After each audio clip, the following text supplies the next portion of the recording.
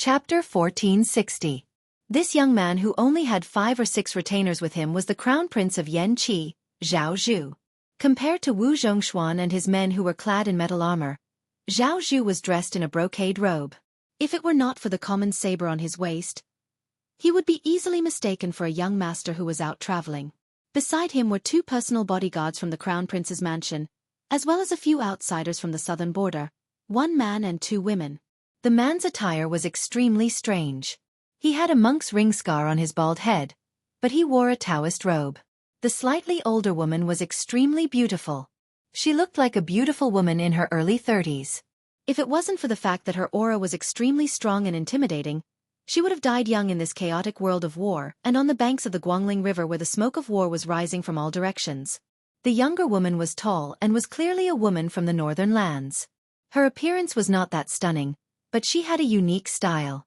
Tang He, Li Chunyu, and the other generals had long heard of the half-monk, half-Taoist man and the woman who had appeared on the Rouge list 3 times. Gong Bonk, the disciple of Wang Xianxia of the martial emperor city, and Lin Ye, the great grandmaster of fist arts, were well-known figures in Jianghu. As for why these 2 people had attached themselves to His Royal Highness, they were too lazy to think about it. No matter what conflict Crown Prince Zhao Zhu had with their benefactor, Wu Zhongshuan, the vast southern border would be filled with heartfelt admiration. His Royal Highness had joined the army at a young age and had killed almost 10 people in the land of the Berserk miasma. He had built countless fortresses of various sizes. Before the rise of the young man surnamed Su in Bailiang, the people of the southern border were incomparably proud. They liked to say to outsiders that they had produced the crown prince of the crown prince, who was most proficient in both the pen and the sword. Zhao Zhu smiled brightly and returned a fist salute. "Thank you for your hard work, General." Wu Zhongshuan's mouth twitched. This was probably considered a smile. Zhao Zhu turned his head to look at the river and asked softly, "What is the movement between Zhao Sun and Zhao Yi?" Zhao Zhu was, after all, the commander-in-chief of the northern expedition in name.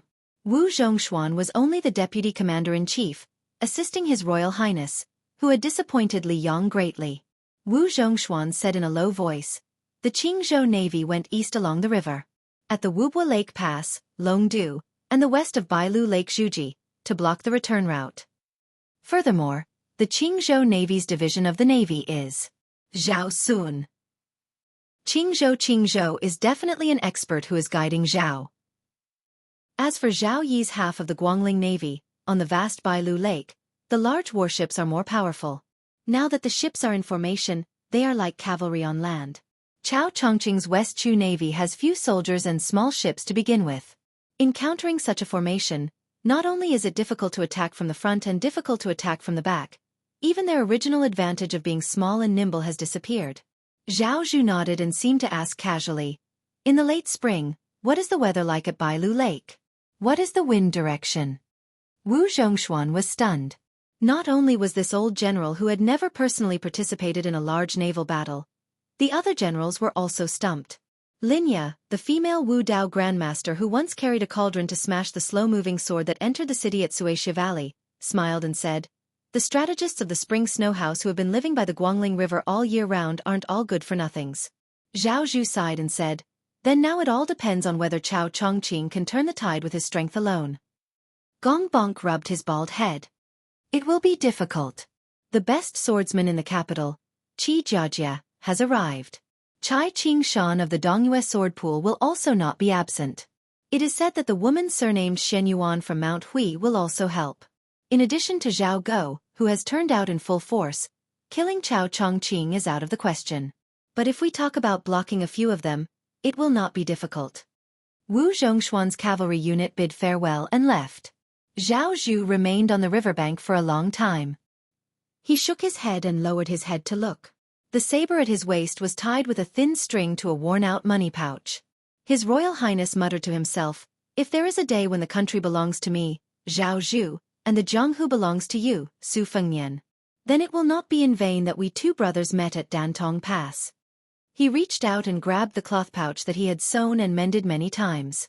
He gritted his teeth and said in a low voice, "The one surnamed Su, no matter what difficulties you encounter, don't die. You are the only brother I will recognize in my life. Don't try to be a hero. If worst comes to worst, You can come to my place. You have to know that the little beggar who was so poor that his pocket could not even make a sound is now richer than anyone else.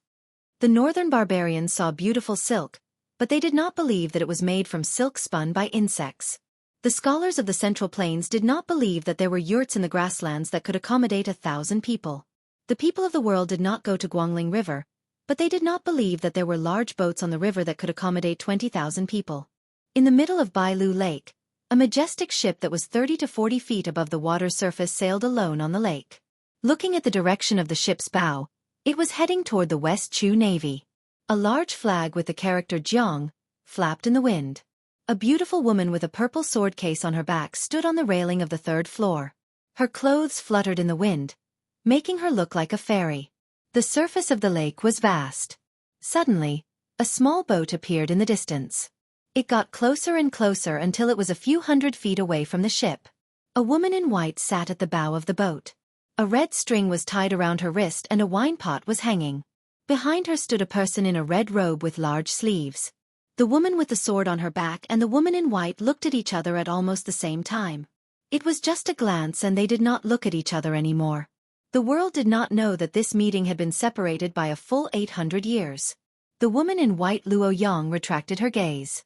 She raised her head and drank a mouthful of wine. She smiled lazily and said, "After so many years, I still find it annoying." On the other side, Jiang and I reached out and pressed down on the sword case. Only then did the sword in the case stop crying. In the big city of the West regions that stood thousands of miles above the yellow sand. When the sword was about to leave the city, the short man with a wooden face and long arms like an ape no longer suppressed the shockingly abundant qi in his body. His body suddenly expanded, and only then did he return to his normal stature. The long sword rushed forward in a line.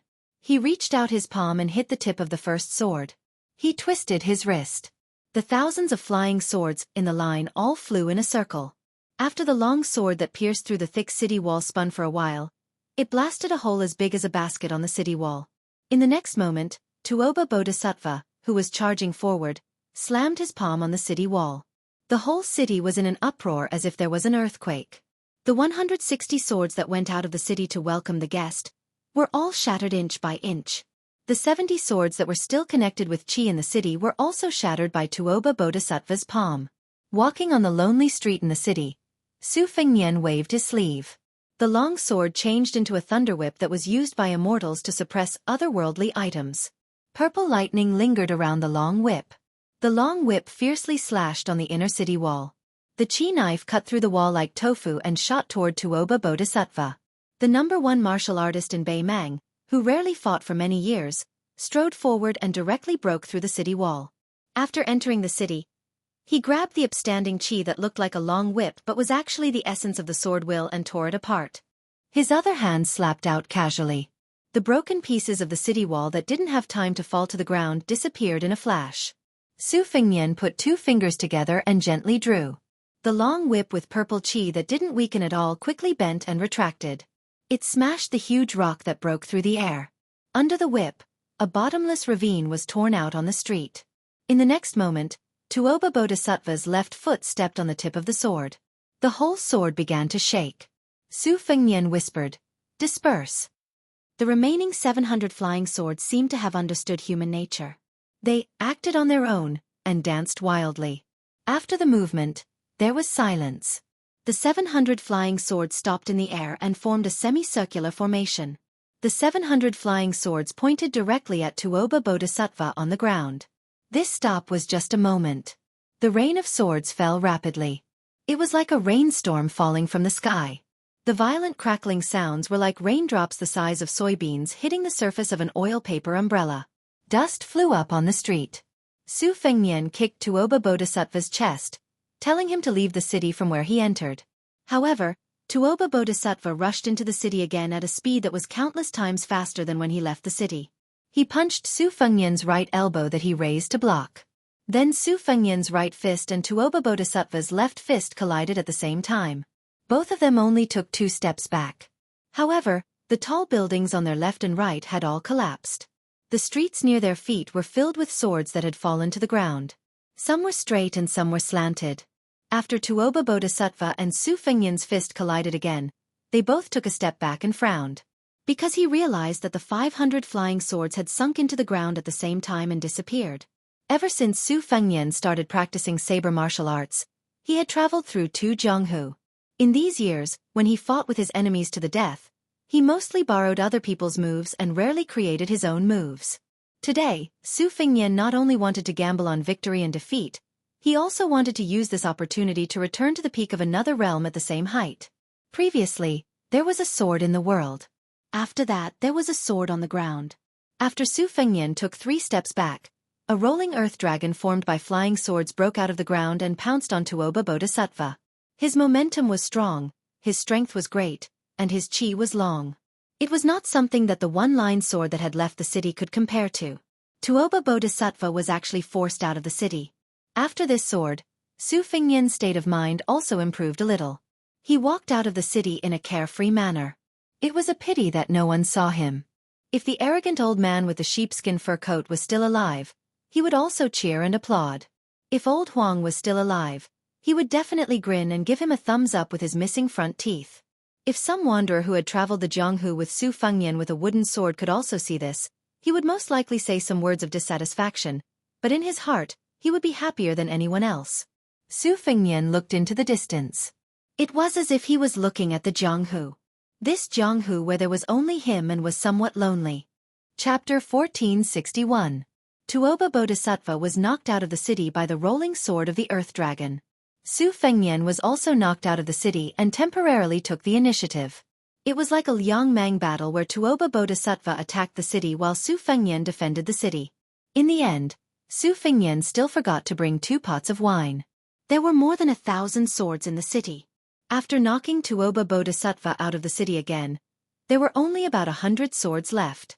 They formed 2 parallel circles around Su Fengnian like 2 snakes biting each other's tails. If Tuoba Bodhisattva wanted to get close to Su Fengnian, he would have to cross these 2 moats. After Tuoba Bodhisattva stood still, he was not in a hurry to get back at him. His gaze followed the 2 sword circles as he patted the dust off his chest. After a while, Tuoba Bodhisattva stepped forward. At the same time, the sword river that was as tall as Su Fengnian's waist expanded. However, Su Fengnian looked above his head. The second sword river that was at the same height as his chest tilted and blocked in front of Su Fengnian. The next moment, Tuoba Bodhisattva's figure appeared above Su Fengnian's head. He opened his 5 fingers and accurately grasped the key sword that was the eye of the formation in the torrent of sword aura. When the long river of sword formation was slightly stagnant, Tuoba Bodhisattva took the opportunity to stab down. Su Fengnian had one hand behind his back and the other hand in front of him gently shook his sleeve. More than 40 flying swords appeared on the sword bodies like red snakes that were as thin as needles. When Tuoba Bodhisattva broke through the formation and stabbed down with his sword, Su Fengnian gently moved 2 steps to the right and controlled more than 40 flying swords to hover behind Tuoba Bodhisattva. Then, he stretched out the hand behind him and dodged the attack. He pressed his palm on Tuoba Bodhisattva's chest who had not yet landed on the ground and pushed back with his palm, pushing Tuoba Bodhisattva more than 10 feet away. During this time, Tuoba Bodhisattva's back kept colliding with more than 40 sharp swords. The sound of the flying swords shattering was like a landslide and the red snakes that coiled around the swords turned into fine powder. Since the beginning of the battle, Su Fengnian, who had the upper hand, did not have the slightest complacency on his face. In his field of vision, the tall man who had been pushed back 3 times in a row still had his clothes intact. It should be known that he had almost used brute force to withstand the one-line sword, the earth sword and the last push of more than 50 flying swords. This meant that his 3 consecutive sword chi had not broken through the man's gang chi. Of course, Su Fengnian was also far from being at the stage where he was going all out. Both of them seemed to be cautiously and reserved, testing their skills. Since they did not have the confidence to kill in one blow, they would slowly grind it out. It was just that when ordinary martial artists tested each other in the arena, both of them liked to go around in circles and would not punch for a long time. As one of the 4 great grandmasters, Su Fengnian and Tuoba's small test of their skills should be shocking to the world. Bodhisattva Tuoba was still holding onto the sword that belonged to an unknown swordsman in the city. He lowered his head and looked at it. There were red threads circling around the sword. It was the floating sword aura left behind by Su Fengnian. It was also the unique supreme art of the mysterious finger-killing celestial phenomenon from Handiao Temple in Liyang. Tuoba slightly increased the strength of his 5 fingers holding the sword. The tiny red snakes parasitized on the sword trembled for a while before disappearing in a puff of smoke in an instant. Tuoba did not break the sword directly. Instead, he gently tossed it back to Su Fengnian. This silent action was extremely conceited. You, Su Fengnian, have crossed paths with the 2 sword gods of Liyang, Li Chungang and Dong Tai. Now that both sword will and sword art can be said to be one of the best in the world, then you can show it to your heart's content. I, Tuoba, will take it all. Su Fengnian did not make any move. After dispersing the 2 sword rivers, more than 100 swords fell in the distance around the 2 of them. They just happened to be inserted into the ground in a big circle, like a thunder pool. In front of Su Fengnian, only the sword that Tuoba had tossed over was left. It hovered on one side of his shoulder, the tip of the sword pointing directly at Tuoba. Tuoba twitched the corner of his mouth. Finally, you are no longer using qi to control the sword. Is it finally worthy for you to hold the sword with your own hands? What an arrogant attitude. Su Fengnian smiled and raised his arm to hold the sword. However, he did not make any reasonable sword movements. Instead, he had already pulled out the sword when he held it. The sword qi burst forth, and the spirit reached the rainbow. A wisp of sword qi, as thick as a dragon's waist, rushed toward Tuoba's face. The latter opened his 5 fingers and casually patted on the aggressive sword qi. The vigorous sword qi exploded in front of him, and it was incomparably brilliant. In an instant, both of Bodhisattva Tuoba's feet were rooted to the ground. His body tilted to the right as though he was about to fall but didn't. A ray of light and shadow flashed past his heart where he originally stood, and a thunderous boom erupted 1,000 feet away. It turned out that Su Fengnian had tossed out the sword. He was the bow, and the sword was the arrow. At that time, before Su Fengnian rushed to the west of Qingcang City to fight with the sword qi, Lu Gui's army had once used ballistas and huge arrows to block the purple qi from the east. The arrows were said to have the monstrous power of sword immortal. When he was young, he read a poem that said, "It's better to get the form than the momentum, and it's better to get the momentum than the rhythm." Therefore, there was a saying that the spirit could be written with the form to be vivid. Su Fengnian naturally did not reach the realm of Confucian sage. However, after meeting Shenyuan Jingqing, Chao Chongqing, and Xie Guanyin, he had long understood a truth. The book not only contained the Yen Ruyu's golden house, but also the celestial state. When Tuoba dodged the arrow, he went to the edge of the thunder pool and quickly pulled out a sword from the ground. He swung his arm and drew a semicircle. Then, he threw another sword at Tuoba.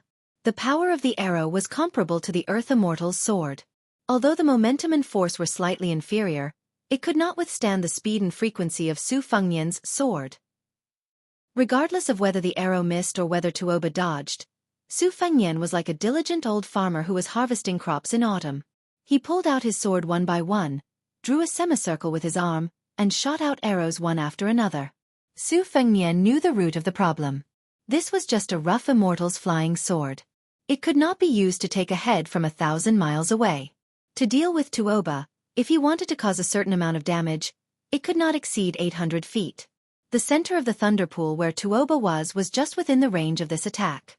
Since Bodhisattva Tuoba had shown that he was willing to be the target, Su Fengnian did not mind at all to let this guy fail miserably at such an easy task.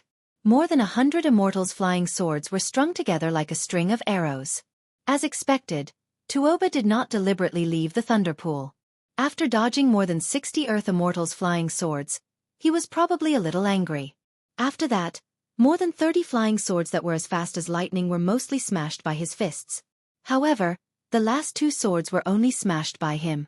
Su Fengnian also used up all his arrows in one breath.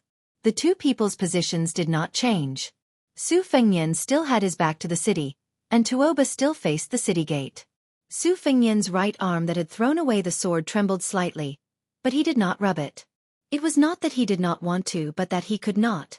He changed his qi at the same time as Bodhisattva Tuoba. However, although the timing of their qi was exactly the same, Bodhisattva Tuoba was still faster than Su Fengnian by a hair's breadth. The seemingly negligible hair's breadth was often the difference between life and death in a fight between great grandmasters. Chapter 1462. When a martial artist ascended to the celestial state, it was like a giant ladder resonating with heaven and earth. It was also like a river connecting to the sea. Logically speaking, As long as there was a chance to breathe, qi could be continuously absorbed from heaven and earth. This was the real reason why there was a saying in the ancient book, as long as the saint is alive, the thief will not stop. However, in a battle between celestial state and above, even if there was a chance to breathe and a person's state could transcend the mortal world, he was still a mortal with a 7-foot body. After all, there was a limit to the accumulation of energy in the body. Usually, there would be excess energy to replenish. This was also why Su Fengnian used the secret flying sword technique of the Wu family's sword tomb. He wanted to use his own will to exchange for Tuoba Bodhisattva's qi and physical strength. However, it was a pity that the speed of Tuoba Bodhisattva's first breath was still faster than his. He had created more than 100 fairy swords with the addition of his 4th sword grip.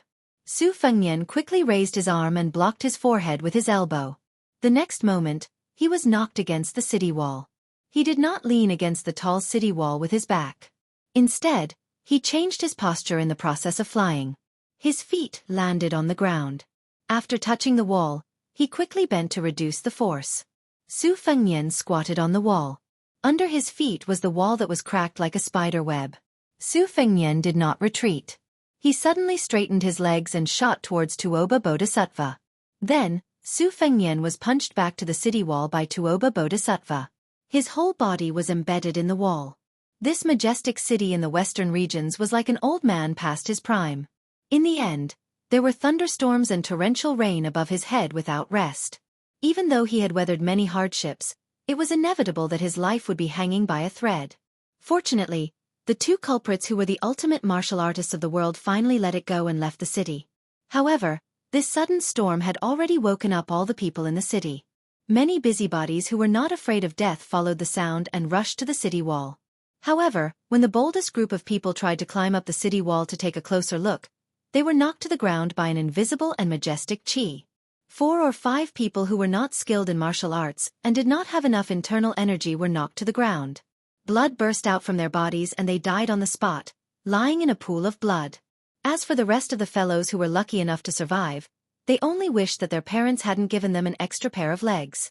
They didn't even bother to wipe off the scarlet blood that continuously flowed out from their 7 orifices as they fled back into the city.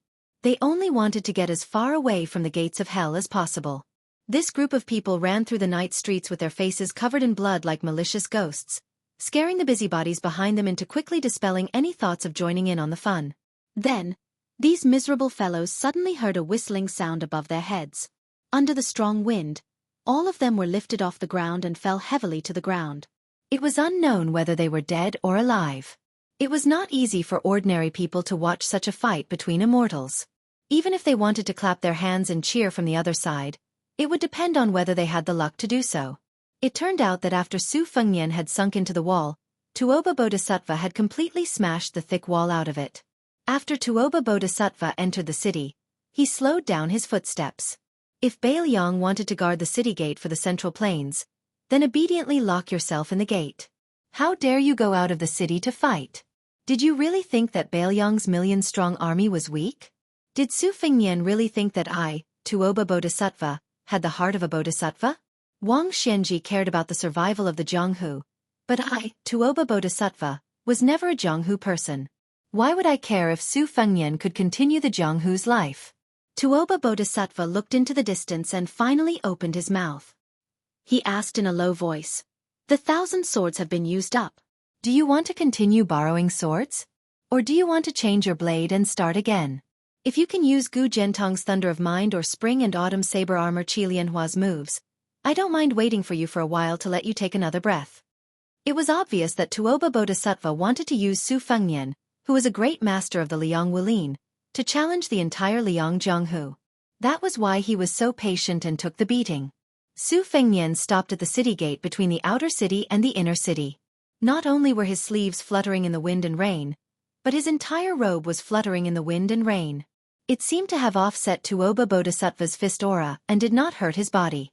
Tuoba Bodhisattva's voice was not loud, but the eardrums of everyone in the inner and outer city were vibrating. Every word entered their ears. Even if they covered their ears, it was futile. A flash of white light rushed over from Mount Lantua. She happened to hear Tuoba Bodhisattva's words outside the city.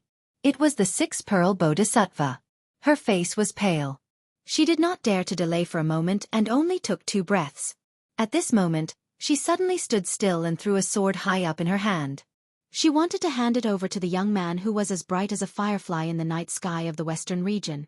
However, she was already at the end of her rope and could not control the sword after throwing it. She did not throw it to Su Fengnian's side but instead nailed it to the top of the inner city wall behind Su Fengnian with a distorted trajectory. As for the other saber in her hand, she could not throw it out for the time being with a pale face. Su Fengnian turned his head to look at the ancient sword, Loudness, that was forged in the Dafeng dynasty and was lost in thought.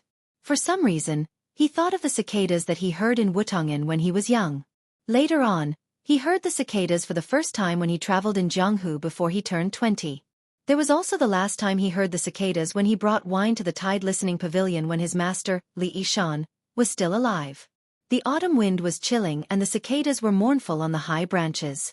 The first level, the world thought it was noisy. The second level, the world thought it was sad. The third level, the world sang songs of admiration and loudness for the world.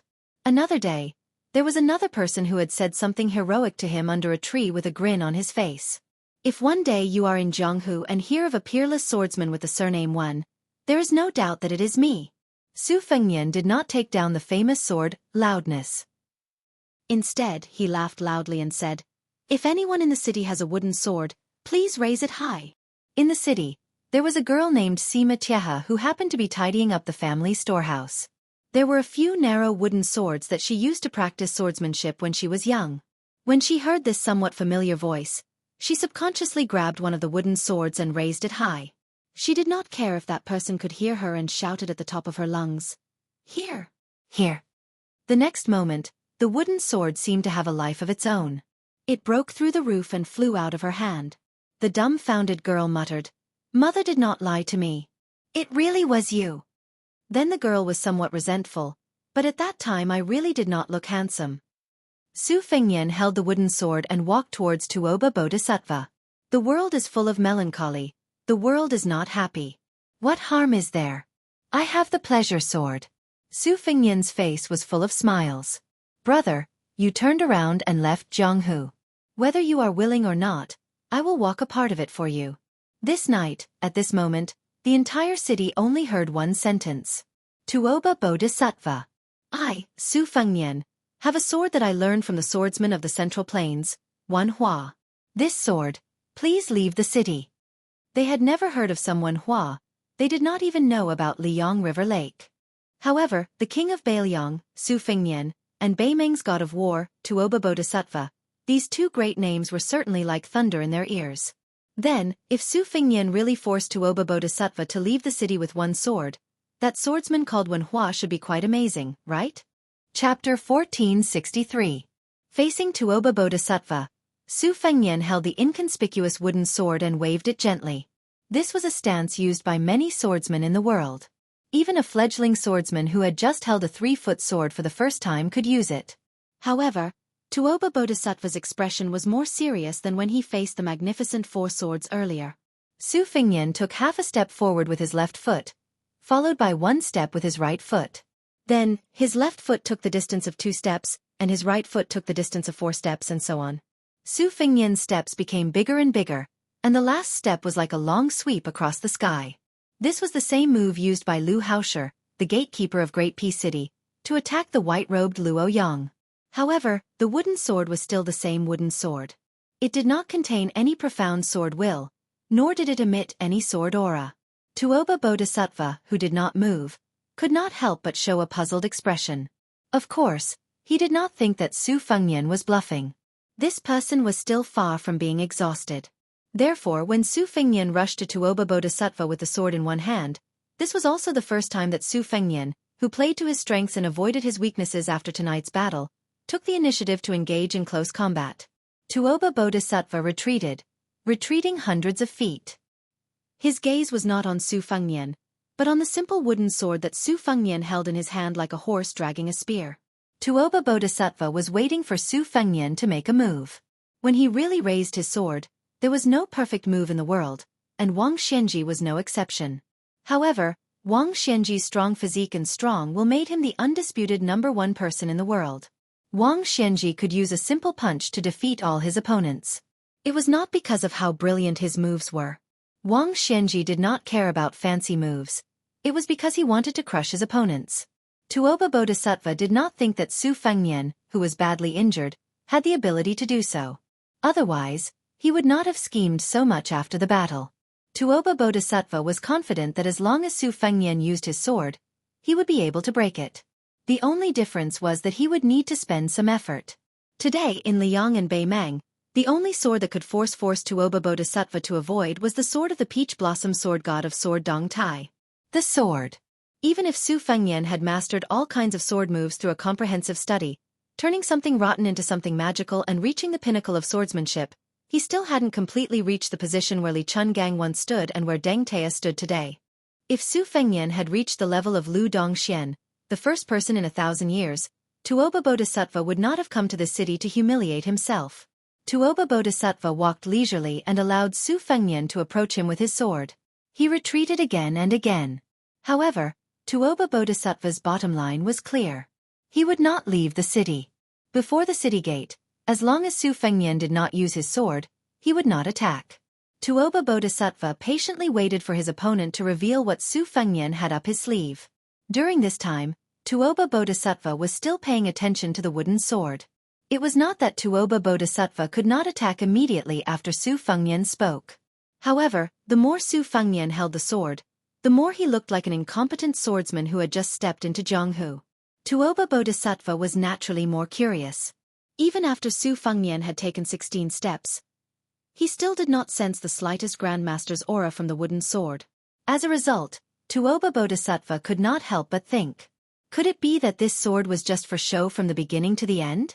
Was it just to help the swordsman from the Central Plains named Wenhua become famous in the western region and spread the word? Or could it be that Su Fengnian was playing some boring trick of having the sword in his hand but not the sword in his heart? The reason why Tuoba Bodhisattva could hold back his temper and not attack was because he wanted to pave the way for the inevitable second battle between himself and Dong Tai in the future. The more Su Fengnian used his sword, the greater Tuoba Bodhisattva's chances of winning. In Beimang, it was an indisputable fact that the way of the sword had withered. How could a loftier sword energy satisfy Tuoba Bodhisattva's appetite? Before leaving the city, Tuoba Bodhisattva still had 2 chances to retreat. However, Su Fengnian still had no intention of using his sword. This made Tuoba Bodhisattva vaguely angry. Could it be that this Su Fengnian relied on a broken wooden sword that did not even have a scabbard to scare him out of the city?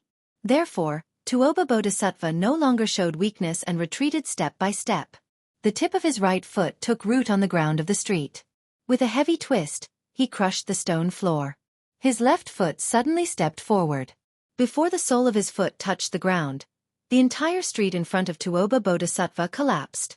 When his left foot stepped down and his right fist punched out, the buildings and houses on both sides of the main street were like wheat fields blown by a strong wind. Thousands of wheat ears could not bear the heavy burden and all fell in the same direction.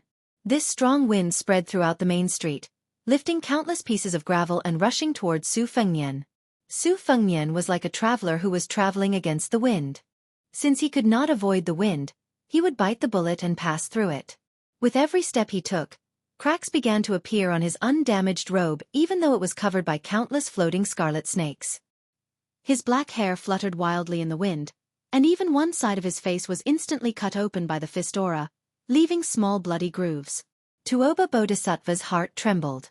This guy actually wanted to shorten the distance by taking the fist aura head-on just to accumulate power for that sword? In the end, when both sides were only one step away from each other, the winner would be decided? Or perhaps, his ambition was even greater.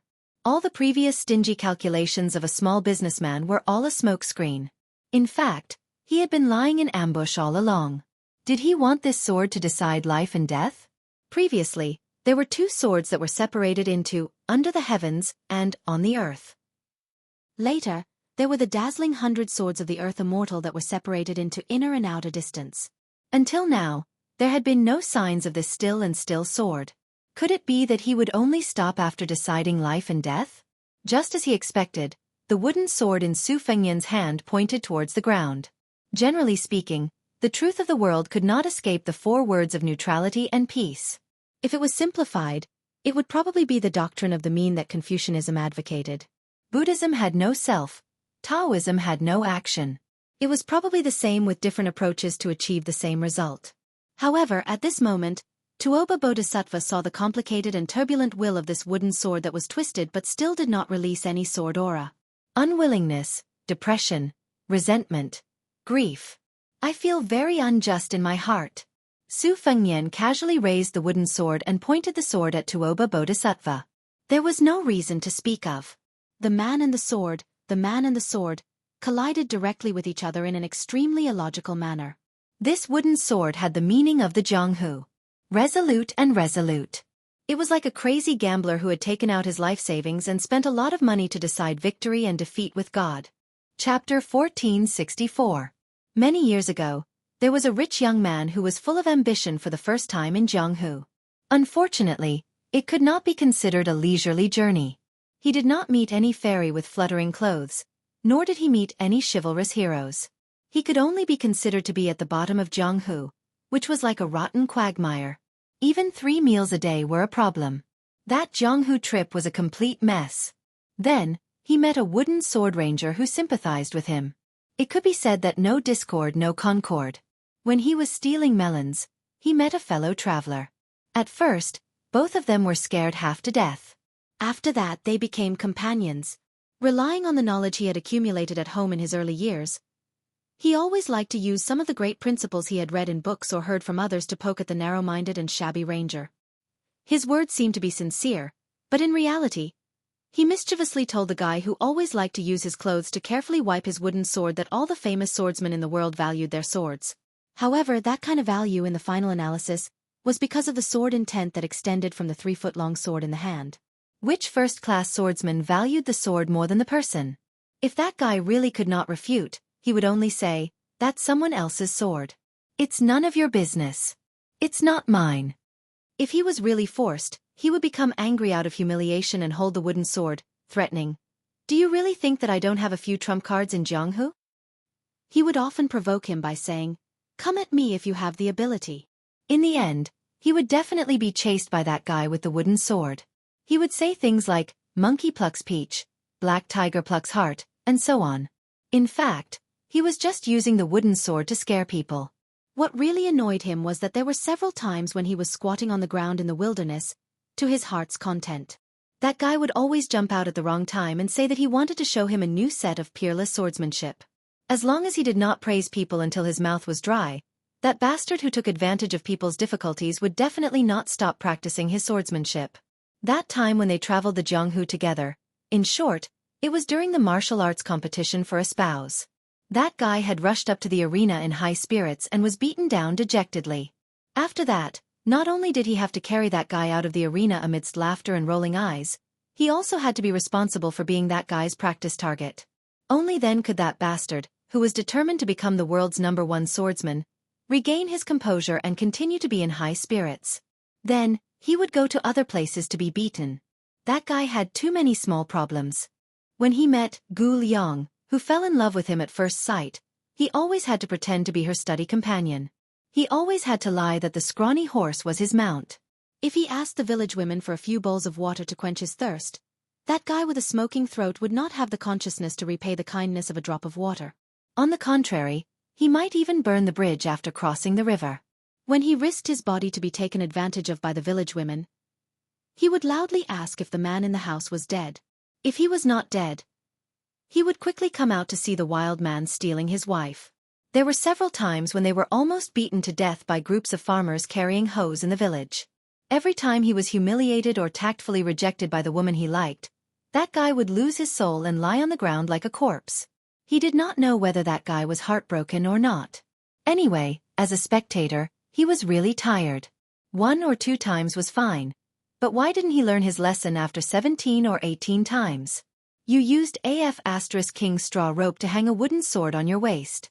Every time you squatted by the water, you would ask me and old Huang if I was handsome or not. You would roll your eyes and nod helplessly when you saw us. Do you really think that you are handsome and suave? Those girls with big buttocks and big breasts you met halfway and made you drool had to cry and beg to marry you? In this day and age, young ladies who are slightly more well-off have discerning eyes. Do you think that just because you ride that inferior horse over there, you won't be able to see the miserable scene of your pair of tattered straw sandals exposing the toes of your tattered straw shoes? Those women would be able to tell how many copper coins you had in your pocket with just a quick glance, as if you were wasting money. Later, they met a rich family, a young lady who liked to call herself a heroine. With great difficulty, they were able to live lavishly for a period of time. Finally, they were able to eat proper food in a restaurant. They drank big bowls of wine and ate big chunks of meat. They lamented that their bodies reeked of alcohol and their mouths were greasy meat. This was the kind of life a hero should lead. Later, the girls squandered all the money, and their days began to be tight again. They thought that you would be depressed for a long time, but they did not expect that you would eat the sour dried beans that you stole from the village's grain-drying field. You also said that you tasted the long-lost meat aroma. There was no banquet in the world that lasted forever.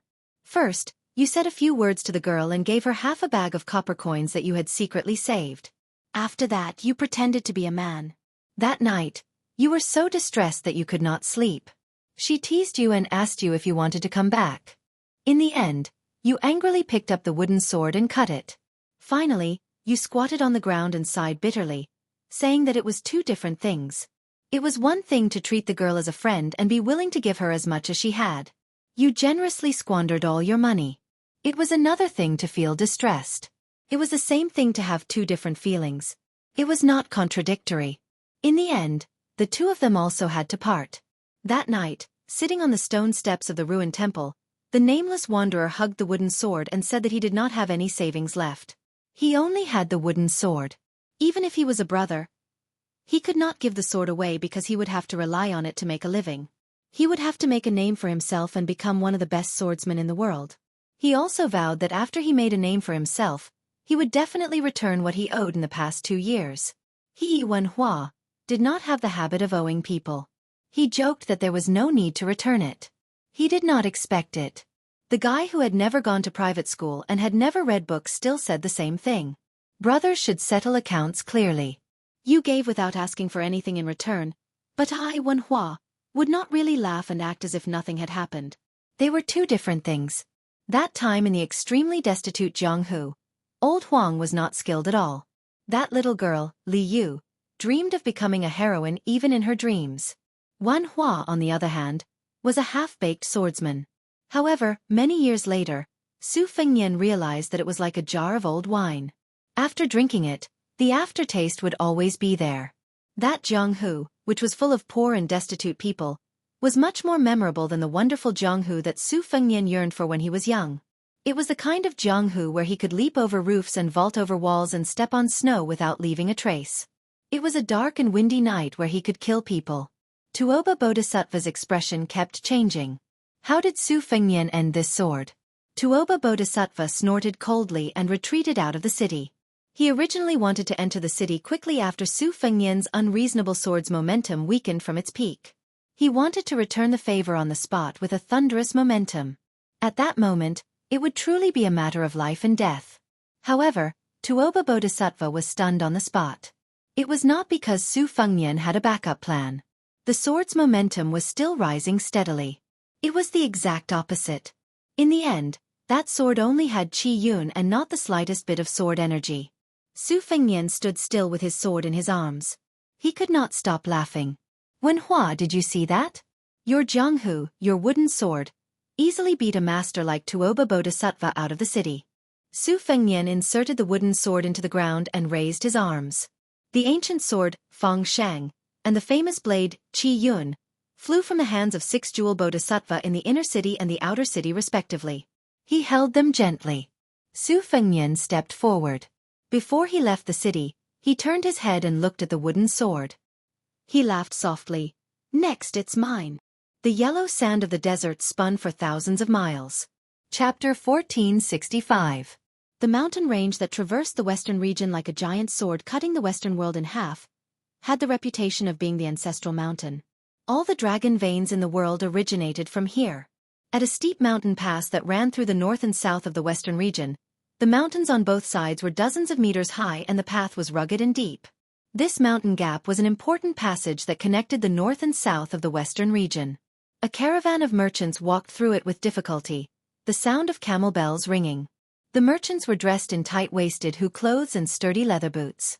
Mixed in with them were some women who wore hats to cover their faces. They were also tall and strong. There was a rumor in the Central Plains that the western regions liked to order women around like men and men around like livestock. These merchants traveling from the south to the north, regardless of whether they were men or women, all wore machetes at their waists. Some men with outstanding physical strength even hung a unique armor bag near the back of their camel humps. Inside the bag was a rough refined iron chain armor. When they encountered horse gang bandits, they could use camels to replace horses and fight in armor in case of accidents. Suddenly, the caravan was startled by a series of thunder-like sounds from afar. The caravan stopped abruptly and their faces changed dramatically. They mistakenly thought that they had run into a large group of horse gang who were waiting at the mountain pass. More than 50 people pulled out their machetes at the same time. The strong young man even quickly took out his iron armor from his armor bag and put it on. But in fact, everyone knew that if they really encountered horse gang who could create such a scene, they could only kill a few people with their poor combat strength. However, in the chaotic western region that had been without laws for more than 200 years, as long as there were horses and machetes, there would be people willing to work for them. Before the camels lined up neatly, someone with sharp eyes raised his head and saw a horrifying scene. A figure was running from the high cliff, like an eagle hunting for food on the ground. It fell diagonally and landed in front of everyone. After its feet touched the ground, it walked forward 7 or 8 steps due to inertia. It was only 10 steps away from the camel team. Everyone in the caravan was stunned. Some people swallowed subconsciously. They saw that the guy who fell from the sky had a different appearance from the people of the western region. He was young, handsome, and very clean. The young man carried a long sword in a white scabbard on his back and a machete on his waist. After taking a deep breath with dry lips, he raised his arm and made a gesture of drinking water. Then he asked with a smile in the common language of the western region, "Do you have water?" The camel team was silent, not knowing what to do. On the other hand, a woman wearing a hat took off a sheepskin pouch that still had some water left without hesitation and threw it high into the air to the man who looked like a mountain spirit. The young man with the sword and saber expressed his gratitude and quickly leaped out. After catching the water bag in the air, he looked back and grinned. He stepped on the air and turned his body, crashing into the cliff. Then, he bent down slightly and used the momentum to rush forward. He continued to leap over roofs and vault over walls like when he came. As he ran, he raised the water bag and drank a big gulp of water. After finishing it in one gulp, he casually threw it back, but it happened to land on the head of the woman in the bamboo hat. Just as the woman reached out to catch the water bag, a strong wind suddenly rose in front of the camel caravan. Another person fell from the sky like a falling rock. The strong wind blew and all the camels took a few steps back. The water bag missed the woman and fell lightly on the sand. Without waiting for the crowd to see the person's face clearly, he rose from the ground and disappeared in a flash. Many years later, a rumor about an immortal borrowing water spread throughout the western regions. Hundreds of miles to the south of the mountain range, near dusk, two separatist forces that had dominated the southern part of the western regions for many years fought fiercely over a woman whose beauty spread far and wide. Both sides had more than 2,000 horses and fought at the famous Emerald Lake in the western regions. It was said that after a young king of Beiliang became famous, the inferior party hoped to use the beautiful woman in their tribe to exchange for 300 sets of iron armor and 1,000 sets of bows from Beiliang, which was the best in the world, so they could dominate the southern part of the western regions. 700 cavalrymen were dispatched to escort the woman to Beiliang. Then, they were intercepted at the Emerald Lake. After more than 2 hours of fierce fighting, the pursuers found out that the woman had already taken a detour and sneaked to Beiliang. They became angry out of humiliation and swore to kill the cunning tribe until the woman was the only one left. Without a man who could fight on horseback, they would see how they could rise in the desert. Just when the two sides were about to charge from horseback to dismount and fight, the whole battlefield was torn into two halves by a figure. Suddenly, people and horses were thrown off their feet. The front line that was cut open couldn't distinguish between friend and foe. They looked at each other and then at the same time at the guy who broke into the battlefield. They only saw that the man bent his knees, held the hilt of his sword with one hand and the tip of the sword with the other 2 fingers. The sword was held horizontally across his chest. The long sword was bent in a semicircle in front of him. After the dust settled, the long sword still maintained that strange arc and didn't return to its normal position. Another tall and sturdy figure passed through the gap in the battlefield and fiercely crashed into the sword-wielding man with unparalleled strength. The latter's 2 fingers on the tip of the sword rubbed along the body of the sword. The vigorous strength that refused to disperse after charging at the long sword rolled and condensed in the semicircle. Together with the infusion of his own chi, it finally formed a thunderball with purple lightning lingering around it. With a light flick of his wrist, he held the sword upside down to meet the enemy. The fist-sized purple lightning ball circled around the tip of the sword. When the tall and sturdy figure that seemed to be attached to the bone appeared 50 steps in front of him, the travel-worn but not dejected young swordsman smiled slightly. Instead of retreating, he advanced. Tai was held upside down and thunder was generated in the square inch. This sword had the style of holding the sword upside down that Dong Tai relied on to become famous. It also had the power of Gu Jiantong's square inch thunder. Tuoba Bodhisattva slapped away the purple lightning that was spinning from the tip of the sword to the hilt.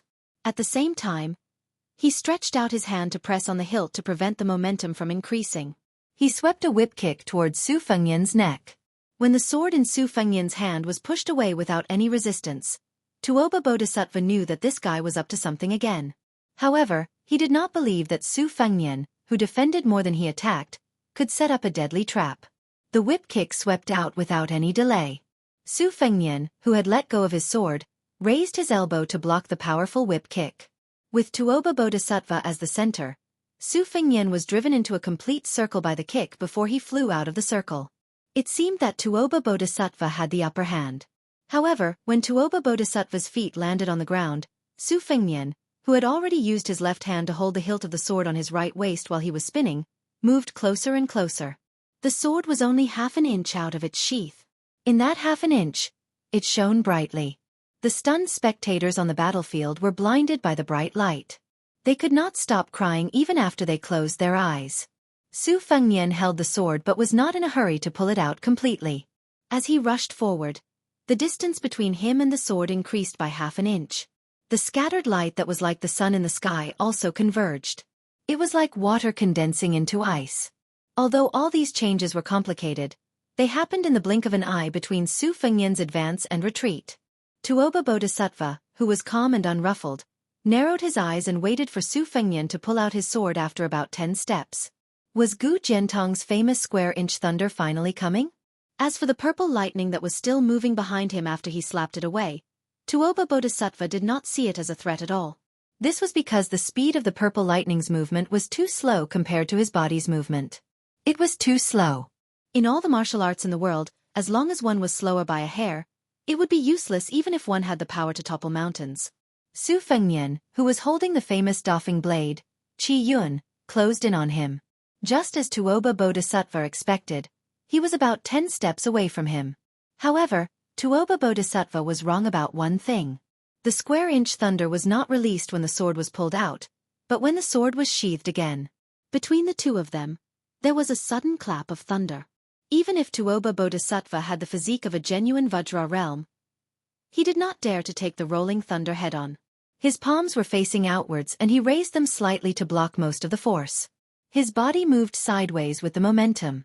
Su Fengyan was directly facing the straight line. The sound of the tremors was endless. Hundreds of people on both sides were hit by the strong wind. In an instant, they were uprooted from the ground and fell backward. After Tuoba Bodhisattva avoided the sharp edge, he almost instinctively circulated his chi dynamic 600 miles away to welcome Su Fengyan's true killer move.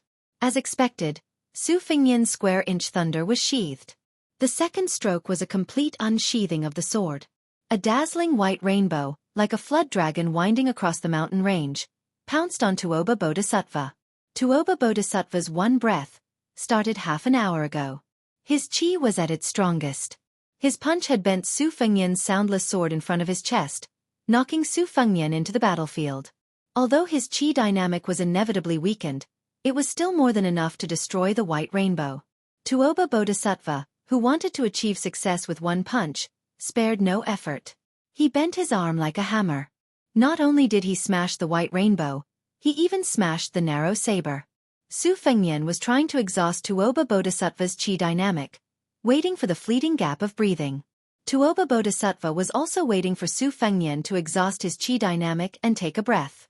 Therefore, his punch not only exhausted Su Fengnian's qi dynamic, but also forced Su Fengnian to take a breath of fresh qi as he retreated. However, Su Fengnian's response was unexpected. He was not like Tuoba Bodhisattva, who was staking everything. He chose to leave some leeway, allowing Tuoba Bodhisattva's punch to pass through the saber and hit his chest. Su Fengnian's body flew backward in the air like a butterfly. Just as he was about to crash into the ground, the tip of the narrow saber in his hand touched the ground lightly, stirring up a large handful of yellow sand. His body leaned back and his legs stumbled backward, facing Tuoba Bodhisattva. The old qi that had not been released after the previous inhalation dissipated completely. Then, his lips moved slightly and he gently exhaled.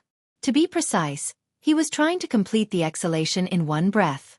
Chapter 1466. Tuoba Bodhisattva sneered. He would not give Su Fengnian the chance to take a breath. Taking advantage of the short gap when Su Fengnian was taking a breath, he took a big step forward and punched with both fists. Although Tuoba Bodhisattva only had 30% of his strength left, if this punch hit, it would be much more effective than Su Fengnian, who took 120% of his strength when he was at his peak. It would be like hitting a snake's weak spot. This guy who was full of tricks would definitely spit out a big bowl of blood. Between heaven and earth, from birth to death, there was one thing that was easily overlooked, and that was breathing. One breath, one breath, one breath, and so on. It was done millions of times when one was awake, and it was done when one was asleep. The breathing technique of Taoism's longevity card was to return to simplicity. It was the most important thing to do in breathing.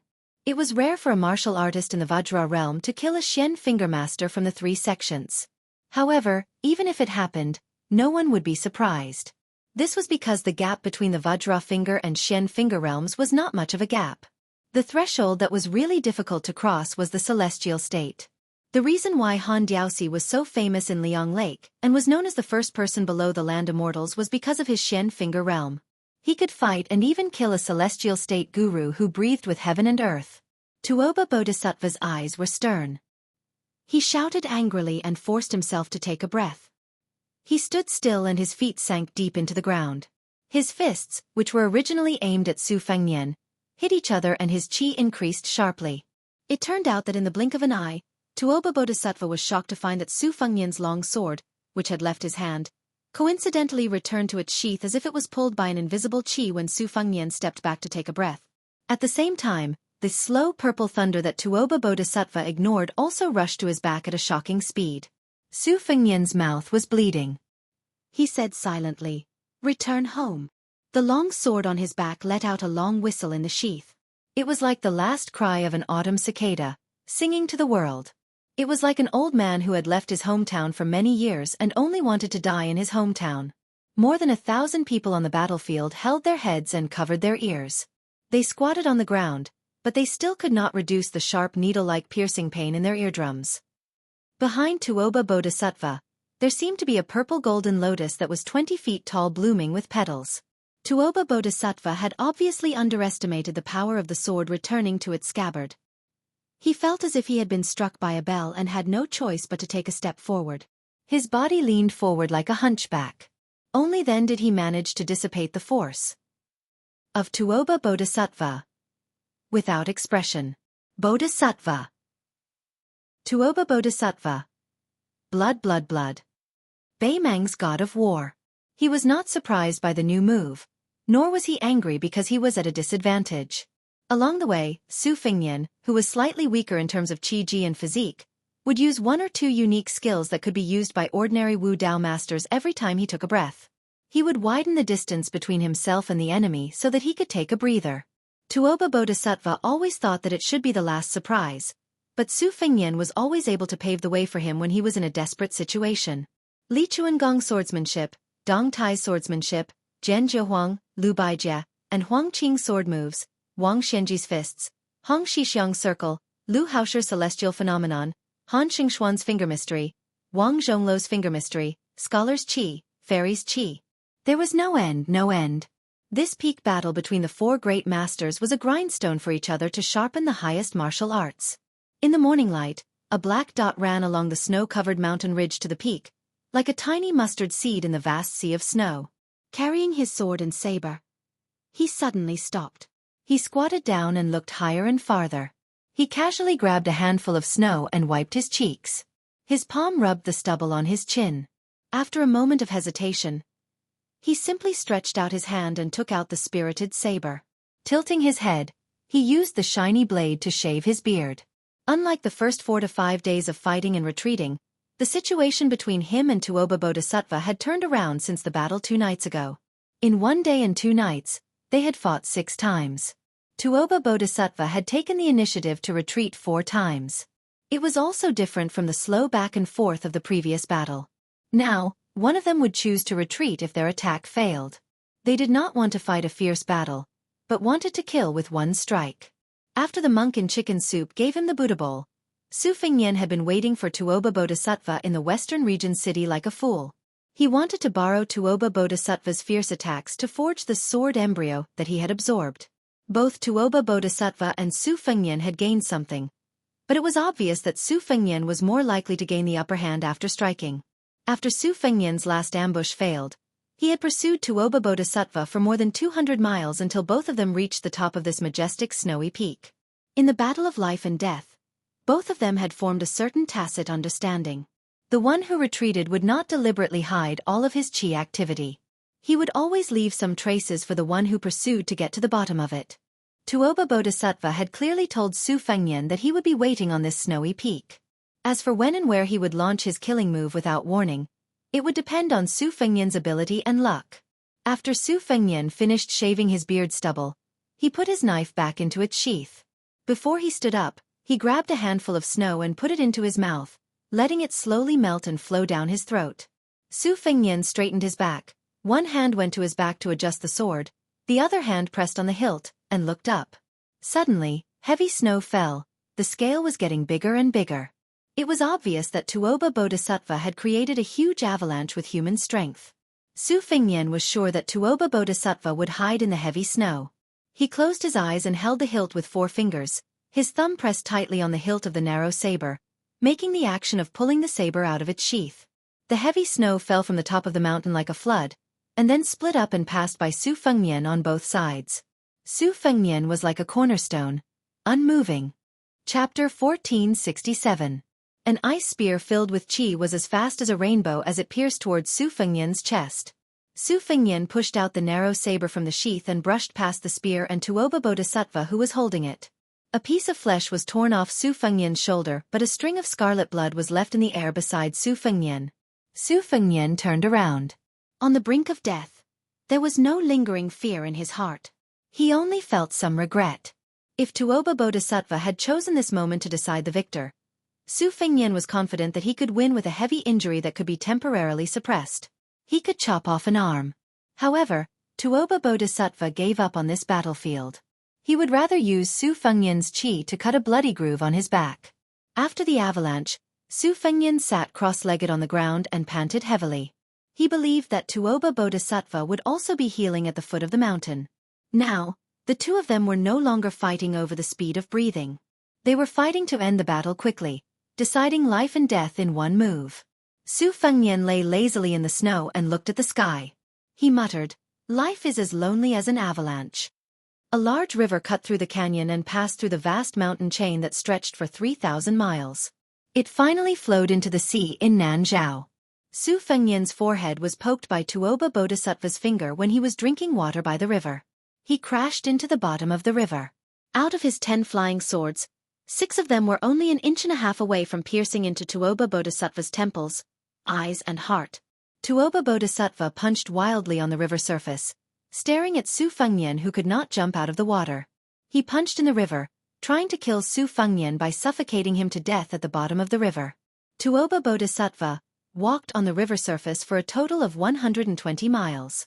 In the end, Tuoba Bodhisattva who forcefully reversed his chi not only had his arms droop down, but also blood flowed from his ears, nose, and mouth. When Su Fengnian floated out of the water like a corpse, Tuoba Bodhisattva who could no longer move his arms could only step on him. Tuoba Bodhisattva knew that he would step on a flying sword controlled by Su Fengnian and his foot would be pierced by the flying sword, but he did not hesitate. Su Fengnian was stepped on in the chest and was once again stepped into the mud at the bottom of the river. For some reason, Tuoba Bodhisattva could not find Su Fengnian's corpse, nor could he find Su Fengnian's remaining aura. This young vassal king seemed to have evaporated from the human world.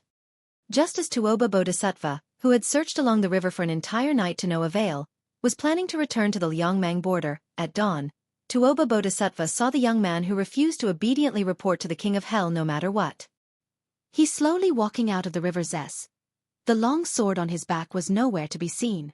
He bit the scabbard with his mouth and held the sword with both hands. Both of them did not cross the river. Instead, they slowly walked upstream. Su Fengnian was recuperating while Tuoba Bodhisattva was increasing his chances of winning. After nearly a decade of chasing and killing, both sides ran for thousands of miles. In a dark night with heavy rain that was rarely seen in the western region, they finally welcomed the final battle. It was a simple collision, just like the charge of Liangmang's cavalry. There was nothing fancy about it. Su Fengnian stabbed Tuoba Bodhisattva's abdomen with both hands. Tuoba Bodhisattva punched Su Fengnian's forehead as he retreated. In the end, Su Fengnian first let go of the sword in his hand. Then, he held the sword with one hand. Then he pinched the sword with 2 fingers. In the end, he could only push the sword with 1 finger.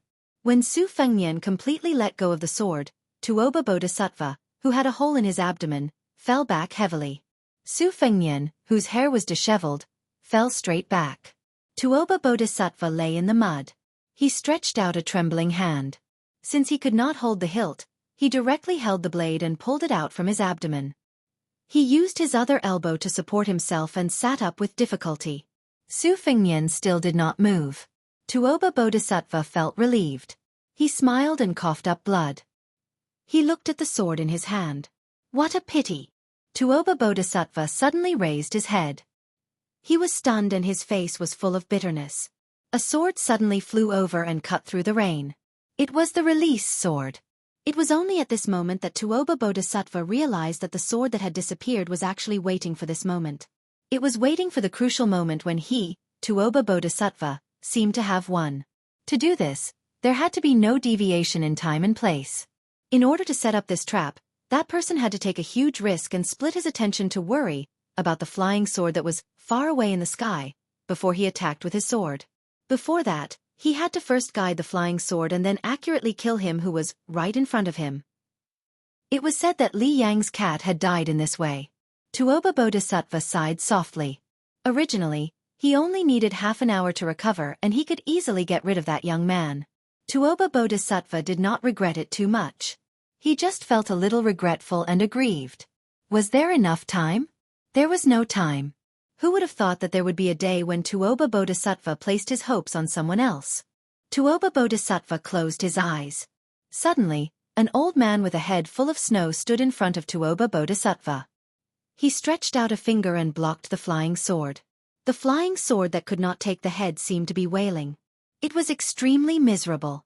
Su Fengnian, who was lying in the mud, maintained his last bit of clarity. He roughly guessed the identity of this person.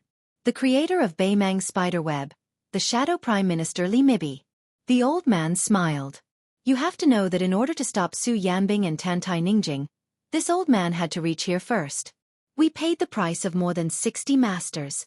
In the future, the Beimang Jianghu can no longer be called Jianghu. The old man seemed to be exchanging pleasantries, but his movements did not stop at all. After breaking the flying sword, he went straight to Su Fengnian in the heavy rain and laughed. Su Fengnian, you have lost honorably. Moreover, you only lost to Tianming. Su Xiao most likely won't blame you. At this moment, Su Fengnian only felt a splash of water by his ear. He did not know that a red sandalwood box had landed heavily near him. A young woman who had finally arrived after riding a sword for 6,000 miles did not look at Su Fengnian. She only said in a low voice, "You're not allowed to die." Chapter 1468. In the night, a man and a woman were walking towards a brightly lit city at the border of the western regions. However, the posture of the man and woman was a bit strange. The woman was carrying the man on her back while the man was carrying a purple box. Both the man and the woman's complexion were not good. Their faces were pale and yellow. It was as if they were in the same boat. The woman glanced at the city that was particularly eye-catching in the night and asked coldly, "Is this the sleepless city that you mentioned? Why do we have to come here? If we want to get rid of that old mad dog, there are many other options." The man's mouth twitched. He forced a smile and said, "This city is actually called Snow Lotus City. If we are lucky, there will be something we need in this city." The young woman with a terrible complexion but an outstanding appearance frowned and said, "Snow Lotus? Do you need it to treat your injuries?" There were too many descriptions to describe a woman's beauty. She was so beautiful that she could make the birds alight and beasts fall from the sky, outshine the moon, and put the flowers to shame. She was so beautiful that she could cause the downfall of a nation. However, there was no description that could compare to the weight of these 4 words. Only one person in a generation had this kind of beauty. At this moment, this woman might be worthy of this description. Even if she was not the only one, she was at least one of the 4. In terms of appearance, the woman and the man could be considered a good match. He did not explain further. Instead, he raised his head slightly and looked at the city that was full of music and dancing every night. Just as he was lost in thought, he suddenly felt a pain in his head. It turned out that her head had bumped into his head. He, who had suffered countless unexpected disasters, said angrily, "What now? When I woke up, you were the one who said that you wanted to carry me. I wrapped my arms around your neck and was about to be thrown a few feet away by you. Then, I just gently held onto your shoulders and you threw me away. My hands could only shrink in front of my chest. I don't dare to put them anywhere. Do you still think I am being frivolous? Jianghu, why don't you just chop off my hands?" Previously, that fellow had inadvertently rubbed against her hair and made her feel itchy. Now, it was this fellow's noisy voice that made her feel irritated. Without hesitation, she tilted her head again, and the 2 heads collided fiercely. It was clearly a move to kill the enemy at the cost of 800. She hatefully said, "I want to chop you up and feed you to the dogs, but even the dogs don't want to eat you." He argued back ungracefully, "You are a dog. Otherwise, how do you know whether a dog will eat you or not?" Snow Lotus City was a small city located outside of the solitary mountain pass. It was located at the border between Nanzhao and Shishu in the western region. This city was famous for its residents who had been harvesting snow lotus flowers for generations. Among the 9 kingdoms of the spring and autumn period, not to mention Nanzhao and Shishu, which were close to the water, even the Liang imperial family, which was ridiculed as the barbarians of the north, would specially add snow lotus flowers as a first-class tribute. Nowadays, the value of snow lotus flowers was almost comparable to the value of gerfalcon in the Liao. The Snow Lotus City was named after the snow lotus. The joys and sorrows of the more than 3,000 local residents revolved around these snow-white plants. Over the past 30 years, these heavenly treasures had become increasingly rare. The appearance of almost every snow lotus would not only cause the Snow Lotus City to suddenly wake up like a dozing old man, causing the whole city to rejoice. Moreover, it would also cause the city to fall into a bloody storm with undercurrents. Find a place to rest? But that would require money, right? But they didn't. The guy said angrily, "Let's not talk about your ability to kill people. I think you are a sword immortal who can fly 1,000 miles with a sword. Even if you don't have enough money, what's wrong with staying in an inn? If anyone dares to ask you for money, you can take a sword and chop their 18 generations of ancestors until they are convinced. That's it. Do you see it? It's the one with the banner, Yu Chu Inn. If you don't have the face to eat and dash, I will reason with the innkeeper later." She suppressed her anger, but still followed his words and walked into the inn. The first floor was still full of drunkards. As soon as she stepped through the door, everyone turned to look at them. The woman is carrying the man, and the man is carrying the box. The guy behind her added fuel to the fire. Stay. I want a good room." The shopkeeper was a bitter old man with slanted eyebrows. He was originally lying on the counter with sleepy eyes and yawning. When he saw the young man and woman in ragged clothes but with an extraordinary bearing, he glanced at them and was speechless in his heart. Just the red sandalwood box, which could be said to be a big treasure, was priceless. Why did this kind of people, who were destined to be rich and powerful, settle down in such a small temple? The bodhisattva was too big, and the small temple could not accommodate them. The key point was that it was now a sensitive time when 2 snow lotuses appeared together. The old shopkeeper silently prayed for Buddha's blessing in his heart. He sighed, squeezed out a smile, and personally walked around the counter to lead them to a secluded room on the 3rd floor. Without the old man's order, the waiter, who was usually lazier than a pig, brought the best tea for them. Squinting at the waiter's dazed eyes, the old man pulled him out of the room with all his strength. After bending over to close the door, he softly scolded, "You little brat's heart is too big. Do you think you can take a few glances at that fairy-like woman as you wish? Work hard, save money, and honestly marry Xiao Mei from the wine shop next door. Then you can be content for the rest of your life." The waiter said with grief and indignation, "I won't lose any weight if I look at her more." The old innkeeper slapped the guy's head. "She won't lose any weight, but it's hard to say if you'll lose any weight, you little bastard. That woman looks weak, but she must be a martial artist." The young man's eyes lit up. "She looks so good and is from Jianghu. She can't be the famous purple bamboo fairy, right? Could it be that the purple bamboo knife is in the box? Hey, isn't it fitting that the purple bamboo knife is in the purple box?" The old innkeeper put his hands behind his back and said with a self-deprecating face, "Don't think about it. Purple Bamboo Fairy has been General Lu's guest for a long time." The young man muttered in a low voice, "Speaking of which, it's strange. Why are there so many fairies and heroines with purple characters in their names now? Last year, Purple Bamboo Fairy and Purple Sword Fairy came to the city to buy snow lotuses, right?" The old innkeeper rolled his eyes and said, "God knows. If you have the ability, why don't you ask these fairies yourself?" Inside the room, she threw the guy onto the bed and put the red sandalwood sword box on the table. She sat on the chair and closed her eyes to rest. First, she rode the sword for thousands of miles from the misty Guangling Road to the desert of the western regions. As soon as her feet touched the ground, she had to experience a life-and-death battle with the old Beimang dog. After that, she had to carry the burden and flee for hundreds of miles. She had no time to rest, which made her body's chi flow extremely chaotic. There was a deep bloody wound on her neck that was so deep that her bones could be seen. She only needed to bandage it.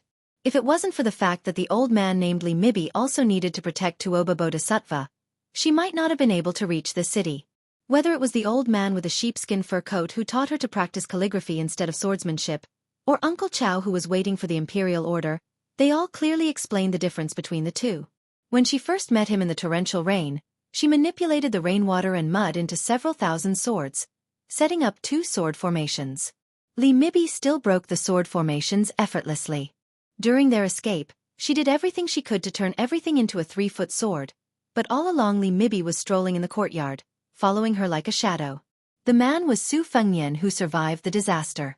At this moment, he was lying on the bed and said softly, "Although Li Mibi is only at the finger Xian level, his skills are somewhat similar to Catman Han Xianxian. He is invincible in the same level.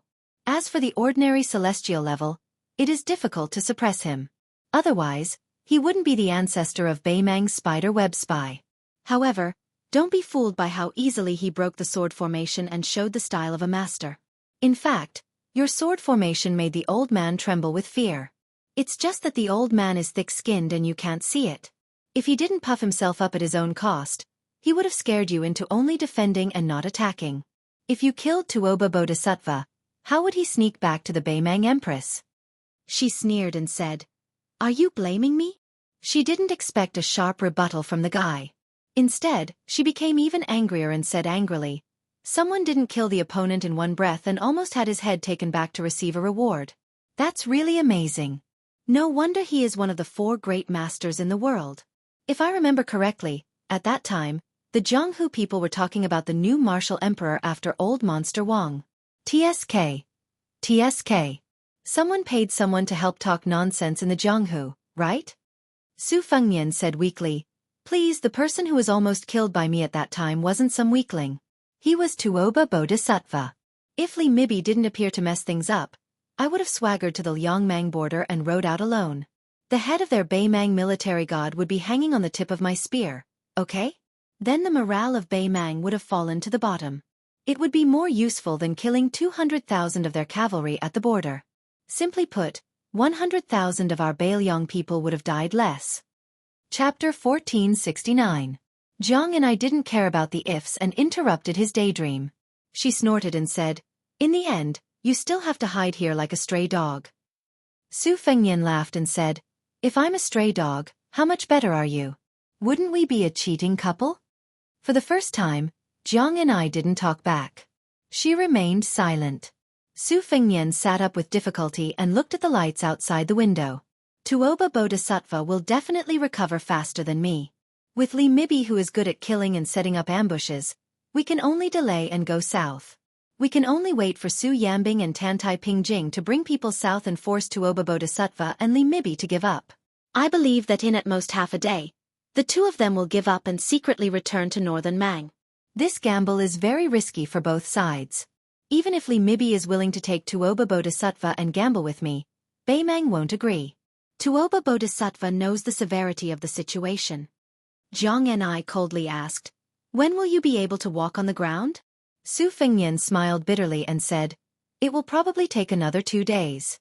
Tuoba Bodhisattva and Li Mibi will probably only need 1 day to follow the tracks to Snow Lotus City.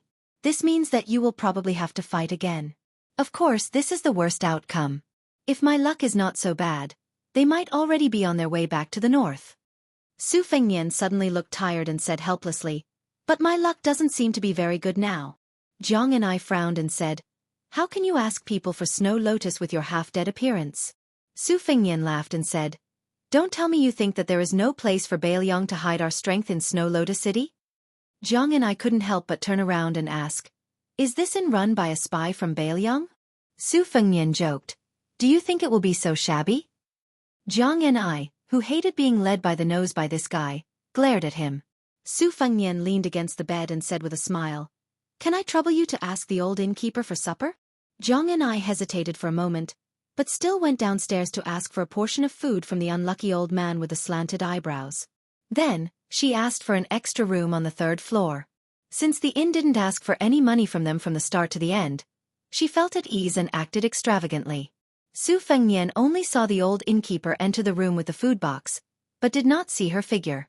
She let out a sigh of relief and said with a smile, "Innkeeper, don't worry. I won't shortchange you for the accommodation. I don't know if the innkeeper has any connections at the Snow Lotus House. I heard that the Snow Lotus House in Snow Lotus City is a first-class brothel in the southern part of the western regions. Whether you can buy Snow Lotus here depends on fate, but whether you can eat the women of the Snow Lotus House depends on whether you have enough money in your pocket. As for me, I have a little bit of money.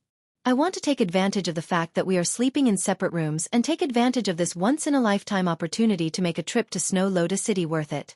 The aged shopkeeper immediately smiled knowingly, but he soon frowned and said cautiously, "To tell you the truth, the inns and restaurants in the city all have these big and small connections.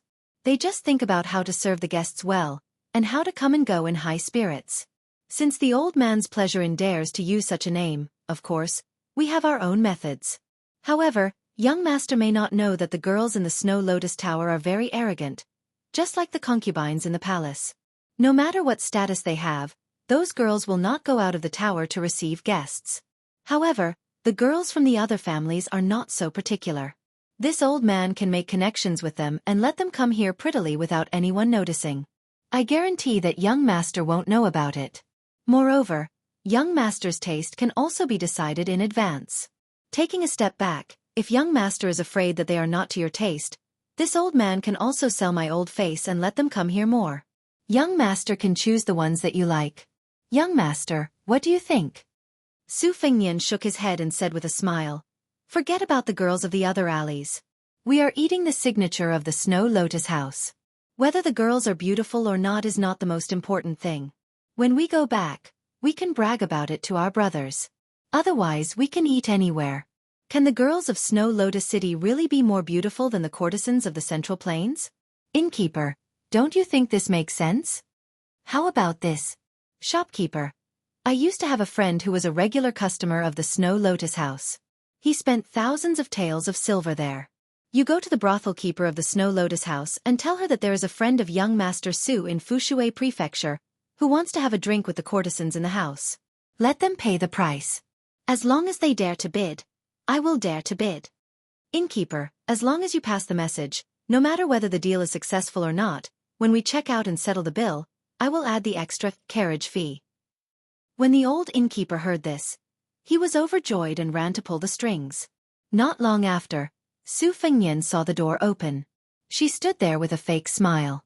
Without waiting for him to explain anything, she slammed the door and left. Less than an hour later, the door was gently knocked. Su Fengnian said calmly. "Come in."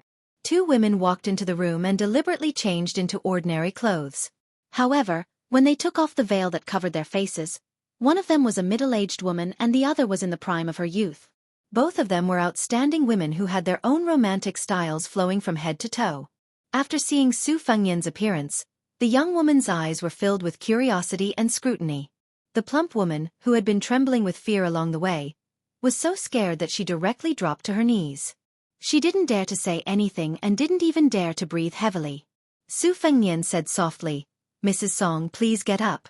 Sit down and talk." Even Lu Qiu'er, who is known as a heartless and unscrupulous person in Liyang, secretly respects Mrs. Song. The woman's eyes were red. After getting up, she curtsied and sat down. Su Fengnian asked with a smile, "Is this the next courtesan Yu Qingling of Snow Lotus House?" The woman, who had already recognized Su Fengnian, nodded and replied respectfully, "Yu Qingling is an orphan in the Snow Lotus City. She entered the Snow Lotus House since she was a child. She is my confidant. However, for the sake of caution, she was only registered in the third-class room of the Whispering Room 4 years ago. Last year, she made a small contribution and was promoted to the second-class room this spring.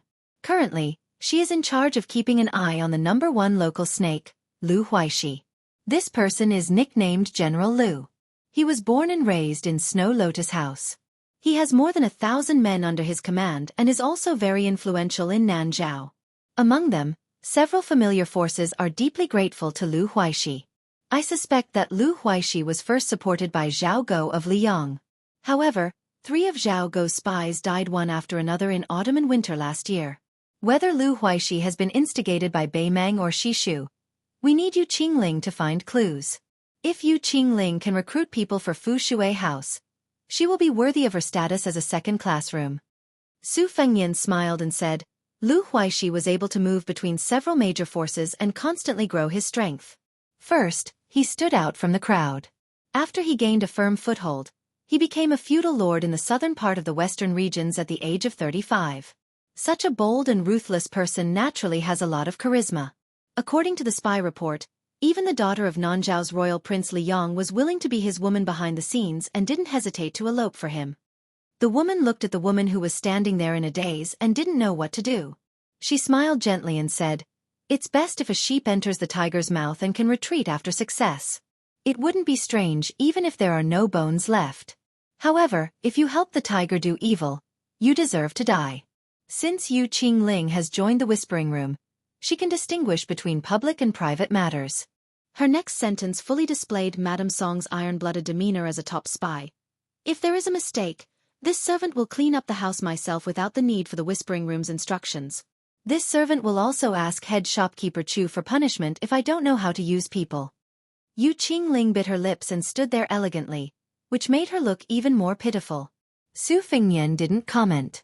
He looked at the beautiful woman who was well known in Snow Lotus City and said, "Yu Qingling, what kind of person do you think Lu Huaishi is? Tell me the truth." She still couldn't guess who this young master was. However, since Madame Song, who had the nickname of Empress Dowager in Snow Lotus House, was so serious about this matter and didn't hesitate to humiliate herself to the point of calling herself this servant, Yu Qingling believed that this young master must be an important person of the Whispering Room who had come to Snow Lotus City. Although she was nervous, she carefully chose her words and replied, "He is cruel and merciless, but he is affectionate and loyal." Su Fengnian smiled and dismissed it. "Is there any ready-made Snow Lotus in Snow Lotus City recently?" Chapter 1470. The woman said, "What a coincidence. Not only is there one, but there are 2 of them. One was found by Lu Huaishi's mansion, and the other was found by the young man in the city from his father's last words. He waited for 6 years and went to the Snow Mountain 4 times to check on the lotus bud.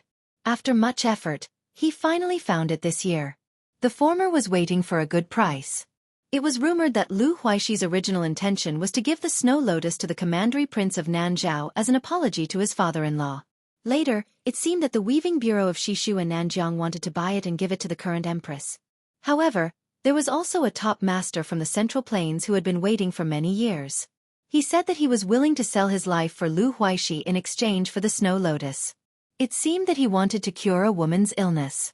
After the young man brought the snow lotus and carried an old man who lost his legs back to the city, The various forces started a new round of competition.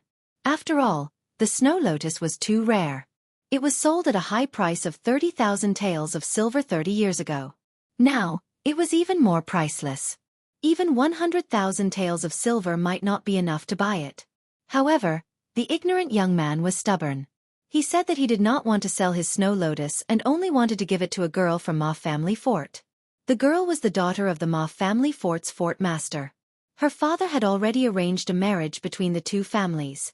Perhaps she had some interaction with the young man, which made the young man so stubborn that he was willing to risk his life for the snow lotus. Right now, the young man and the snow lotus stored in the ice cellar are blocked at the door by that Central Plains master.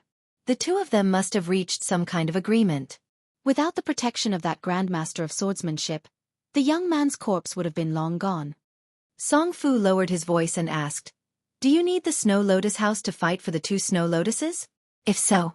Su Fengnian waved his hand and said, "There's no need for the Snow Lotus house to get involved. Just tell me the exact location of the two Snow Lotuses." Madame Song's eyes were burning with determination. She said in a low voice, "Since the Fushui house set up the Snow Lotus house in this city, is it just for show? How many people have died at the border between Liang and Yu? Even if the Snow Lotus house is wiped out, how many people can die?" Su Fengnian smiled and said, "Madame Song said that the Snow Lotus house is fair. I should do the same." Madame Song shook her head. "It's not the same." Su Fengnian looked at the woman who seemed ready to die at any moment and said calmly, "I have the final say." Mrs. Song was stunned. Su Fengnian glanced at the door, coughed and said to Madame Song, "I'll have to trouble Madame Song to ask the inn to prepare a carriage for me. I need to immediately go to the lotus-picking youth's place. Madame Song, you can just give the coachman directions. All right, give the innkeeper more money. If I need anything in the future, I will definitely look for your Snow Lotus house. If not, don't act on your own accord. Just treat it as the rules of the water room." The two carriages parted ways outside the inn. Madame Song sat in the carriage with an expressionless face. Yu Qingling, who was about to go to General Lu's residence to feed the tiger with her body, mustered up her courage to ask something.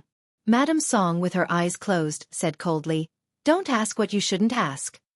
In the other carriage, Su Fengnian sat leaning against the wall. Jianghu sat upright with his back against the red sandalwood sword box. His expression was uncertain. After 7 or 8 turns, the carriage came to a narrow and dark alley. The simple and honest coachman stopped the carriage, lifted the curtain and said apologetically, "Young master, young miss, the alley is too small for the carriage to enter. You will have to walk 34 steps forward." Jiang and I got off the carriage first and said, "Walk by yourself using the wall." Su Fengnian had a bitter smile on his face. With the help of the coachman, he got off the carriage and told the coachman not to wait for them to return to the inn first. He really had to use the wall to walk. He was in a sorry state. Jiang Ni's steps were not big. She walked slowly, less than 6 steps in front of them. She did not forget to sneer, "If you go to that Snow Lotus house to spend the night, won't you be unable to walk by yourself tomorrow?" That was not all. She added, "Forget about the girls in the other alleys, we'll be eating the signature dishes of the Snow Lotus house." Tesveske, you're indeed a hedonistic son of a wealthy family. These words sound like something only a veteran in the field of flowers could say. Su Fengnian laughed angrily. "Eavesdropping on other people's conversation makes you sound so righteous?" Jiang and I snorted. "My ears are sharp. Otherwise, do you think I'm happy to hear such filthy words?" The two came to a dilapidated yellow mud house without a wall. Jiang and I carried the red sandalwood sword box and stood with her arms crossed in front of her chest. Su Fengnian had to put one hand on her shoulder to stabilize himself. However, she dodged, so Su Fengnian had to bend over with his hands on his knees. A middle-aged man with a sword on his knees was sitting on the stairs in front of the house. He should be the swordsman from the Central Plains who was known as a grandmaster of martial arts in the eyes of Snow Lotus City. Su Fengnian did not know this person. It seemed that this person, who had stayed in Snow Lotus City for 4 or 5 years, did not recognize him and Jiang and I. As for those guys lurking in the darkness, Su Fengnian knew that a skinny camel was still bigger than a horse. Although he was weak and could be blown away by the wind, he could sense clearly with his will of divine. Although he could not defeat Li Mixi and Tuoba Bodhisattva, he could kill them all without lifting a finger. Moreover, He had Jiang and I by his side. As long as it was not the 14 people of Wu Ping or the great grandmaster who was only one step away from getting involved, it would not be a problem. The swordsman looked straight ahead and said indifferently, I don't care about Lu Huaxi's snow lotus, but I have already reserved the one in the house. You can leave now. If you don't want to give up, you can ask my sword. Su Fengnian gasped for breath and raised his head to stare at the middle-aged swordsman who had the demeanor of a master. He asked with a smile, if I may be so bold as to ask, do you have a famous nickname? The swordsman did not answer. Instead, a hearty and loud voice came from the house. What bull*T hero? This old man was defeated by Dong Yuan Rue of Dongyue in the past. He could be defeated with one hand. Jianghu is getting more and more ridiculous today. How can this kind of trash be considered a person with a broken sword? This old man's generation was really full of heroes. Let's not talk about others. Let's talk about those who fought with this old man. There was the overlord of Cold Land, Wuxia, who used a spear, and the green-robed ancestor of Fengdu. They could barely be considered masters. When this old man fought with them, it was just a warm-up. Only the swordsman with the surname Li was this old man's fated enemy. However, they appreciated each other. However, a young voice in the house interrupted the old man's irrelevant boasting. All right. I carried you out of the cave in the snow-capped mountain. A real man does not boast about his past achievements. Do you know that? Eat your pancake. Su Fengnian was confused. He turned to look at Jiang and I. The corner of her mouth moved and she said coldly, There is no such person. The old man with the sheepskin fur coat never mentioned him to me. Su Fengnian whispered, his qi is not even at the level of level 2 master now. I think he will barely reach the threshold of level 1 when he is at his peak. However, his qi is even more powerful than old man Li's. Then Su Fengnian saw Jiang and I walking forward and asked, What are you doing? Jiang and I said indifferently, Go in and beat him up, so that he won't be boasting without a draft. Su Fengnian did not know whether to laugh or cry. He is already so old. Why can't I have a taste of my mouth? Moreover, he was full of pride. Didn't he still put old man Li at the top of the list? Just based on this point, I want to drink a few bowls of wine with this old senior. Only then did Jiang and I stop, but she suddenly turned her head to look at the corner of the alley. Su Fengnian followed her line of sight and saw a budding young girl leading a juju-bred horse. She had a kind of indomitable will that only a newborn calf would have, and she would not care about anything. After the young girl walked into the tiger's den, she looked at Su Fengnian cautiously. When she saw Jiang and I, she smiled. This made Su Fengnian a little depressed. The young girl led the horse and shouted, Hong Shuji, don't be stupid. Quickly find a buyer for that snow lotus. Do you hear me? That's all I have to say. I'm leaving. The young girl's back was facing the house. She tried not to make it too obvious that she was crying. In the future, we will go our separate ways. A sallow and emaciated young man rushed out of the house. His face was full of tears. He wiped his tears with his hand and shouted, Ma Gong, your father said that as long as I pluck the snow lotus, he will not let you marry that bastard. The young girl turned her head and said angrily, My father only wants you to die in the snow mountain, you idiot. So what if you pluck the snow lotus? The young girl raised her hand to cover her face. She sobbed, We can't be together. The young man also cried, I don't care. I don't want you to be with me now. Anyway, that guy is not a good person. As long as you don't marry him, it will be fine. I will be very happy. Su Fengnian was still bent over. His expression could not be seen clearly. Then, Jiang and I walked closer and kicked his calf. Su Fengnian asked, What's wrong? She widened her eyes and said angrily, You don't care. She quickly added fiercely, If you don't care, I will. Su Fengnian smiled. He put one hand on his back and slowly straightened his back. He smiled brightly. Let me take a breather first. Care, how can I not care? Su Fengnian looked at the young man and the young girl. He sighed. That's great. Chapter 1471. The dilapidated house, the bright moonlight, and the gloomy and cold alley. There was a Wu Dao grandmaster holding a sword, a sad skinny boy, a young girl holding a whip, a sick man gasping for breath, and a beautiful woman carrying a purple box on her back. In the eyes of the sneaky night walkers lying on the roofs, The scene in front of them made them feel less bored after coming here in the middle of the night. The night walkers were divided into several groups, each with their own benefactor. Among them, the ones with the largest numbers and the aura of a battlefield were the elite soldiers from Lu Huaxi's mansion. They also rightfully occupied the two adjacent roofs with the widest view. The weapons hanging from their waists were all sabers, but there were a variety of them.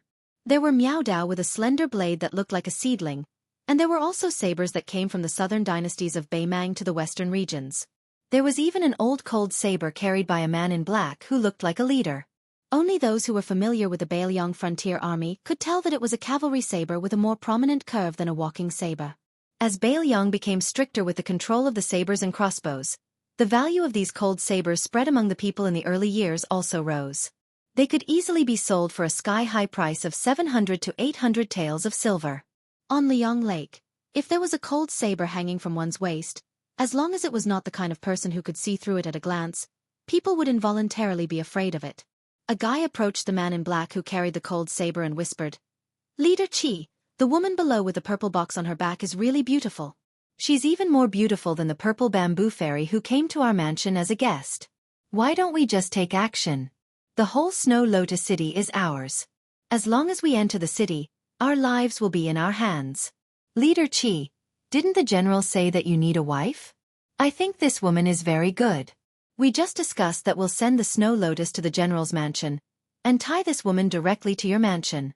Today, we'll hold a wedding banquet for you and make a scene in the bridal chamber. Then we won't waste our night in the cold." The man in black who had been instigated by his subordinates to become a mountain king subconsciously stroked his scabbard. His rationality overcame his desire. He shook his head and said, "Don't ruin my foster father's great plans." He was the direct subordinate of Lu Huaixi, the Earth Emperor of Snow Lotus City. He had once followed Lu Huaixi in and out of the 100,000 Great Mountains, which was why he was bestowed with this cold saber that Lu Huaixi loved so much.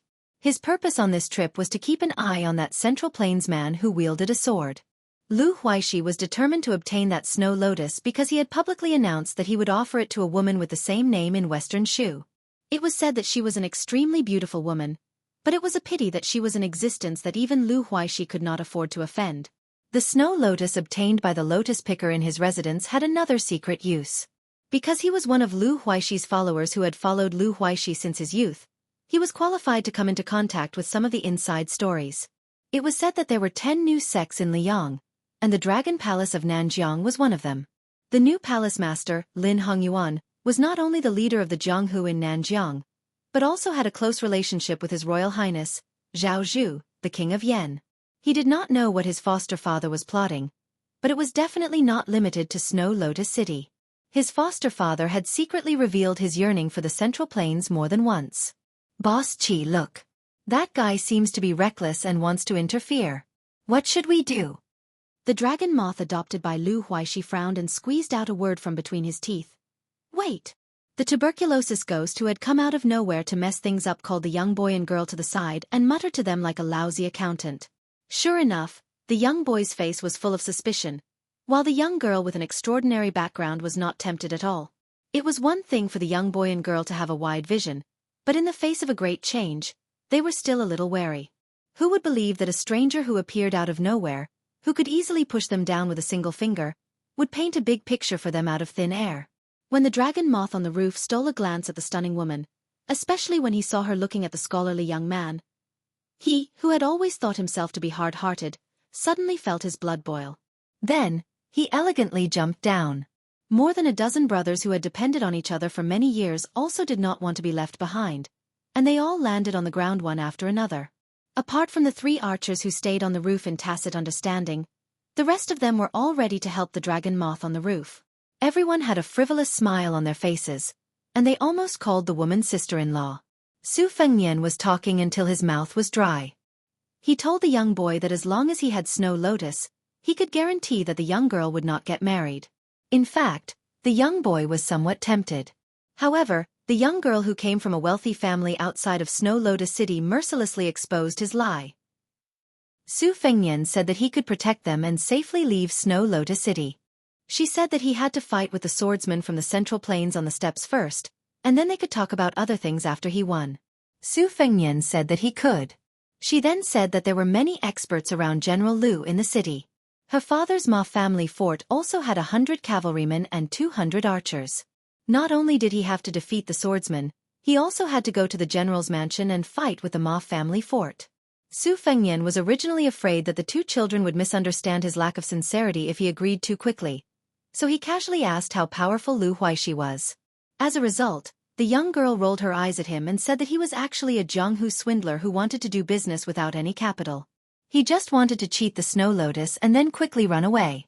Su Fengnian's physical strength was exhausted, so he squatted down. When he raised his head and was about to speak, the young girl looked down on him even more. She, considerately, told Su Fengnian to just lie down and talk.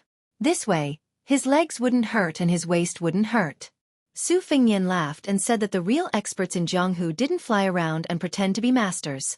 They all liked to pretend to be weak and subservient like him. The young girl's mouth was unforgiving. She said that Su Fengnian wasn't pretending to be subservient and was a real subservient. The young boy who had been watching from the side wanted to laugh, but he held back his laughter. He secretly made a face at Su Fengnian, taking pleasure in his misfortune. Su Fengnian laughed and scolded the young boy. She hasn't married into the family yet, but she's already in charge of both internal and external affairs. Aren't you afraid that your husband's authority will be lowered in the future? The young boy, who was simple and honest but wasn't really stupid, chuckled. The young girl flew into a rage. She gripped her horsewhip tightly and pointed it at the guy who was speaking more and more nonsense. Her face was frosty, and she wanted him to get lost. In the end, Su Fengnian's next words made her completely calm down. What's wrong?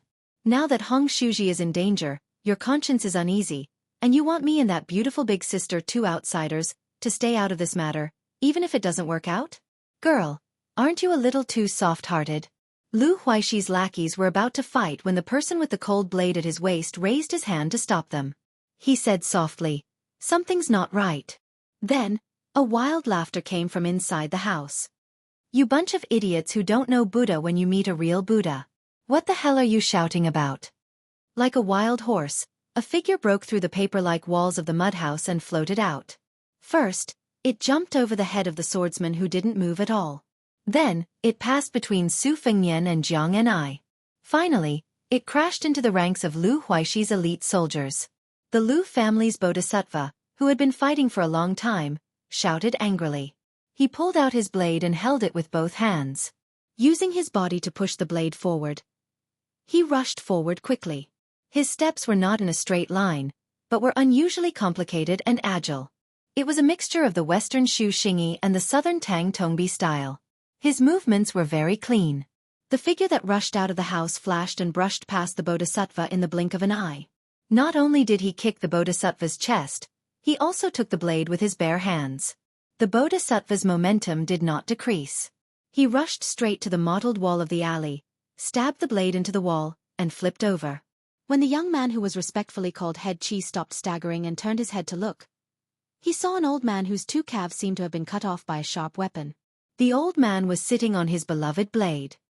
He looked around complacently and said loudly, "Yo, young man, you have some weight. Unfortunately, you have encountered this old man. Even if I give you 20 years of hard work, it still won't be enough." The domineering old man glanced at the middle-aged swordsman who did not stop him from leaving the house and said indignantly, "This old man has returned to Jianghu this time and waited in this shabby little town for so many days. Other than that blockhead on the stairs who only has a killing sword but not a heart, no one actually took the initiative to burn incense and worship the gods? Do you really want this old man to start a massacre so that you ignorant frogs at the bottom of the well will understand that there is a land immortal in your Snow Lotus City?" The head chi of Snow Lotus City turned his head and spat out a mouthful of blood. His eyes were malicious and cold. He shook his wrist and asked with a smile, "Old immortal, do you really want to be the enemy of the general's residence?"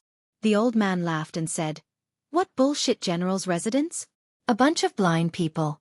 If you really annoy this old man, he will kill you all in an instant." At this time, Su Fengnian smiled at Jianghu, who had quietly walked a few steps closer to him and said, "Learn from him. Look at how the old senior walks the Jianghu. Let me tell you, in our line of work, if you don't know how to smile evilly, then you are definitely a fledgling of the Jianghu. Similarly, the evil experts in the Jianghu, this kind of laughter is only a beginner's skill. As for the righteous experts, they must have the demeanor of an immortal. After one move, they must stand with their hands behind their back. At night, especially on a moonlit night, it is the best scene. Think about it, if you put on the posture of looking up at the moon, you will have the demeanor of a great master and won't hurt your eyes. But there's a way, and that's to narrow your eyes and remain silent. Don't speak at all. You can't speak big words. Once you do, it'll lower your status. If you don't say anything, it'll make the bystanders, like us, feel that you're unfathomable. Jiang and I said unhappily, "You are so boring." Su Fengnian glared at him and said, "This is the priceless advice that I personally came up with after wandering the Jianghu. If others want to listen to it, I will not sell it to them." The Ma Jiabao's daughter, who was eavesdropping on Su Fengnian's teaching, quickly exposed him. "You are indeed an experienced Jianghu swindler." Chapter 1472. The young man listened with great interest. He felt that these words made a lot of sense. Every time those rich kids in Snow Lotus City flirted with girls on the street, didn't they like that kind of devilish smile? Also, every time they opened their folding fans, they would open them with a crisp sound and close them with a snap. No matter how hard he tried, he couldn't learn that kind of smile. Of course, he couldn't afford that kind of fan either. Therefore, the young man was filled with curiosity and asked softly, "Is there anything else?" Su Fengnian proudly snorted and said, "Yes, there is. The knowledge behind this is as deep as the sea. Kid, let me ask you, are there any heroines in Snow Lotus City whose nickname starts with the character Z? They either like to wear purple clothes or wear purple accessories. There must be some, right?" The young man was startled, and his eyes were filled with admiration. He nodded vigorously and said, "Young master, you are amazing. In this year, there were 3 or 4 immortal sisters who were like this." The young girl curled her lips and said, "What's so great about being able to guess this kind of thing? In Snow Lotus City, there are many young heroes who wear white robes and have 2 blades hanging from their waists. Every one of them claims to be someone's closed-door disciple. They either like to lie on the street drunk and look at the moon, climb up the city wall and pretend to be in a daze, or they like to run to the Snow Lotus Pavilion to show off their poetry. My father said that although they are somewhat skilled, they are still far from the top experts in Snow Lotus City. He also said that these young heroes either had their brains kicked by a donkey when they were young, or their brains were clamped by a door when they grew up. He also said that if I see them, I must avoid them." Su Fengnian said earnestly, "Little girl, you don't understand. These young heroes with lofty ambitions are all young and promising. They have a bright future ahead of them. They will definitely become great heroes in the future." The young girl didn't pay any attention to this guy. She fiercely glared at the young man Hong Shuji and said, "Immortal sister?" The young man shrunk his neck and had a sudden inspiration. He began to apply what he had just learned and looked up at the moon. After the old man spoke, the tense situation suddenly took a turn for the worse. "This old man has heard of some of your master Lu Huaishi's deeds. He is clearly an ambitious person. Send a message to that whatever general's mansion. Tell him that as long as the one surnamed Lu is willing to offer 10 famous swords, 1,000 taels of gold, and a mansion with 100 maidservants, this old man will reluctantly become his chief guest. Even if he faces the top 10 experts in the world in the future, he will have the confidence to challenge them." The young man surnamed Qi, who still had blood on the corner of his mouth, looked uncertain. Finally, he smiled and cupped his fists. "As long as you can take down that eyesore swordsman and let me take the Snow Lotus, I will try my best to introduce you to my foster father." The youth panicked and shouted, "Old man, didn't you say you wanted to take me as your disciple? Didn't you say you would teach me the peerless martial arts that can easily make me the strongest person in the world?" The old man laughed and said, "Silly boy, with your coarse constitution, even if this old man gave you dozens of top-secret manuals, you still wouldn't be able to become an expert. If this old man hadn't said that, would you have helped me break the formation in the cave?" The old man suddenly looked at the sickly young man. "Your aptitude is just Do you want to be my disciple? This old man has made a comeback this time and is destined to be famous. As long as you agree, this old man will let you rise to the top." The old man changed the topic and looked at the young woman with the purple box on her back. She was really stunning. Even when he was unscrupulous in Jianghu, he had never seen such a beautiful woman. If he could use her as a cauldron, he might be able to return to the peak of martial arts. The old man didn't hide his greedy eyes. He smacked his lips and said with a smile. However, the girl beside you will belong to this old man. Such a first-grade cauldron, if I don't take it, I will be punished. As for you, young man, a girl is nothing. As long as you have the world's first-grade martial arts. Su Fengnian smiled and said, All right. I originally wanted to talk with you a bit. I wanted to hear about the Jianghu that the old man wearing the sheepskin coat was in. You, after all, are a Jianghu senior who fought with Dong Yuan Rue of the Dongyue Sword Pond. Although you lost miserably and had your legs chopped off by the 6 caterpillars, it is not easy for you to live to this age. But since you can't accept it, then there is no other way. You should thank me. If it wasn't for me, you would be a corpse now. Zhang and I snorted coldly. Su Fengnian's smile disappeared. Speaking of which, if I'm not wrong, you're that notorious cauldron casting master, right? You're good at using women as cauldrons and using yin to supplement yang to increase your own cultivation. Even the devil sex deer chasing mountain isn't willing to accept you. Dong Yuan Rue, 6 caterpillars, tripod casting master, deer mountain. The old man who had struggled to break free from the prison in the snow-capped mountain cave was greatly shocked. Su Fengnian was probably tired from talking so much. He squatted down again and panted lightly. Except for Zhang and I, everyone was dumbfounded. Even the swordsman from the Central Plains turned pale with fright. Because no matter how hard he tried to suppress the sword across his knees, it would automatically fly out of the sheath. The flying sword slowly came to Su Fengnian's shoulder and slightly hummed, like a little bird relying on a man, like an old horse meeting its master. The old man was scared to death. He had been away from Jianghu for many years, but his eyesight was still there. The sword-controlling art of the Wu family's sword tomb. Chapter 1473. The old man hurriedly shouted, Young master, let's talk nicely. Don't fight. It's not easy for you and me to reach our current cultivation. The flying sword pierced forward like a bolt of lightning. The old man couldn't care less about maintaining his posture of a cross-legged expert. He quickly jumped up a few feet and dodged the flying sword that nailed into the wall. The tip of the flying sword spun and retreated, leaving some yellow soil on the wall. After putting some distance between them, the flying sword pierced forward again. The old man, who had been pretending to be a grandmaster after leaving the house, knocked the wall with his elbow and tried to climb over the wall to escape. However, the flying sword suddenly accelerated and appeared above his head. The old man had no choice but to use the 1,000-pound falling technique. The flying sword seemed to be teasing him. Every time, intentionally or unintentionally, the old man would be able to dodge the tip of the sword and avoid the miserable fate of being pierced through. However, he would never be able to leave the wall. The old lecher, who had been trapped in the snow mountain for dozens of years, felt like dying. He kept shouting some strange words that the people of Snow Lotus City couldn't understand.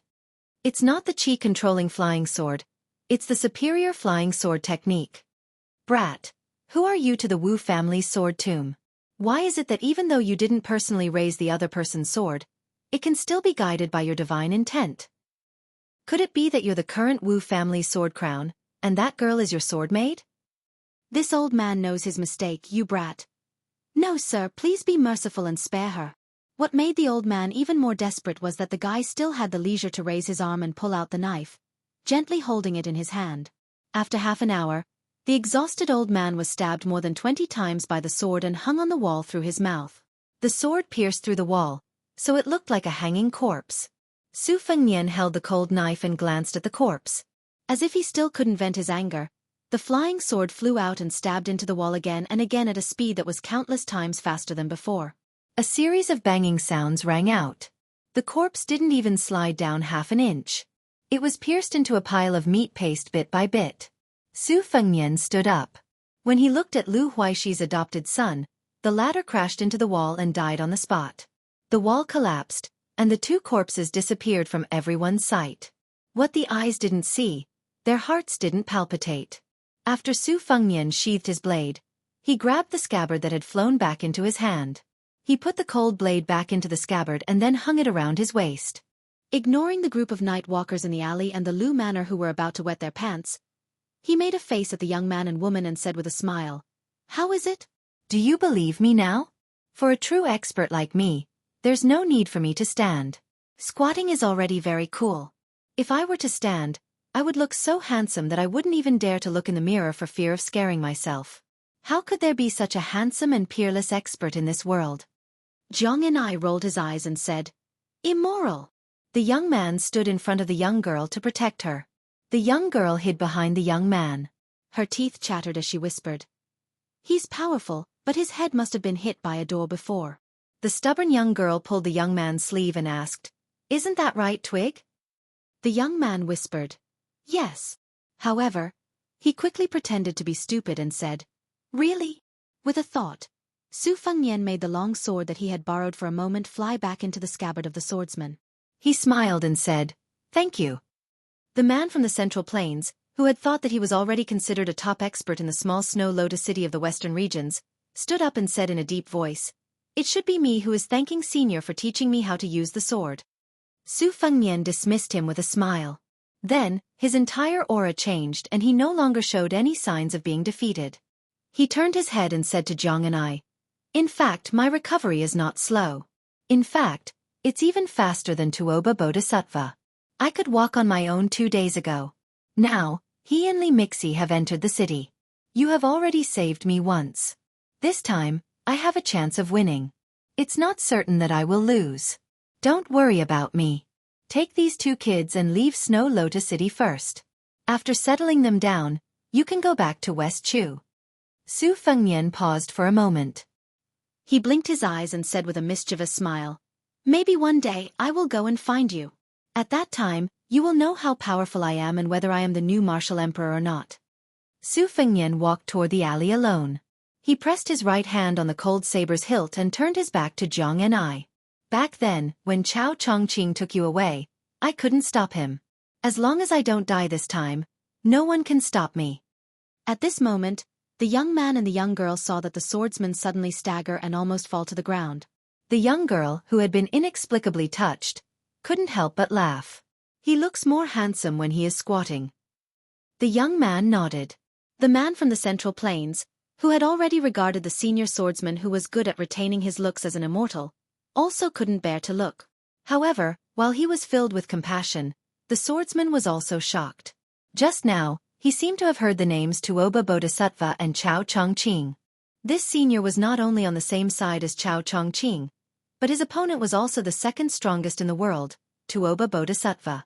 He was even worthy of Tuoba Bodhisattva joining forces with others to hunt him down to Snow Lotus City.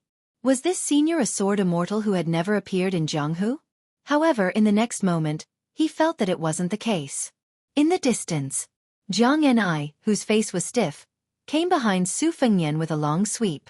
He kicked this guy to the ground and said angrily, "Are you addicted to pretending to be an expert?"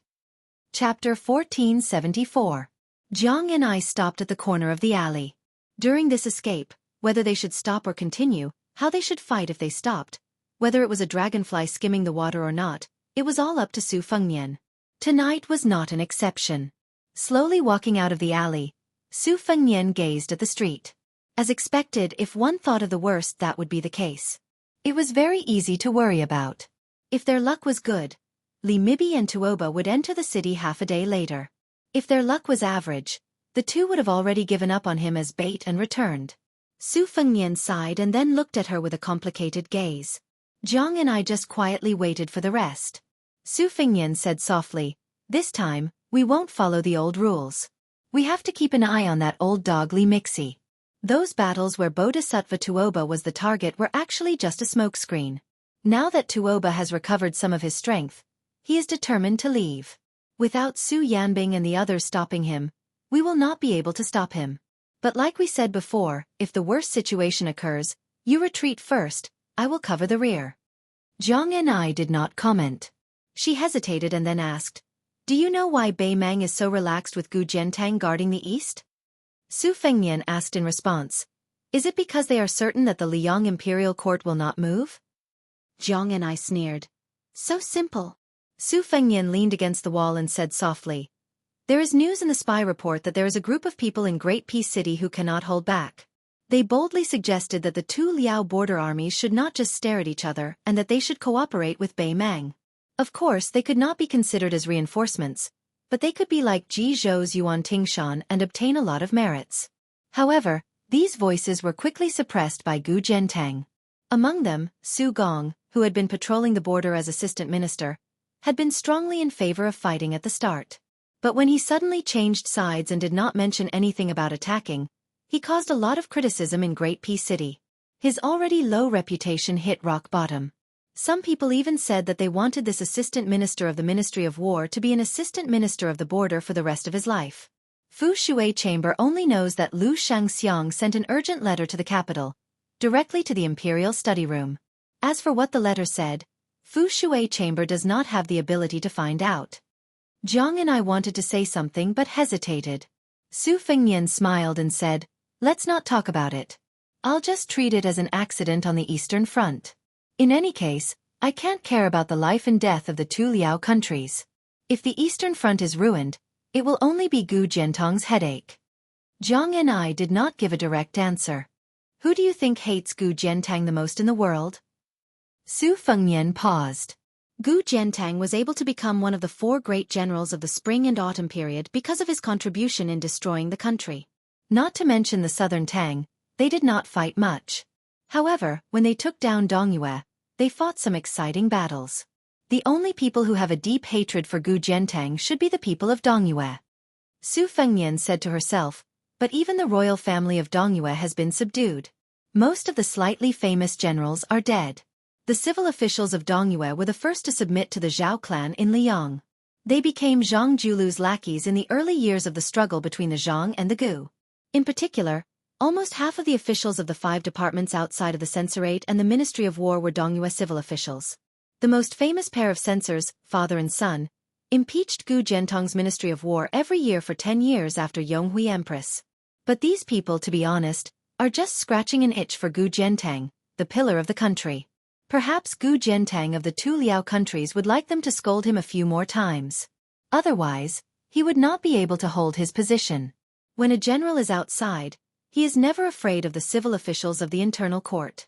On the contrary, he is afraid that his reputation is too good. Jiang and I sneered. Su Fengnian suddenly understood and said, "Oh," she asked doubtfully, "you really guessed it?" Su Fengnian nodded. Jiang and I curled her lips in disdain. Su Fengnian said, "Isn't it just Wang Sui?" She opened her eyes wide. Su Fengnian blinked. "Really?" She shook her head vigorously. Su Fengnian looked helpless. The 2 riders rushed to Snow Lotus City. After entering the city, the sound of the horses' hooves hitting the bluestone slab seemed insignificant in the noisy nightless city. A few drunkards were squatting on the street outside the tavern to vomit. They inadvertently looked up and saw the faces of the 2 riders reflected in the dim light. They did not pay much attention to it. They could not suppress the movement of their throats and threw up in the direction of the 2 riders. After vomiting to their heart's content, they felt a lot more comfortable. However, they found that one of the white-haired riders was looking at them coldly. The drunkard grinned and wiped his mouth with his sleeve. Unexpectedly, as if lightning had ignited the fire on the ground, his stomach started to churn again. He put his hands on the ground and vomited. Then, he felt that something was wrong. He shook his head and tried to open his eyes wide. Only then did he see a pool of blood on the slate. Then, his head hit the ground heavily and he never had the chance to open his eyes again. Drunk to death. Drunk to death. The drunkard died drunk like this. The other dispirited middle-aged rider did not say anything about the old man's venting of anger. If he were in the old man's shoes, he would also have the thought of killing people indiscriminately. The old man had set up 2 big traps. The first time was to kill Yan Wenwan. This time, he wanted to kill Su Fengnian. Almost half of the top masters in Beimang Jianghu were killed. The most important thing was that they did not succeed. The spider web that spread all the way from the southern dynasties to Beiliang was also torn into pieces. No matter how calm the old man was, he could not help but feel angry. The white-haired old man probably also realized that he had lost his composure. He laughed at himself and said softly, "King of the Northern Courtyard, please allow me to make one last bet. I bet that the guy surnamed Su Fengnian will not be willing to let the fight end in a draw. He will personally take the risk and wait for us in Snow Lotus City to take the bait. Su Yambing and Tantai Pingjing will arrive in about 12 hours. During this period, if Su Fengnian not only takes the initiative to show up, but also deliberately shows his flaws and runs in circles with us, I can promise you that no matter how rare the opportunity is, I will stop and return to the north with peace of mind. I will leave Snow Lotus City before Su Yanbing and Tantai Pingjing enter the city. Chapter 1475. Bodhisattva Tuoba nodded. To him, this battle of life and death between the two of them had already ended when the sword flew over. Bodhisattva Tuoba was able to accept defeat, but he was also able to let it go. At most, he could just change the game and fight again in the future. After this battle, Tuoba could use the stones of other mountains to polish jade. Whether it was his state of mind or cultivation, he had benefited greatly. Of course, at the same time, he had become a whetstone for Su Fengnian to temper his martial arts. It was inevitable that the battle to the death in the future would only be more dangerous. Tuoba was well aware of this. However, since Li Mixi had saved his life, Tuoba would follow this shadow prime minister's wishes all the way down south. He would not deliberately raise a tiger for the sake of the battle for the number one person in the world. If he could kill Su Fengnian early on, Tuoba would not have any knot in his heart. Just as he had said to Su Fengnian before, in his eyes, Jianghu was nothing. Leaping into the Central Plains, he became the number one contributor to the founding of the new Beimang. Subsequently, he became the undisputed number one martial artist in the history books of later generations. In the past 800 years, the great Qin dynasty had lost its tripod and the various countries were vying for supremacy. The masters of the art of war and famous generals of the Central Plains were innumerable. The outstanding ones were the three generals of the Great Feng dynasty, the twin annals who had almost succeeded in turning the tide before the Great Feng dynasty was destroyed, the 12 generals who hung portraits in the Qingyun Pavilion after the founding of the Dachu dynasty. The 9 kingdoms of the spring and autumn confronted each other for supremacy. The 100 schools of thought and the school of the military took advantage of the situation and flourished. In the early stages, there was the war god Li Gonglin, who was known as Dachu's war god, Han Yufu, who had led the cavalry into the desert several times. Then there were the 4 great generals of the spring and autumn period. The butcher Su Shao, West Chu soldier Yi Baikue, East Yu's prince consort Wang Sui, and Gu Jiantang. Now there were people like Chao Chongqing, Dong Zhua, Lu Shengxiang, and the others who began to use hundreds of thousands of soldiers as chess pieces in their hands, leading the situation of the country while talking and laughing. Even young people like Zhong Tan, Xie Shibian, and Ko Zhonghui were rising rapidly. Li Mixi raised his head and looked up. It was the moonlight of a high-rise building. The two lights were competing with each other. The old man suddenly laughed softly and said, "I heard that the king of the northern courtyard has never liked to pretend to be cultured." The only thing he collected was a copybook by Yuan Fengshen, the founding hero of the Great Feng dynasty. Yuan Fengshen, who was known as the Great Wall of the Frontier, by the founding emperor of the Feng Empire, died young. Compared to the generals of the same generation, his reputation was not prominent in history. Therefore, his ranking was extremely low. Huang Sanjia, who was more ambitious than the sky, once said that Yuan Fengshen and the prince consort Wang Sui, who held the lifeline of the country in his hands when he was only 20 years old, were listed together as the destined martial artists who did not wait for me. Tuoba did not have any good or bad impression of Li Mixi. There was no need to fear him, and there was no need to curry favor with him. In Beimang, there were only a handful of people who could have Tuoba's mentality. The former king of the northern courtyard, Su Huainan, and the 2 successive kings of the southern courtyard, Huang Songpu and Dong Zhua, could not do it. The old man who had devoted half his life to Beimang's great cause, sighed with emotion, "I have never liked Jianghu. It probably has something to do with what I saw and heard when I was young and traveling to study." The 9 kingdoms of spring and autumn attracted Jianghu people within their jurisdiction. Dachu saw them as sparrows in a cage. Southern Tang saw them as Tang Qianyan. Later on, Li Yang also gave those Jianghu people a bag of embroidered carps. The meaning is clear. You are nothing but the carps in the pond of the Zhao family. The old man let go of the reins, rubbed his hands, exhaled and said with a smile, "All these years, I have been like a fisherman, helping His Majesty look after the small pond in front of the court. It is no wonder that the people of Liyang are conceited and always say that there is no Jianghu in Beimang. It is because they have Li Chungang, Wang Shenji, Dong Tai, Chao Chongqing, and now they have Su Fengnian leading a large group of rising stars. We indeed do not have any real Jianghu people in Beimang. 4 of the 5 major sects are all His Majesty's subordinates. You, the king of the northern courtyard, are a military general. Hong Jingyan is the Ruren Lord. It was not easy for Huyen Grand Monastery and Luoyang to come out, but they all ran to Liang. Even Yu, the Beimang god of war, had to make a special trip to Liang before the Great Battle of Liangmang to take a look at Mount Hui. Tuoba was somewhat surprised. In his impression, Li Mibi had always been a person who believed that 100 words were not worth 100 words. When Tuoba entered the palace for the first time by virtue of his military exploits, he saw 2 gray-haired elders sitting on the steps outside the hall nibbling on dates. Su Huainan, who controlled half the country's military, was no stranger to him. When Tuoba was young, he was able to rise in the ranks of the Norland army and stand out among the nobles with the surnames of Murong and Yelu. Su Huainan's impartiality played a huge role in Tuoba's success. That time when he had an audience with His Majesty, he had spent most of his time patiently waiting outside the hall. The one who left the deepest impression on him was the old man who swallowed dates with Su Huainan. After seeing him, the old man's gaze was like a snake coiled in a dark corner, hissing. It was especially cold.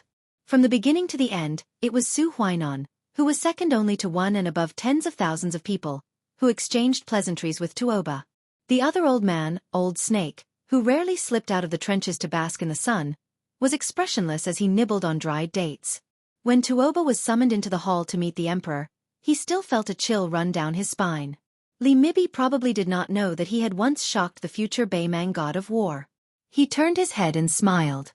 When Hong Jia fled north at the end of the spring and autumn period, our Beimang reaped the benefits.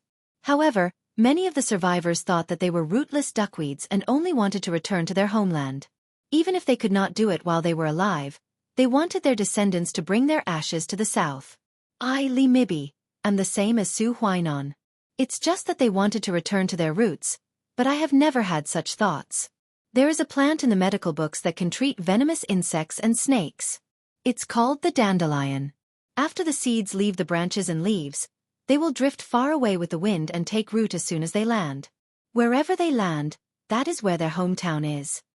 Although Tuoba had never been involved in the family affairs of the Beimang and was trusted and valued by the empress, Tuoba was not unaware of the movements of the Beimang and southern dynasties over the years. Bodhisattva Tuoba could roughly guess the meaning behind Li Mixi's words. In fact, for the past 20 years, the Norland had mostly used such tricks to suppress the Hua people in the southern dynasties. They were very familiar with making groundless accusations and slandering the Hua people. However, since Li Mibi was the ancestor of the Beimang spies, Tuoba had no choice but to take it seriously. Over the years, I've only done 2 things. On the surface, I've taken care of the fish pond, but in the dark, I've been sweeping the fallen leaves in the courtyard. The latter is like catching butterflies that have broken out of their cocoons in foreign lands, and putting them into cages one by one. I've always enjoyed it, but unfortunately, it hasn't been very effective. In the end, even His Majesty thinks that I'm making a fuss over nothing. Although he doesn't suspect that I'm raising bandits for his own sake, he's been losing interest in it over the past few years, especially after Su Huainan's death, which made His Majesty very sad. I know that His Majesty feels guilty and resentful about this matter. He feels guilty because he and his minister didn't end things well and let Su Huainan die an unnatural death. His resentment is directed at me because it was my vigilance and suspicion that gave the young man surnamed Su the opportunity to take away Su Huainan's head and bring shame to the entire Norland. However, I have a feeling that even if I have not found a single bamboo whip after 20 years of digging, there are definitely a few fish that have escaped the net with ulterior motives in the royal court and the southern court. They are hidden very deeply and are bitterly waiting for a certain opportunity. Tuoba frowned and said, "Since even you can't find them, even if there are a few fish that have escaped the net, it has been 20 years. How can they succeed?" The old man relaxed his tone and smiled. "I can't compare to the prefect of peace, nor can I compare to you, Tuoba, or Dong Zhuo. I am an outsider to both military and political matters, and I don't have any great foresight. However, doing the dirty work that seems to happen right under my nose all year round has developed a good habit of not too big nor too small. That is to first understand the people and matters that are close to me. Otherwise, I won't be able to sleep and eat in peace. I have focused all my attention on the great clans that rise and fall. I am not like many of you who are still fighting to the death with the Bailiang cavalry. You have already set your sights on the great and city further south, the Central Plains, and the Guangling River. I have something that I have always wanted to ask, but I can't. Today, There is only the king of the northern court and me. Can you enlighten me? Tuoba said in a low voice. Sir, please ask. Li Mibi's tone was particularly stiff. Has no one other than me thought that Bai Liang would win and Bai Mang would lose? Chapter 1476. After confirming that Wang Sui was the stabilizing force of Bai Mang's eastern front, Su Fengnian looked calm, but his heart was in turmoil. This news was too shocking, no less shocking than the news that Shangyin Academy's Qi Yonglong had entered the capital and become the Minister of Imperial Command. The Central Plains had sunk, and countless heroes had been washed away by the waves. They had either been loyal to their country, fled from the world, or entered the Liang Temple with the bad reputation of being a slave of two surnames. Many others had concealed their names, living in the forests and the alleys of the city. Wang Mingyin, the world's 11th most famous general, Gu Dezhu, the crown prince of western Shu, Su Su and Lu Xiufu, who had fled to Bai Mang, and the only orphan of the Ji province's Han family, who had become a bandit in Bai Mang, were all like this. If Su Fengnian had not entered Jianghu and stirred up a storm, they might have remained like this, day after day, year after year, in small mud ponds, never to be seen by the world again. Wang Sui's comeback, his sudden appearance after 20 years of hibernation, was undoubtedly the most prominent, especially since he had chosen Bai Mang, which would inevitably have a huge and far-reaching impact on the world's situation. Because this distinguished and elegant prince consort of Dongyue, one of the 4 famous generals of the spring and autumn period, was the most superb at commanding troops, and was best at defeating powerful enemies with a small number of troops. He was the Qi in the Chu Yu Qi Zhang of the spring and autumn period, and truly stood shoulder to shoulder with the military master Yi Baikue. As a matter of fact, Su Xiao, who had not been conferred the title of king at that time, was known for his invincible iron cavalry of the Su family. His personal deployment of troops and generals could not be mentioned in the same breath as Yi Baikue and Wang Sui. Regarding this, Su Xiao had never concealed it in front of his children. Ran too, who rarely praised people of the same generation, had never concealed his admiration for Wang Sui. Even Li Yishan had said that if Yi Baikue, who considered himself the teacher of the king's way, was replaced by Wang Sui, who was good at sneak attacks, who liked to move troops on a large scale, who was good at maneuvering, and who never fought with his back against the wall, the Su family's troops and horses would not be able to complete the encirclement at the Battle of the Western Wall. It was a great misfortune that Wang Sui was in Bai Mang. Fortunately, Wang did not appear in Liang Mang's battlefield, but was in the eastern front to contain Gu Jianghu's 300,000 Liao border army. There was also a son-in-law of the emperor's son-in-law, surnamed Wang, and a son-in-law of the emperor of emperors. Coincidentally, a son-in-law of Wang. There was a son-in-law of a certain city, surnamed Wang's. A son-in-law of A's. Wang Xianxia and Wang Sui. One was a Jianghu grandmaster who never cared about the prosperity or decline of the imperial court. The other was a prince consort with real power who rested on a beauty's knee when he was sober. Seeing Su Fengnian fall into silence and become more and more serious, Jiang and I calmly said, "Back then when we were traveling in Bai Mang, Uncle Chao and I visited Wang Sui. Uncle Chao advised Wang Sui that he could work for Dechu, but he was rejected. Wang Sui said that Dongyue's loss to Liang was due to the general trend and not because of war. As for the destruction of Dongyue, there was no knot in his heart that couldn't be untied. However, losing to Gu Jianghu was his second greatest humiliation, after losing to Wang Xianxia when he was young. He wanted to fight with Gu Jianghu again under the circumstances of equal military strength and power." Su Fengnian muttered to himself, "You're already in your 60s, how can you still be so childish? Military affairs are not child's play. You punched me today, so I'll kick you again tomorrow." Jiang and I had a strange expression. "Wang Sui mentioned you before. After he heard that you were practicing the saber, he made a bet with Uncle Chao. Wang Sui bet that you would definitely become a martial arts grandmaster in the future." Su Fengnian smiled and said, "What's there to bet on? Isn't it obvious that it's a done deal? Your uncle is also willing to place a bet. Isn't he just a spendthrift who is willing to spread wealth? What's the bet?" Jiang and I said unhappily, "Uncle Chao didn't say that you couldn't become a grandmaster. He only put your achievements at the same level as his own. However, Wang Sui said that you could fight with Wang Xianxia." Su Fengnian touched his prickly stubble that hadn't been shaved for more than half a year. "Wang Sui has a unique foresight. If there's a chance, I'll definitely treat this old fellow to a drink." Just based on his foresight, I'll toast him 3 big cups first. Jianghu smiled for the first time. Do you know why Wang Sui thought so highly of you when you were just a first-tier Vajra realm martial artist?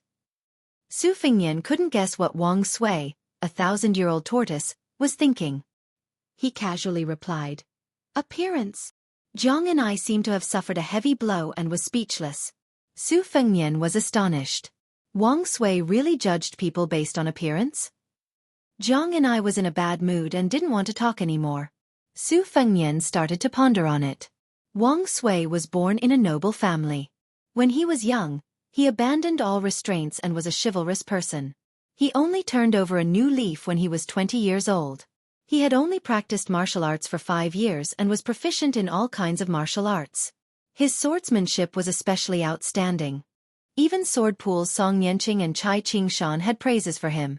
When Wang Sui was young, he was also publicly recognized as a handsome man in Dongyue. Those ladies with outstanding backgrounds in the imperial court all liked to call him Sandalwood. In that case, he is a kindred spirit like me. No wonder, no wonder. Jianghu couldn't help but want to kick. Su Fengnian had expected this and turned his head to glare. Probably because she was used to being bullied in her early years. Even though she was a female sword immortal who could travel thousands of miles in the wind, she still instinctively pulled her foot back. Su Fengnian was still angry. Speak, who did you learn this from? Chao Chongqing or old Grand Preceptor Sun Shiji? Jianghu's face was cold as she muttered, Why do you care? Su Fengnian rubbed his butt. That kick in the small alley not long ago had destroyed the air of an expert that he had worked so hard to cultivate. His face was suddenly filled with anger as he snorted strangely. I heard that there is a young pretty boy in your West Chu temple. His surname is Song, and he is so famous that even in Great Peace City, it is said that his face is white. His appearance is beautiful, and he is as solemn as the wind under the pine trees, tall and gentle. Many people have nothing better to do and say that this guy often travels the mountains and rivers and is mistaken by the village woodcutter as an immortal who has come down to the mortal world. Even Qi Yonglong praised him in front of Zhao Zhuan, saying that the one surnamed Song has outstanding literary talent. Among the young scholars in the world, his poems and essays are like the dragon in the Dragon Palace. Only this person has obtained a pearl, the rest are just the claws of a dragon. So now, Li Yang has the saying of dragon and phoenix poise, which is to say this guy's literary talent and... Jianghu pretended to be confused and interrupted Su Fengnian's chatter. I have heard of the dragon and phoenix poise. As for Song Maolin, he is the youngest Hanlin scholar in the history of Dechu. If it wasn't for Uncle Chao, he would also be the youngest chessman waiting for the imperial decree. But as for dragon and phoenix poise, Northern Su and Southern Song, or Song Maolin's essays reflecting the beauty of so-and-so, I don't know anything about them. Su Fengnian laughed angrily. That pretty boy dares to be ranked with me? I can take down 1,000 Song Maolins with one hand. Didn't he just write a careless declaration? I think it's just that. Immortal my ass. Jianghu still had that innocent look in her eyes. So it's like this. If I remember correctly, Grand Preceptor Sun once praised him for writing a declaration that was equivalent to 100,000 soldiers. Then she lowered her head and started counting with her fingers. Li Yang's secretary Qi Yonglong said that his literary talent is good, and he has the style of an immortal. Tantanon said that this person's imperial examination writing skills are not inferior to Sun Yin's. The Imperial College's left chancellor Yao Baifeng said that he is knowledgeable and reasonable. In addition, our Dechu's Grand Preceptor Sun said that his declaration writing is imposing. Uncle Chao said that his chess skills are only slightly inferior to Fan Zhongho's. Out of the 10 most knowledgeable people in the world, 5 of them said good things about him. Let me count again, there seems to be. Su Fengnian rolled her eyes. Stop, stop. That pretty boy only has a little bit of fame in the scholarly world. Look at your so-called so-and-so again. Jianghu deliberately looked left and right, but she didn't look at Su Fengnian. Who is it? Where is it? Why can't I see it? Su Fengnian stretched out his hand and gently pressed Jianghu's forehead, not allowing her to shake her head. Jianghu slapped his hand away and said disdainfully, Are you bored? Why are you concerned about a scholar from Guangling who is far away on the horizon? Beimang's million-strong army is pressing on Beiliang's border. Can you take care of them all? Chapter 1477. Su Fengnian looked into Jianghu's eyes and asked softly, It is said that most of the civil officials in the West Chu imperial court have suggested Song Maolin and you. Jianghu once again interrupted Su Fengnian's words. Her expression was normal, and her tone was calm as if she was talking about a small matter that had nothing to do with her. Previously, there was someone who suggested Ko Jianghuai, followed by Xie Shibian, and then Song Maolin. Su Fengnian's face was gloomy. He asked in a deep voice, "What is Chao Chongqing doing? If he is too busy to take care of you, Princess de Chu, then I didn't see him fight all the way to Great Peace City. If he is very free, then can't he control a few mouths in the imperial court? How can he restore his country like this?" Jianghu shook her head and said, "Uncle Chao is already very good." Su Fengnian wanted to say something but stopped. Jianghu gently exhaled and looked at the dim street in the distance. "What do you say? Should we take the initiative to fight or wait for them to come to us?" Su Fengnian instantly returned to his sloppy self. "It wasn't easy for me to accumulate such an imposing aura, but you kicked it away. Then let's wait. Snow Lotus City is neither big nor small. We still have about 2 hours." Jianghu asked doubtfully, "Don't leave?" "Anyway, we have been running all the way. We don't care about this time, right?" Su Fengnian did not say anything. He turned and walked back into the alley. Jianghu silently followed behind him. Ma Jiabao's daughter, Ma Shigong, and the poor youth, Hong Shuji, were still there. The swordsman from the Central Plains also did not leave. Obviously, he had not given up on the Snow Lotus. Seeing the Sword Immortal Senior, and the beautiful woman with the box on her back return with complicated expressions, the middle-aged man knew that the two immortals were also here for the Snow Lotus. He would not be able to snatch it from them. Even if he begged, he would not be able to get it. However, when he thought of the woman who had to rely on Liaodong ginseng to survive every month, the man gritted his teeth and cupped his fists to Su Fengnian. "Senior, can you give me the Snow Lotus? Junior Xiao Mu is willing to exchange his life for it." Su Fengnian was stunned for a moment before he shook his head and said, "I must have this Snow Lotus. There's nothing to discuss." Xiao Mu's expression was sorrowful. After closing his eyes, he suddenly opened them and said resolutely, "Then I can only ask Senior for advice." Su Fengnian waved his hand and smiled. "Why don't you wait for a night? If I'm still in the city at dawn, you can exchange your life for the Snow Lotus in Lu Huaishi's mansion. If I'm already out of the city, you can do business with that kid again. You're just helping him go to Ma family fort. With your strength as a level 2 master, it shouldn't be difficult for you to take over a private fort." A young girl with a strange name plucked up her courage and retorted, "Our Ma family fort's guard instructor is known as Iron Spear Wei in the martial world. He has a reed leaf spear made of refined iron and is 12 feet long. Just the tip of the spear is 1 foot and 3 inches long. It is very powerful. I once saw Instructor Wei pierce through 3 iron armors with his spear. Besides, our Ma family fort also has a cavalry army that comes and goes like the wind. Even General Lu's mansion in Snow Lotus City doesn't dare to underestimate our Ma family fort." Xiao Mu laughed it off. On the other hand, Su Fengnian squatted on the stairs beside Xiao Mu and said with a smile, "It sounds like your family is very strong. Let me ask you a question. Are your ancestors local or migrated from the Central Plains?" The young girl carefully said, "Why are you asking this?" Su Fengnian saw that she didn't want to answer, so he didn't ask anymore. He began to concentrate and rest.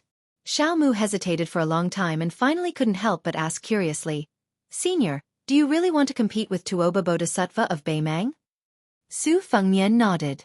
Even Xiao Mu, who was used to seeing all kinds of storms, was speechless.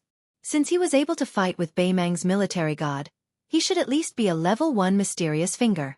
He might even be able to touch the legendary threshold of celestial state, right? Jianghu didn't want to see this guy pretending to be profound, so he snorted and said, "Has the fight been going on for more than half a month? The winner hasn't been decided yet." Xiao Mu's eyes almost popped out of their sockets. He swallowed his saliva. Su Fengnian smiled and didn't say anything.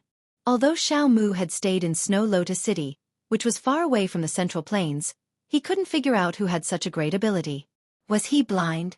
Was the senior sitting beside him the peach blossom sword god Dong Tai? Otherwise, among the experts who used the sword, Song Yanqing of the sword pool and the #1 swordsman in the southeast, Chai Ching Shan, were both old men. Tongshi sword goddess Lu Baijie didn't have such ability. Their ages didn't match. While Xiao Mu was rushing to Snow Lotus City from the Central Plains, he heard that Wu Lu Ding, the sword crown of the Wu family's sword tomb, was traveling with a female sword servant. The old man who died under the sword of the senior also guessed the same and mentioned the sword nurturing and the flying sword. However, Xiao Mu didn't think that Wu Lu Ding could reach the level of fighting with Tuoba Bodhisattva for more than half a month in just a few years. No matter how amazing a martial arts genius was, it wasn't difficult for him to reach the first level without many life-threatening battles and the feeding of many top grandmasters. However, it was still difficult for him to reach the level of one of the top 10 martial artists. An hour later, the girl was sleepy and the boy forced his eyelids open. Su Fengnian raised his arm and the 6-year phoenix fell from the night sky. Su Fengnian took out the secret letter in the slender bamboo tube and felt relieved. Jiang and I looked at him inquiringly. Su Fengnian said happily, Su Yanbing left everyone behind and killed his way to Snow Lotus City alone. He can enter the city in an hour at most. Jiang and I said, then I'll wait for an hour. Su Fengnian shook his head and said, no need. Since Su Yanbing arrived earlier than I expected, you can return to Guangling Road without worry. Then Su Fengnian turned his head and said to the boy and Xiao Mu, Hong Shuji, go and get that snow lotus. I'll help you fulfill your wish. Xiao Mu, I'll be able to get Lu Huaishi's snow lotus for you by tomorrow morning at the latest.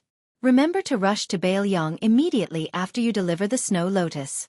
You can protect your name in any of the relay stations in Yuzhou or Lingzhou. Someone will bring you to me when the time comes. In short, I'll take your life. The boy was half excited and half nervous. He blushed and asked, really? Su Fengnian gently waved his arm and made the gerfalcon return to the night sky. He nodded and said, you've seen how good my swordsmanship is with your own eyes. The boy jumped up and down happily. He hurriedly went into the house and took out an iron box. The box was filled with ice and the snow lotus was wrapped in ice. Su Fengnian took the box and handed it to the puzzled Jiang and I. This is for you. Su Fengnian pointed at the wound on her neck and then at his cheek. He said with a smile, Snow Lotus is probably the best thing for a girl to maintain her beauty. Without giving Jiang and I a chance to refuse, Su Fengnian looked at her and said calmly, also, pass a message to Chao Chongqing. Tell him not to worry. There are some places that the Bailiang cavalry are familiar with. Su Fengnian blinked. If you don't mind passing a message for me, please tell that pretty boy surnamed Song that I'll beat him up until his parents can't recognize him. Jiang and I hugged the box and didn't say anything. Su Fengnian said with a smile, it's only an hour. I actually need to fight Tuoba Bodhisattva and Li Mibi alone. I want Tuoba Bodhisattva's state of mind to be completely damaged so that I'll have a better chance of winning the next time we fight. Don't worry. Once the situation turns bad, it'll be easy for me to run away. I've been recuperating all this time. It's enough for me to play cat and mouse with them for an hour. Jiang and I was still silent. Su Fengnian joked, what, you don't want to leave? Jiang and I spat. Su Fengnian waved his hand. Go, go. Jiang Ni's expression was stiff and cold. She turned around and the great Liang dragon sparrow flew out of the red sandalwood sword box and floated in front of her. She gently jumped on it and disappeared like a rainbow in an instant. Xiao Mu was dumbfounded once again. Another goddamn sword immortal. When did the streets of Liang become so full of sword immortals? The young man grinned at the girl. I told you, she's really a fairy sister. The girl stepped on the back of the young man's foot. The young man stood on one leg and bared his teeth. About half an hour later, the girl looked at the man standing on the steps and looking in the direction where the fairy disappeared. She asked softly, you lied to her, didn't you? Su Fengnian smiled and turned to Xiao Mu. Take the 2 children to the Snow Lotus parlor and tell them that I promise to give you a stalk of Snow Lotus. Madame Song will help you ask Lu Huaishi for it at all costs.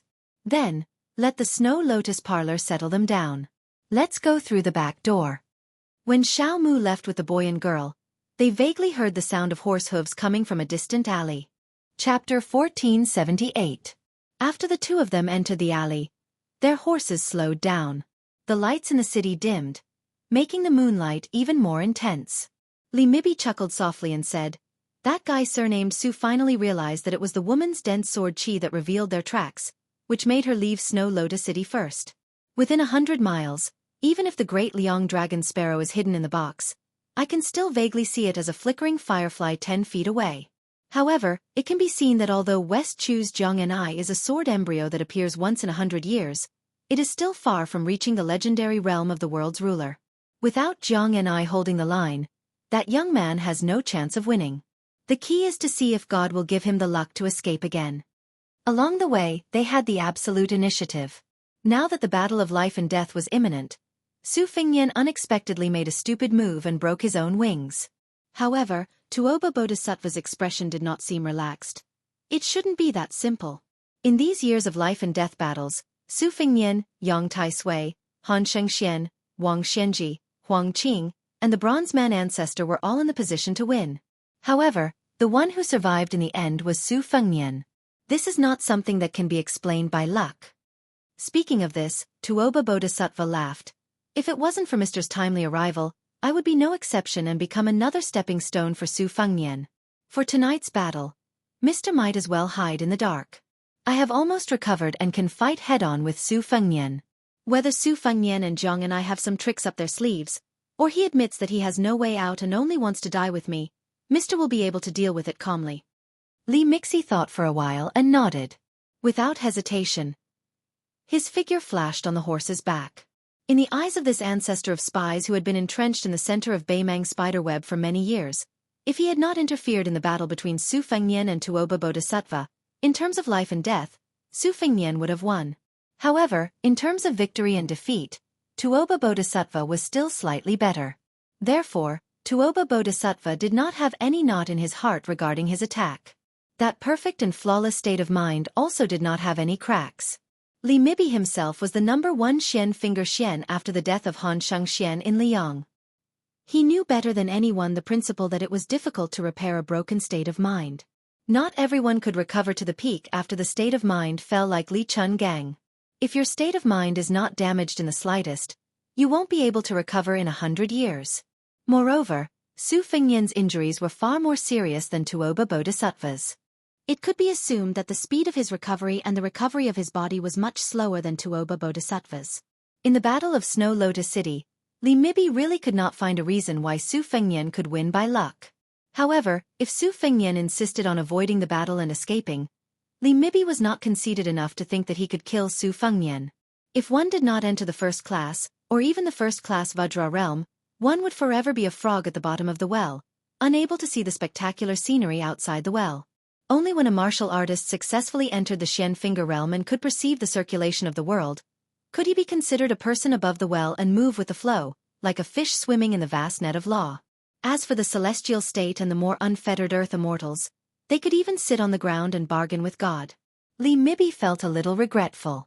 Because he was the shadow prime minister of Beimang, he had done too many things in his life that might have gone according to his wishes but definitely went against the world's rules. He did not dare to enter the celestial state because he was afraid that when the time came, he would be caught in a trap of his own making. Li Mibi believed that Han Xianxian had never really crossed the threshold of celestial state in his life, because he had this layer of concern. Li Mibi believed that there was God's will in the unseen world. If one was too selfish, it would certainly not be tolerated by the way of heaven. Li Mibi appeared and disappeared mysteriously and came to the corner of the cornice of a tall building. The back of the cornice under his feet was not carved with common spirit beasts such as Kailan, which could ward off evil spirits and pray for blessings. Instead, it was a lively carp with a lively posture. It was probably due to the unique water affinity of the buildings in the central plains. A wind chime was tied to a rope under the eaves, moving with the wind, melodious and light.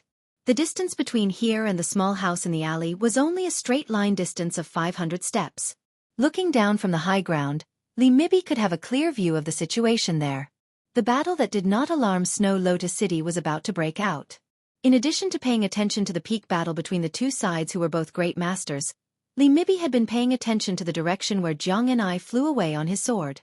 Li Mibi suddenly laughed out loud and sighed with emotion.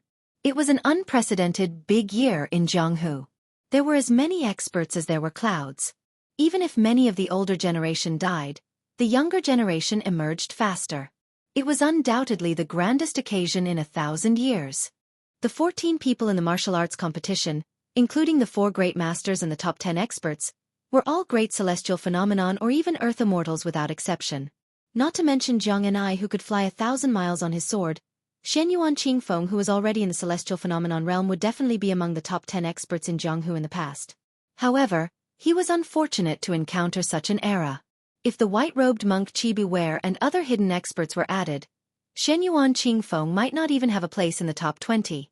In addition to these grandmasters and grandmasters who were already well known to the public, there was also the #1 beauty under the heavens, who had followed after the devil Woyang in the northern Mang territory, the unfathomable young Wudong sect leader Li Yufu, Zhang Fuding, who stood at the top of the martial emperor city in the eastern sea, Zhao Ningxian, who had walked down the mountain from the celestial master manor, Qi Xianxia, who had traveled among the common people, Sword, Tomb Sword Crown Wu Lu Ding, and that female sword attendant, and even Su Fengyan's 3 disciples were gradually showing their talents. If the world's experts could choose 2 people to fight, the battle between the military god of Beimang and the king of Bailiang in front of Li Mibi was probably only comparable to the battle between the Confucian Saint Chao Chongqing and the sword immortal Dong Tai. For some reason, Li Mibi bent over and sat cross-legged, no longer paying attention to the movement in the alley. He closed his eyes and let the cool breeze caress his face. The old man with a head full of frost and snow took out a dry biscuit from his bosom and chewed leisurely. Listening to the sound of the wind chimes close by, the old man shook his head as if he was enjoying it. After finishing the biscuit and wiping his mouth, the old man slowly got up and looked up at the night sky with the moon and sparse stars. He laughed haughtily and said, "Hum hum hum hum. This world and this scene, the danger is great." In the alley far away, he welcomed Tuoba Bodhisattva with a clean and vigorous saber. Thunder rises in silence. Moonlight rises on the flat ground. Tuoba Bodhisattva leaped high from the horse's back. Almost at the same time, Su Fengyan chopped the tall horse that was jogging in the alley into 2 halves with his saber. After passing through the horse's corpse, he tapped the wall with the tip of his foot and swung his saber at Tuoba Bodhisattva, who was more than 10 feet above the ground. It was unclear whether it was the light of the saber or the moonlight, but the sky above the secluded alley was covered in white. Tuoba Bodhisattva clenched his fists and made a hammering posture towards the bright light of the saber. Su Fengyan held the old-style Bailiang saber with both hands and did not resist the hammering. Instead, he turned around with his saber and spun in a big circle. In an instant, the 2 of them changed positions and came to Su Fengyan, who was higher behind Tuoba Bodhisattva. He slashed his saber at Tuoba Bodhisattva's back. Tuoba Bodhisattva's chi was heavy, and his falling speed was much faster than the light of the saber. After his feet touched the ground, the king of the northern courtyard, who was still in a squatting position, knocked his separated fists on the ground and turned his body. When the momentum of the saber weakened a little, he faced it head-on. With his back facing the ground, he kicked like a whip towards Su Fengyan, who was still unwilling to stop his saber and change to a new stance. Tuoba Bodhisattva loosened his grip on the saber and placed his hand on the back of the saber. With a slight twist, the saber turned sideways and collided with Tuoba Bodhisattva's whip kick. Instantly, the sound of metal colliding with stone was heard, like the chime of a huge bell. Su Fengyan and Tuoba Bodhisattva fell to the ground at the same time like 2 meteors. Coincidentally, one of them stood at the end of the alley and the other landed at the end. They rushed forward at the same time. While running, Su Fengyan did not look dispirited at all. Instead, he was high-spirited and full of vigor. He did not have the exhaustion of an arrow at the end of its flight when Jianghu was beside him. It was even harder to believe that this guy would stagger and need to lean against the wall to walk. When the 2 of them were 10 steps apart, Su Fengyan twisted his body and spun his saber with him. In a short period of time, the slash was filled with vigor. Even Tuoba Bodhisattva did not face this attack head-on. With his back against the wall, his footsteps did not stop. When he brushed past Su Fengyan, he pushed out his palm and pushed it towards Su Fengyan's temple. Su Fengyan lowered his head and bent his waist. He spun on the spot and slashed his saber across his waist. Tuoba Bodhisattva, who had missed his punch, did not continue to tangle with him. He continued to rush forward and still did not face the attack head-on. Su Fengyan chased after him. He slightly increased the strength of his left leg and rushed diagonally to the wall. He stretched out his leg and stepped on the wall of the alley. In the next moment, his body crashed into the wall on the other side. This repeated repeatedly as he chased after Tuoba Bodhisattva. He and Tuoba Bodhisattva started a silent battle in this unknown alley. From the moment the 2 of them collided after landing on the ground, Su Fengyan's 2 sabers did not leave any marks on the floor or walls of the alley. Tuoba Bodhisattva's punch also did not leave a hole on the wall. There was not even a finger-sized hole. What happened next was still an unusual and strange situation. It was a narrow alley that only allowed two people to ride side by side. Although Su Fengnian was moving with his saber, he did not release any saber light. Only when the moonlight shone on his cold saber did it reflect a white light. It was obvious that Tuoba Bodhisattva was able to attack less and defend more than attack. However, Su Fengnian did not have the self-destructive aura that he had when he was in a life-and-death battle. Both of them attacked quickly and stopped even faster. They were as fast as lightning and thunder. There was nothing else that could be shown. This kind of subtle battle could not even be compared to the battle between two second-grade masters from Xianghu County. The two great masters who were qualified to not talk about etiquette with the King of Heaven and Earth were polite and restrained in this alley. They did not overstep the rules and did not cross the line at all. They were like gentlemen. Chapter 1479. There was no majesty that could uproot mountains and rivers. There was no unbridled joy. There was only a little restraint. Instead, it was like a woman's embroidery, with only the slightest struggle. But once it succeeded, there might be one less great guru in the world. Both of them tacitly drew a circle around the ground. The alley was a cage. A fight in a cage. Both of them only wanted to stab each other in the mirror of the state of mind. Among the four great gurus in the world, other than the two who were fighting, Cao Chongqing used the way of the king to enter the way of the overbearing. It was clearly the way of the death. The four chairs placed at the top of martial arts, Cao Chongqing had stood up and left his seat. Then, only Dong Tai, the champion of the way of the sword, was left.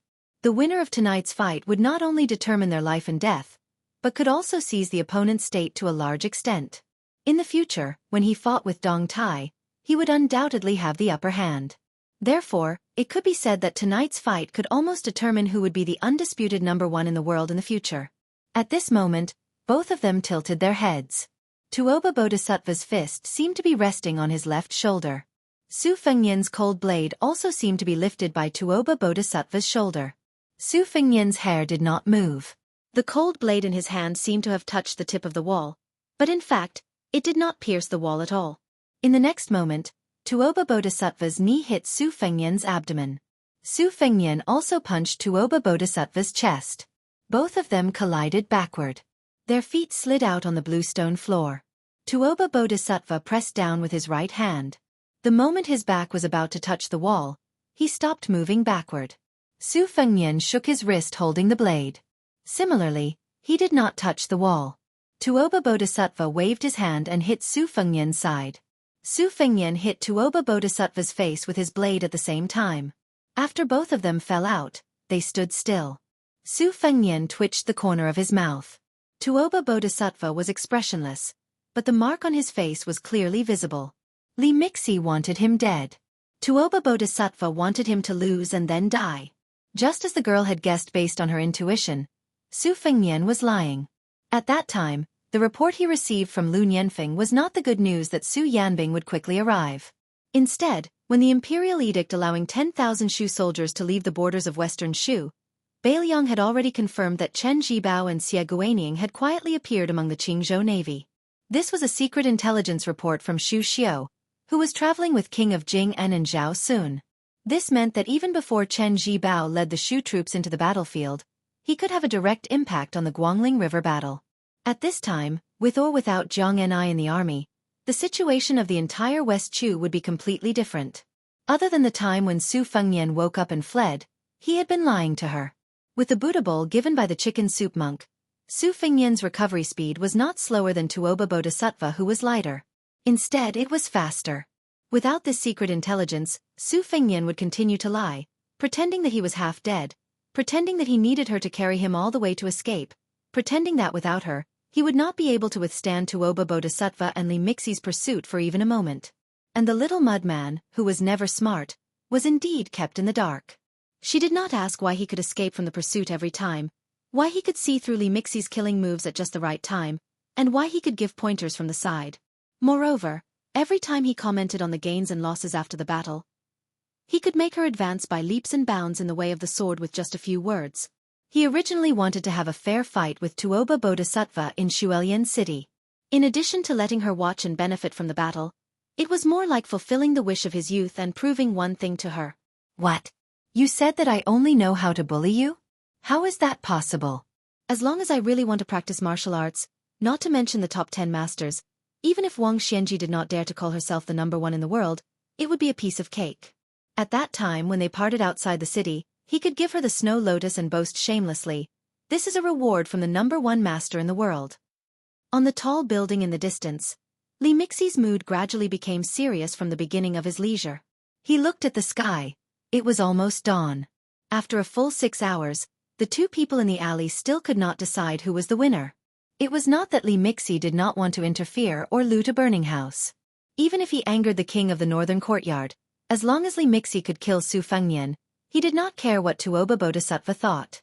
However, Li Mixie left the tall building and approached the alley several times, but he did not find any flaws. After repeated this several times without success, Li Mixie had to stand on the roof patiently. Several times, he looked at a place dozens of miles away from the city and became more worried. At first, he could catch the sword Qi within 300 miles, but after half a day, he could only shorten it to 200 miles. Before he reached Shuelian City, it was only 100 miles. Now, it was only 50 miles, but it had become vague. It seemed that it would not be long before a female sword fairy appeared in the world. Li Mixie continued to wait. When the sky was slightly brighter, the world gradually turned blue and white. Li Mixie sighed regretfully and flew down the building, landing at the end of the alley. Su Fengnian and Tuoba Bodhisattva had just pulled apart the distance between them again. Su Fengnian knelt on one knee, his cold blade drawing a long groove on the ground in front of him. Tuoba Bodhisattva did not feel good either. He sat on the ground, panting heavily for the first time. Li Mixie stood not far away from Tuoba Bodhisattva and did not speak. Tuoba Bodhisattva sighed softly and stood up. He said calmly, "It's meaningless, let's go." Li Mixie nodded. If he continued to waste time, when Su Yanbing arrived, he would be caught like a turtle in a jar. Before Tuoba Bodhisattva turned around, he looked at the young man who had also stood up and said with a smile, "Even if the Bailiang cavalry is completely wiped out, no matter how exhausted you are, as long as you, Su Fengnian, say the word, I will fight you alone." Su Fengnian stood with his blade in hand, silent. Chapter 1480. When Tuoba Bodhisattva and Li Mibi returned to the north, there was also a purple rainbow outside the city that headed east. After the battle, the cold blade in Su Fengnian's hand could not bear the burden and broke into two. He bent down to pick up the broken blade and put it back into the scabbard first. After traveling 30 miles north of Snow Lotus City, the two turned west. Li Mibi finally spoke and shook his head with a smile. "The king of Bailiang is young, but he is very scheming." Tuoba Bodhisattva suddenly asked, "Sir, do you know why you did not fight to the death last night and only competed with him in the state of mind?" Li Mibi thought about it but still could not figure it out. Or rather, he was unwilling to believe the truth. Tuoba Bodhisattva smiled, using fate energy to transform into a cultivation base that has nothing to do with the state. Su Fengnian, who is in a treasure mountain, can squander it at any time. However, he still has a sense of propriety and only managed to ensure that he does not die. Su Fengnian's first strike in the alley was to tell me this fact, to tell us not to push him too far. If it was just a competition of qi, Su Fengnian would not have lost. Between you and me, one of us might have been left behind. It's just that he probably wants to leave more resources for his crumbling northern Liang. Li Mibi sighed, "Fate energy, Bailiang's fate energy." Tuoba Bodhisattva said in a low voice, "I will not go to Liuzhou first. I will go back to the southern court with you to remind His Majesty and the imperial decree of peace." Li Mibi suddenly got angry and sneered, "You always say that Beimang's Jianghu is not a real Jianghu. Then Su Fengnian, who is second to none as a great guru in Liang, is not even cool in a fight. When has he ever done anything cool? Chao Chongqing, Gu Jiantang and the rest are the same. Only Dong Tai is worthy of his name." Tuoba Bodhisattva's expression did not change. He reached out to wipe the blood from his nose and said indifferently, "A pitiful person has his own detestable side, a laughable person has his own respectable side. Therefore, I hope that Su Fengnian will die in my hands and not under the hooves of the Sword Emperor of West Shu." In Snow Lotus City, a young man carrying a saber stood in front of a small shop that sold meat naan with a worried expression. The shopkeeper waited for a long time, but didn't see this fellow take out his money pouch. He rolled his eyes, and after a long time, he stopped paying attention to this poor bastard. What's wrong? I'm a man, not one of those young and foolish girls or ferocious women. Do you think you can eat for free just because you look like a dog? Just because he had a saber on his waist, he was considered a master of chivalry? Who are you trying to scare? Not long after, his wife and daughter, who came to the shop to help, glanced at the young man shyly, which gave the man a headache and a toothache. He wanted to give the young man the smallest meat naan so that he could get out of the shop, but his shameless wife had already given his daughter 2 pieces of meat naan with the most weight. Then his daughter shamelessly shook her waist and stood in front of the young bastard. She timidly handed the meat naan to him and said with a smile that she would not take his copper coins. The man fiercely turned his head away. Out of sight, out of mind. Mother **Ker, I was much more handsome than you when I was young, okay? Just when the young man reached out to take the meat naan with a bright smile, an angry voice sounded beside him. Do you have any shame? Then she stared at the young girl. How much is it? The young girl was stunned and replied, 1 meat naan is 6 copper coins. 2 are 5 copper coins. She turned around with her back to the young man and carefully took out about 7 or 8 auspicious talismans from a beautiful money pouch. Most of them were small coins of 1 copper coin, and there were 2 of them with a discount of 2 copper coins. There weren't many big coins. Talismans issued during the auspicious talisman era were all new money, and they had nothing to do with the famous spring water from the previous dynasty. She muttered to herself, but in the end, she was really reluctant to hand over the 5 small coins of 1 copper coin, and she was also reluctant to take out the copper coin with a face value of 10 copper coins because she only had these 2 coins in her money pouch. They came in pairs, and it was not good to separate them. In the end, she could only frown and give the young girl 1 small coin of 1 copper coin and 2 coins with a discount of 2 copper coins. It was exactly 5 copper coins to buy 2 meat naans. The conflicted expression on her face was as if she was watching her daughter get married. The young girl and the woman in the shop didn't know whether to laugh or cry. It was only 5 copper coins. Why was she so reluctant to part with them? The young man stopped her and said softly with a smile. Okay, you don't need to spend money. Take it. The young man with a sword turned his head and looked into the distance. He waved his hand, and soon, a tall and sturdy man with a respectful expression ran over. The young man asked, Do you have any silver coins? The man was also one of the top experts in Snow Lotus City, but he still nodded his head in fear when facing this young man. He took out all the silver coins he had on him, and he was so respectful that he even wanted to give up his life. The young man only asked for 1 silver coin and gave it to the young girl. He took the meat naan and said with a smile, Keep the change. The young girl, whose heart was swayed by the smile, said sweetly, Thank you, young master. The young girl beside him turned her head and put the copper coins back. Her lips moved slightly, and her face was full of disdain. Judging from the shape of her lips, she should be saying the words, Thank you, young master. The young man smiled and gave her a freshly baked and fragrant meat naan. Then he said, I won't see you off. Remember not to leave the city on your sword. It's very scary in broad daylight. The young girl, who was carrying a purple box, took the meat naan and walked straight to the city gate. He waited until her figure slowly disappeared from his sight, and then he walked away with his back to her. The tall and sturdy man, who was Madame Song's personal retainer in the Snow Lotus house, kept his head down and didn't dare to look at them. He lowered his head and bit the meat naan. The meat naan was covered with scarlet blood. In the distance, above the clouds, which were as high as the 9th heaven, a woman with fluttering clothes stood on the great Liang dragon sparrow and flew with the wind. Her whole body was bathed in golden light. She held a copper coin above her head and looked at it in a daze. She knew that he lied to her. She suddenly felt a little annoyed. She suddenly flew up on her sword and said angrily, I should have found some copper coins. Chapter 1481. There were many brothels in Snow Lotus City, and they were clustered together. The tall buildings stretched as far as the eye could see, and the layers upon layers of overhanging eaves actually gave off a grandeur similar to that of an imperial palace. The Snow Lotus building was the one with the tallest eaves, and it had 8 floors. The name of the sleepless city also came from this. It was dawn, but the wide main street was not deserted. There were constantly rich men in disheveled clothes walking out of the brothels with enchanting women snuggling up to them. If they met their brother-in-law on the bed on the street, the men would look at each other and smile. Everything would be understood without words. Su Fengnian let the man of sacrifice from the whisk room lead the way. When he walked on the street full of the strong fragrance of cosmetics, there were many brothel girls who were tired and should have gone back to the building to catch up on sleep. They threw flirtatious glances at Su Fengnian. Some of the bolder girls even tried to seduce this handsome guy with a strange face. The street was very long. Su Fengnian walked forward with his saber hanging on his waist. Amidst the surprised cries, shouts, and laughter, there were many women who had just climbed into their beds but had not yet fallen asleep.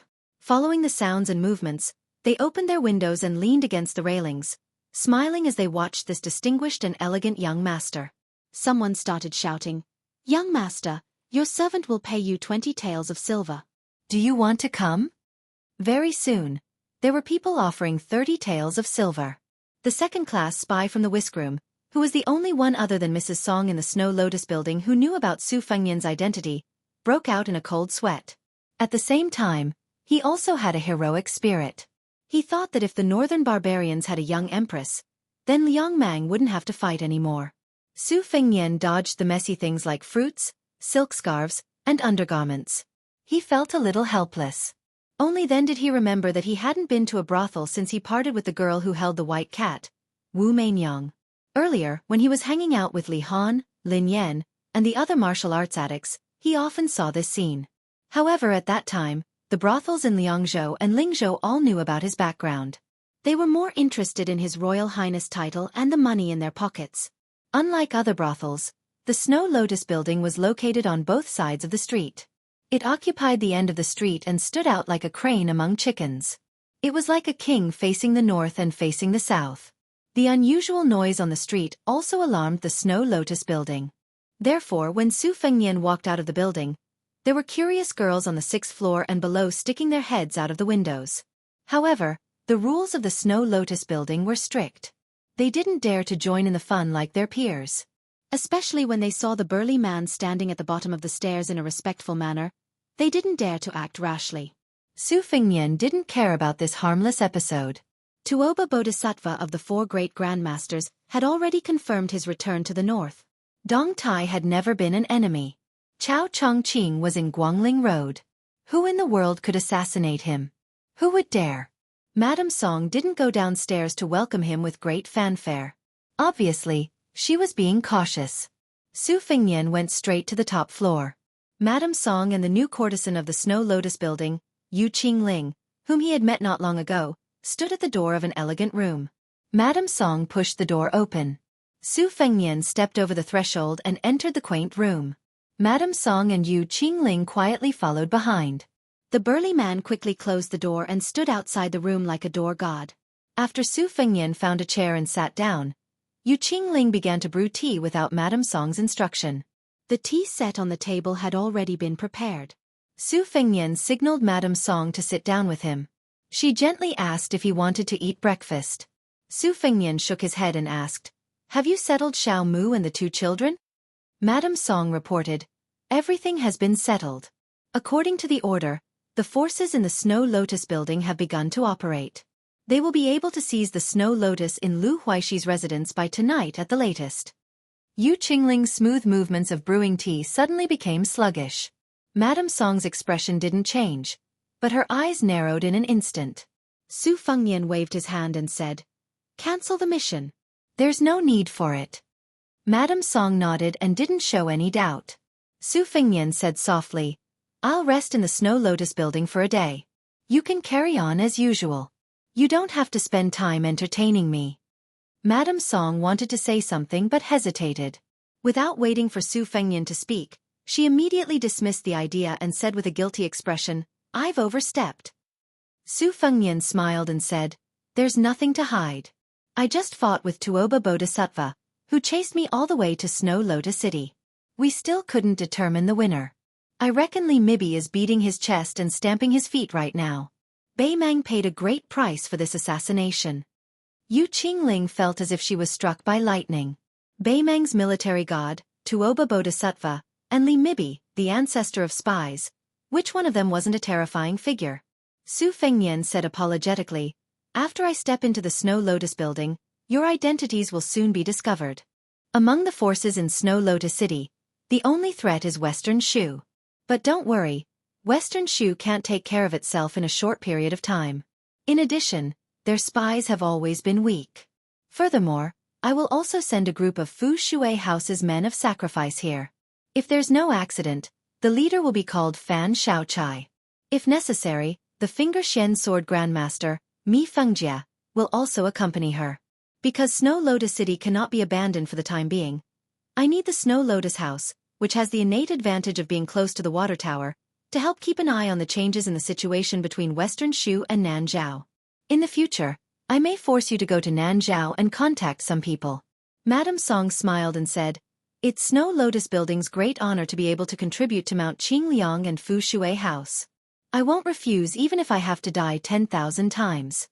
From the corner of Yu Qingling's eyes, she could see that Madame Song was in high spirits and had a warm smile on her face. This was very different from the Madame Song in her memory. Ever since Yu Qingling settled down in the Snow Lotus House when she was young, the Madame Song in her memory had always been a serious and cold person.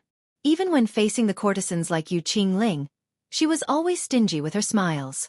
This was the first time Yu Qingling knew that a Madame Song who smiled from the bottom of her heart was like a finishing touch. Soon, Yu Qingling calmed herself down and tidied up her chaotic emotions. She handed the young man a cup of sparrow tongue tea that was picked from the old tea tree on the top of Qianmu Peak in Nanzhao. Yu Qingling took advantage of the short time when he reached out to take the teacup and casually glanced at him. She was not stupid. If he was only treated with respect by Madame Song, then all the hidden leaders of the Fu Shui house in Beiliang were qualified. However, if it was a battle with Tuoba Bodhisattva, and there was a sense of victory and defeat, then the identity of the handsome man in front of her naturally came to light. In the entire Beiliang, there was only one person who was more powerful than Chu Lushan, the Fu Shui house's behind-the-scenes leader who was also the Protector General of Beiliang. Prince Liang, Su Fengnian. Yu Qingling could not help but sigh. He was really young. Su Fengnian did not care about Yu Qingling's little thoughts. He leisurely drank tea while casually chatting with Madame Song about the local conditions and customs of Snow Lotus City. Moreover, he had been entangled with Tuoba Bodhisattva for more than half a month and was constantly on the verge of death.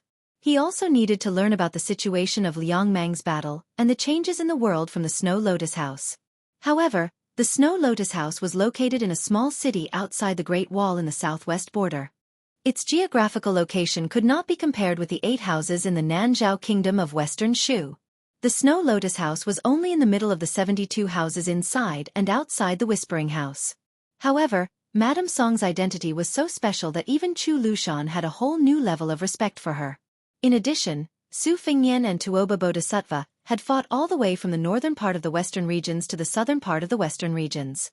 Therefore, the Whispering House sent some extra spies to the Snow Lotus House so that once Su Fengnian entered Snow Lotus City, he would be the first to receive the news.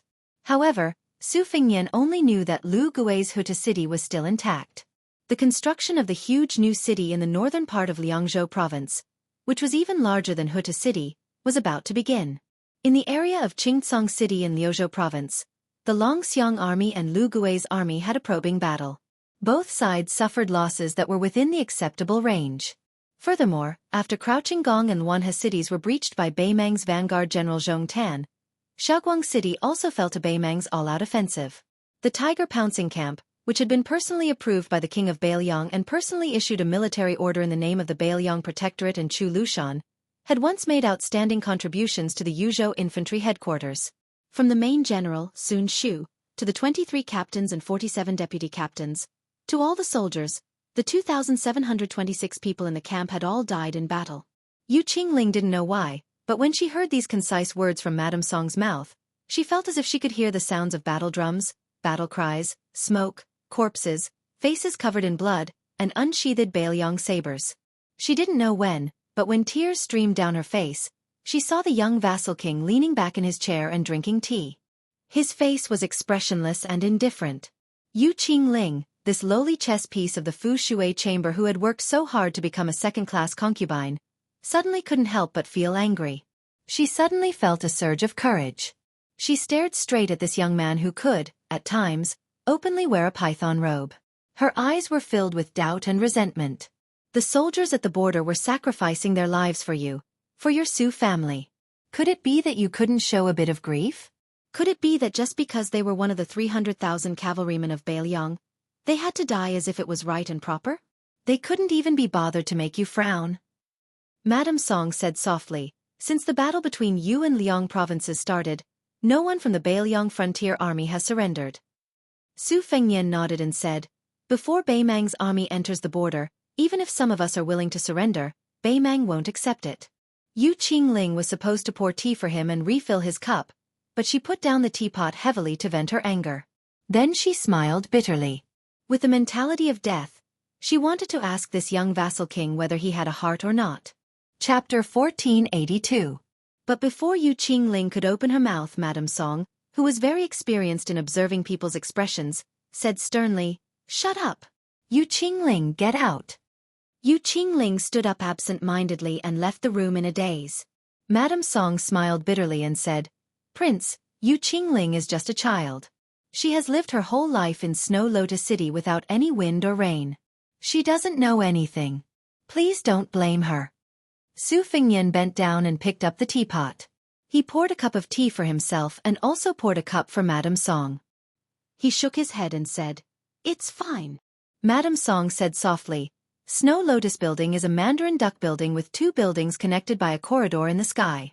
That's why it has the reputation of pavilion in the sky. The front building is mainly used for banquets and tea. Guests usually come in at night and leave in the morning. The back building is used for accommodation. Most of the guests who are familiar with Snow Lotus Building can enter. It's just that this servant doesn't know if Prince wants to live in the back building or find a quiet house nearby to rest.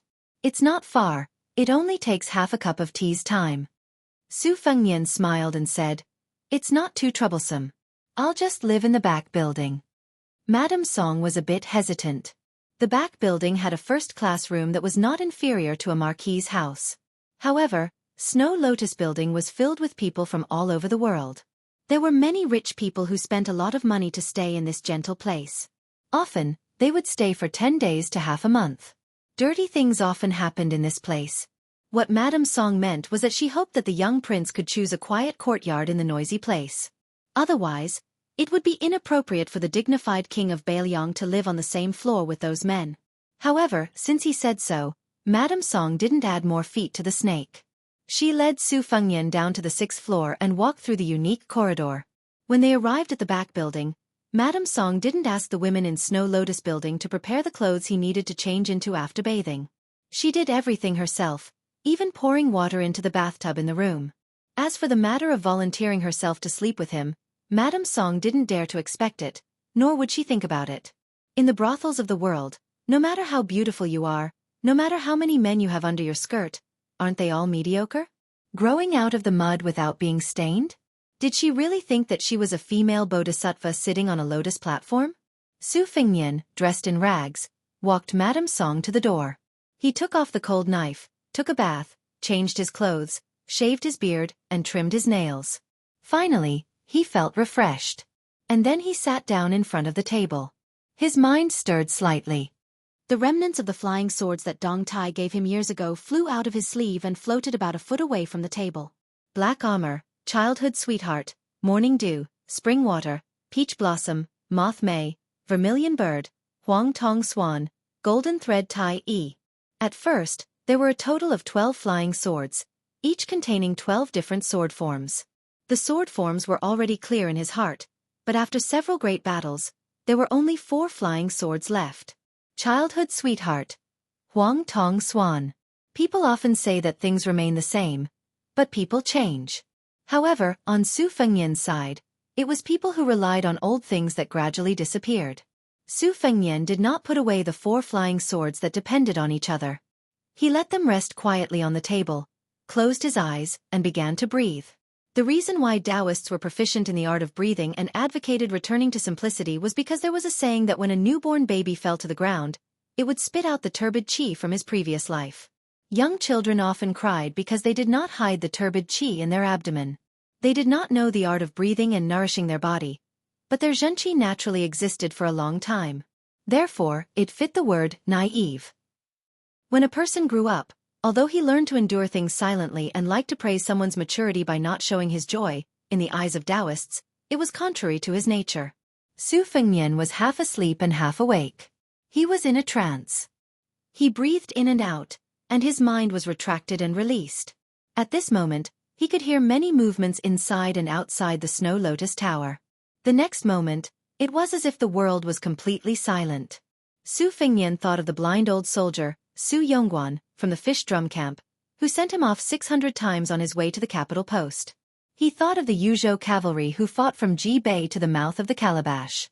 He thought of many people and many things. After an unknown period of time, Su Fengnian was awakened by the sound of light footsteps outside the door. He suddenly realized that the lanterns outside the window were already lit. Su Fengnian put away his flying sword and walked to the window, lost in thought. After this battle, Su Fengnian was confident that it would not take long before he could fight Tuoba Bodhisattva to a draw. He would also be able to compete with Dong Tai, who had the strongest killing power among the 4 grandmasters. As for Chao Chongqing, who was considered to be the most famous among the 4 grandmasters, but was only considered to be the last among the 4 grandmasters. After all, Tuoba Bodhisattva was publicly recognized as the number 2 who would only lose to Wang Xianji. Dong Tai had also improved after Li Chungang lent him his sword and went to the sea to visit the immortals. Su Fengnian used the momentum of defeating Wang Xianji in one move, and his reputation in Jianghu was like the sun in the sky. Only Chao Chongqing had not fought with a grandmaster of the same cultivation level for many years. Even though he appeared briefly with Ginger in Great Pea City, he did not fight. He only fought with Gu Jiantang, Lu Hao, and the others. There was no real life-and-death battle. Therefore, compared to Su Fengnian, Dong Tai, and Tuoba Bodhisattva, it was inevitable that he would be looked down upon. However, Su Fengnian was well aware that after Confucian sage Chao Chongqing changed his mind. Not only was his cultivation base the highest among the 4, he was also the one with the strongest battle prowess. At this time, Chao Chongqing might not be inferior to himself when his celestial being physique was at its peak. Outside the room, Madame Song brought along the elite men of sacrifice of the whisk chamber, whose name Su Fengnian still didn't know. She gently knocked on the door. After getting permission, Madame Song pushed the door open and said, Lu Huaishi came to visit Snow Lotus House alone. I didn't dare to make a decision on my own, so I had to disturb Prince's rest. Su Fengnian smiled and said, Let's go and meet him together. I'm also very curious about this legendary figure who ruled over a region. Madame Song, when the time comes, just tell him that I'm the new guard of Snow Lotus House. Madame Song smiled faintly and endured. Su Fengnian joked, Indeed. Even if Snow Lotus House is rich and overbearing, it doesn't seem like they can afford to hire a hired thug like me. The 3 of them walked together in the corridor that was covered with Western Shu's gorgeous silk. After turning a corner, they passed by a room. Coincidentally, a guest opened the door and a group of people filed out. There were 4 men and 1 woman. The woman wore a purple dress with a purple scabbard and a delicate purple bamboo flute hanging from her waist. The woman was beautiful, but her face was cold and distant. The other 3 young men had different styles. The leader had a lively personality and a delicate face. He jumped out of the door with his hands crossed behind his back. He was talking to a tall man with sword-like eyebrows with a smile. The other person had the demeanor of a noble family. He had a jade-like face and was dressed luxuriously. He was whispering to an old man with graying temples who carried a sword on his back. The 2 groups of people bumped into each other. In fact, each side took a step back and brushed past each other lightly. However, the men of sacrifice who led the way for Su Fengnian and Madame Song did not intend to stop. As for the young master who went out first, he was probably used to being spoiled by the elders at home, so he did not have a good temper. He blocked the way in the middle of the corridor, shook his shoulders, and squinted his eyes and laughed. Madame Song frowned slightly. Su Fengnian shook his head without batting an eyelid. Madame Song understood tacitly and said to the top master of Snow Lotus House who wanted to barge through, Meng Li, forget it. Chapter 1483. Hearing Meng Li's name, only the old man with the sword on his back twitched his eyelids. Other than him who was experienced in Jianghu, it was the first time for the others to enter Snow Lotus City. Although the juniors around him were not unscrupulous disciples who did not know the immensity of heaven and earth, the purple-clothed woman and the pair of siblings were from sects and clans that were outstanding in the southwest province. As for the tall young man with no foundation, he was also a rare rising star. They looked down on this small border city from the bottom of their hearts. However, The old man had heard of Meng Li before. He rarely fought in Snow Lotus City, but it was said that he had a death battle with a few experts under Lu Huixi. Most of the latter disappeared from Jianghu, and Lu Huixi was recognized as a second-level master. Since Meng Li was still alive, it meant that either the Snow Lotus House was not to be trifled with, or Meng Li had the ability to challenge Lu Huixi. The old man believed that he had reached a higher level in Jianghu, so even if he was not afraid of Meng Li, he still had to be cautious when facing such a local tyrant. It was better to avoid trouble. Just as the old man was about to take a step back to avoid trouble, the young woman who was dressed as a man clicked her tongue and said, "Forget it? What a big tone. Who are you? If you don't forget it, what else do you want?" The purple-clothed woman, who had arrived at Snow Lotus City earlier than her companions, sighed softly. She then said to the disciple of a noble family who looked somewhat similar to the young girl, "That woman is the head mistress of the Snow Lotus House." The young man nodded. He was born in a prestigious family, and did not have any intention of causing trouble. He smiled at the arrogant girl and said, "Damn girl, come back."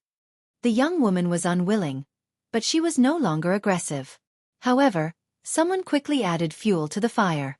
The eyes of the tall young man, who exuded an aura of savagery, burned with passion as he stared fixedly at Madame Song, whose skin was still as charming as that of a young girl's. "You're Madame Song from Snow Lotus City, the woman who even the Deputy General of Yi Province in the Western Shu Empire couldn't win over?" He grinned, revealing his white teeth. "Mrs. Song, my name is Jianghu Ho.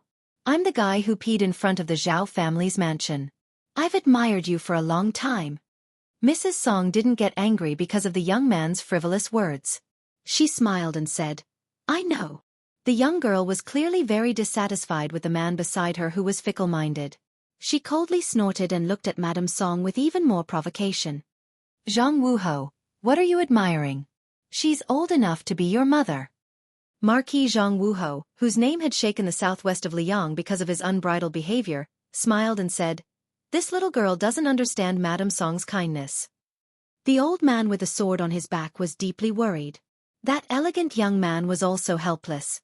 However, it would be a big joke to say that he was afraid of offending the entire Snow Lotus City. Su Fengnian didn't expect these people to be so bold. He didn't want them to continue insulting Madame Song, so he smiled and said, "When you're outside, you should speak properly.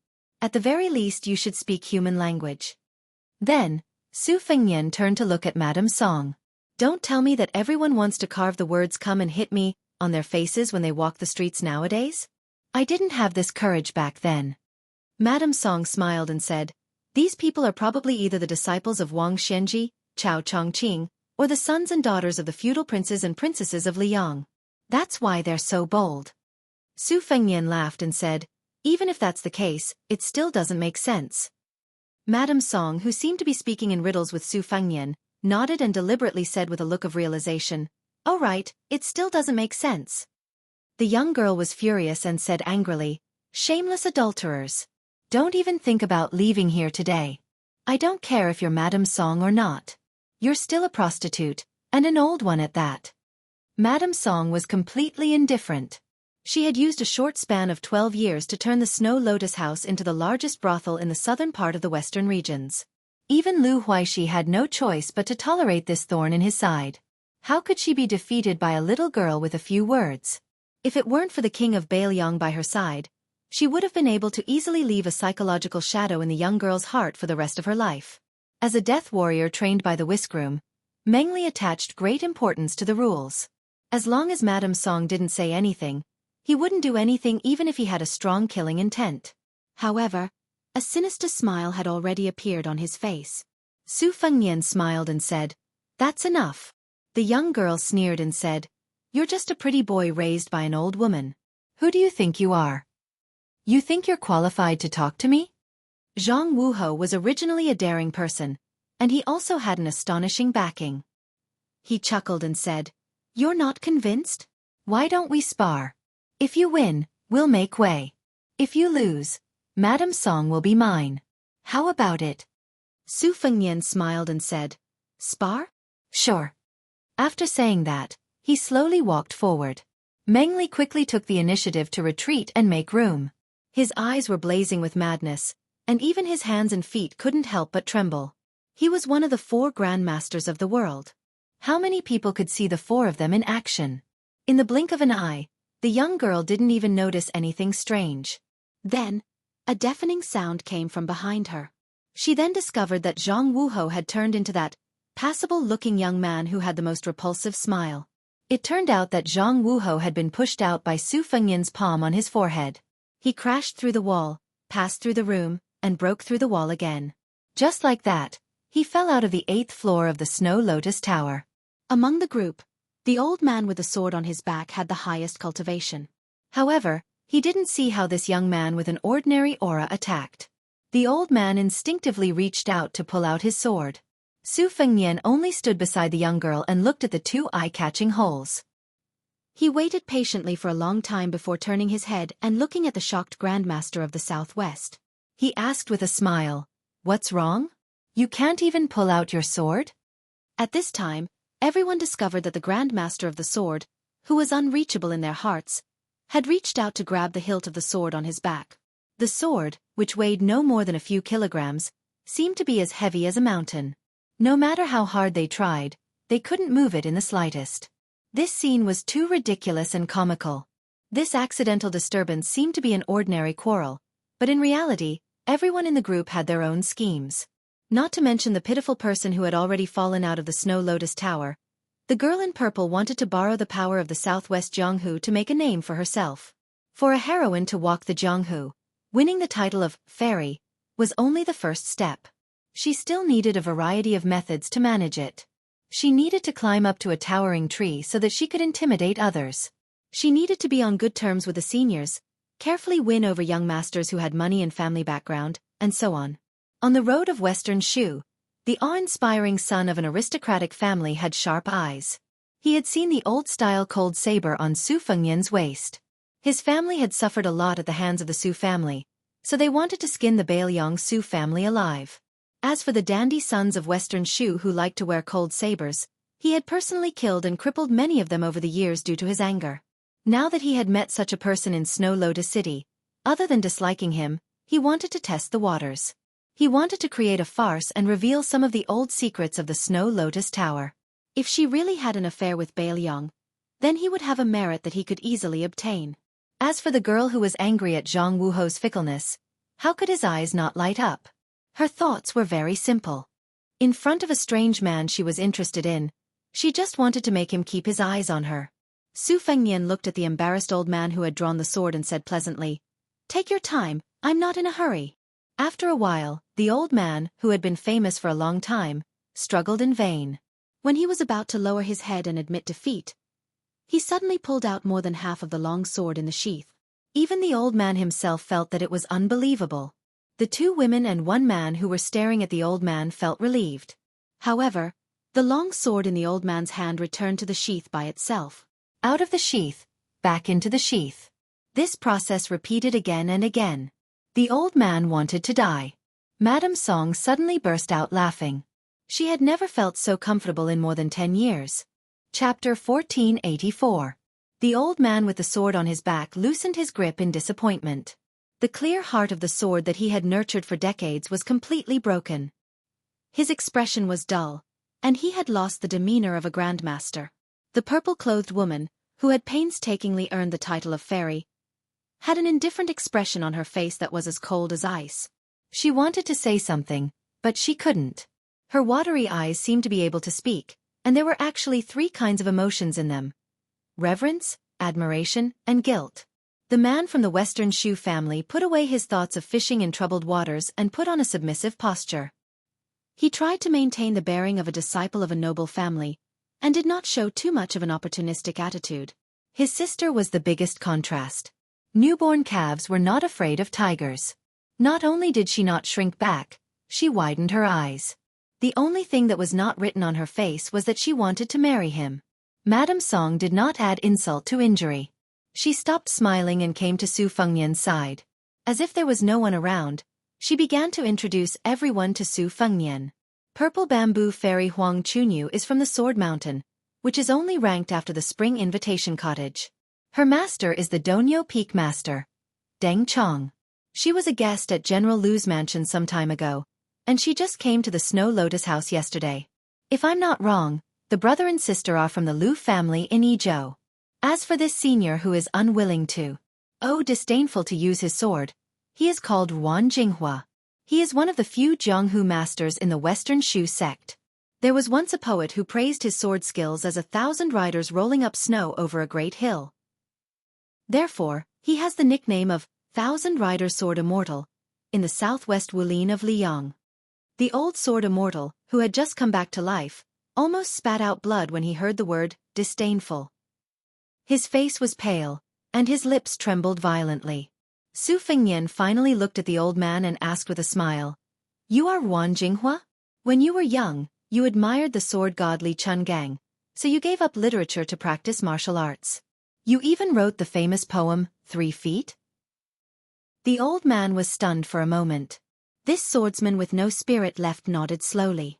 Su Fengnian said unexpectedly, "Excuse me." Ruan Jinghua only felt that it was unbelievable. Even Madame Song was confused. Su Fengnian laughed softly. "There was once a senior swordsman who said that your talent was average, and that your swordsmanship would not be good. However, your poems were not vulgar. Ruan Jinghua should not practice swordsmanship, and should be a scholar." What surprised the Lu siblings was that after a moment of confusion, Ruan Jinghua seemed to have been possessed by a ghost. Tears streamed down his face as he cried and laughed. He was like a slow-witted child who had been taught a lesson in private school every day and was suddenly praised by a strict teacher one day. At the same time, he was like a poor scholar who had spent his entire life in dire straits. Suddenly one day, he felt that he could die at night after hearing about the Tao.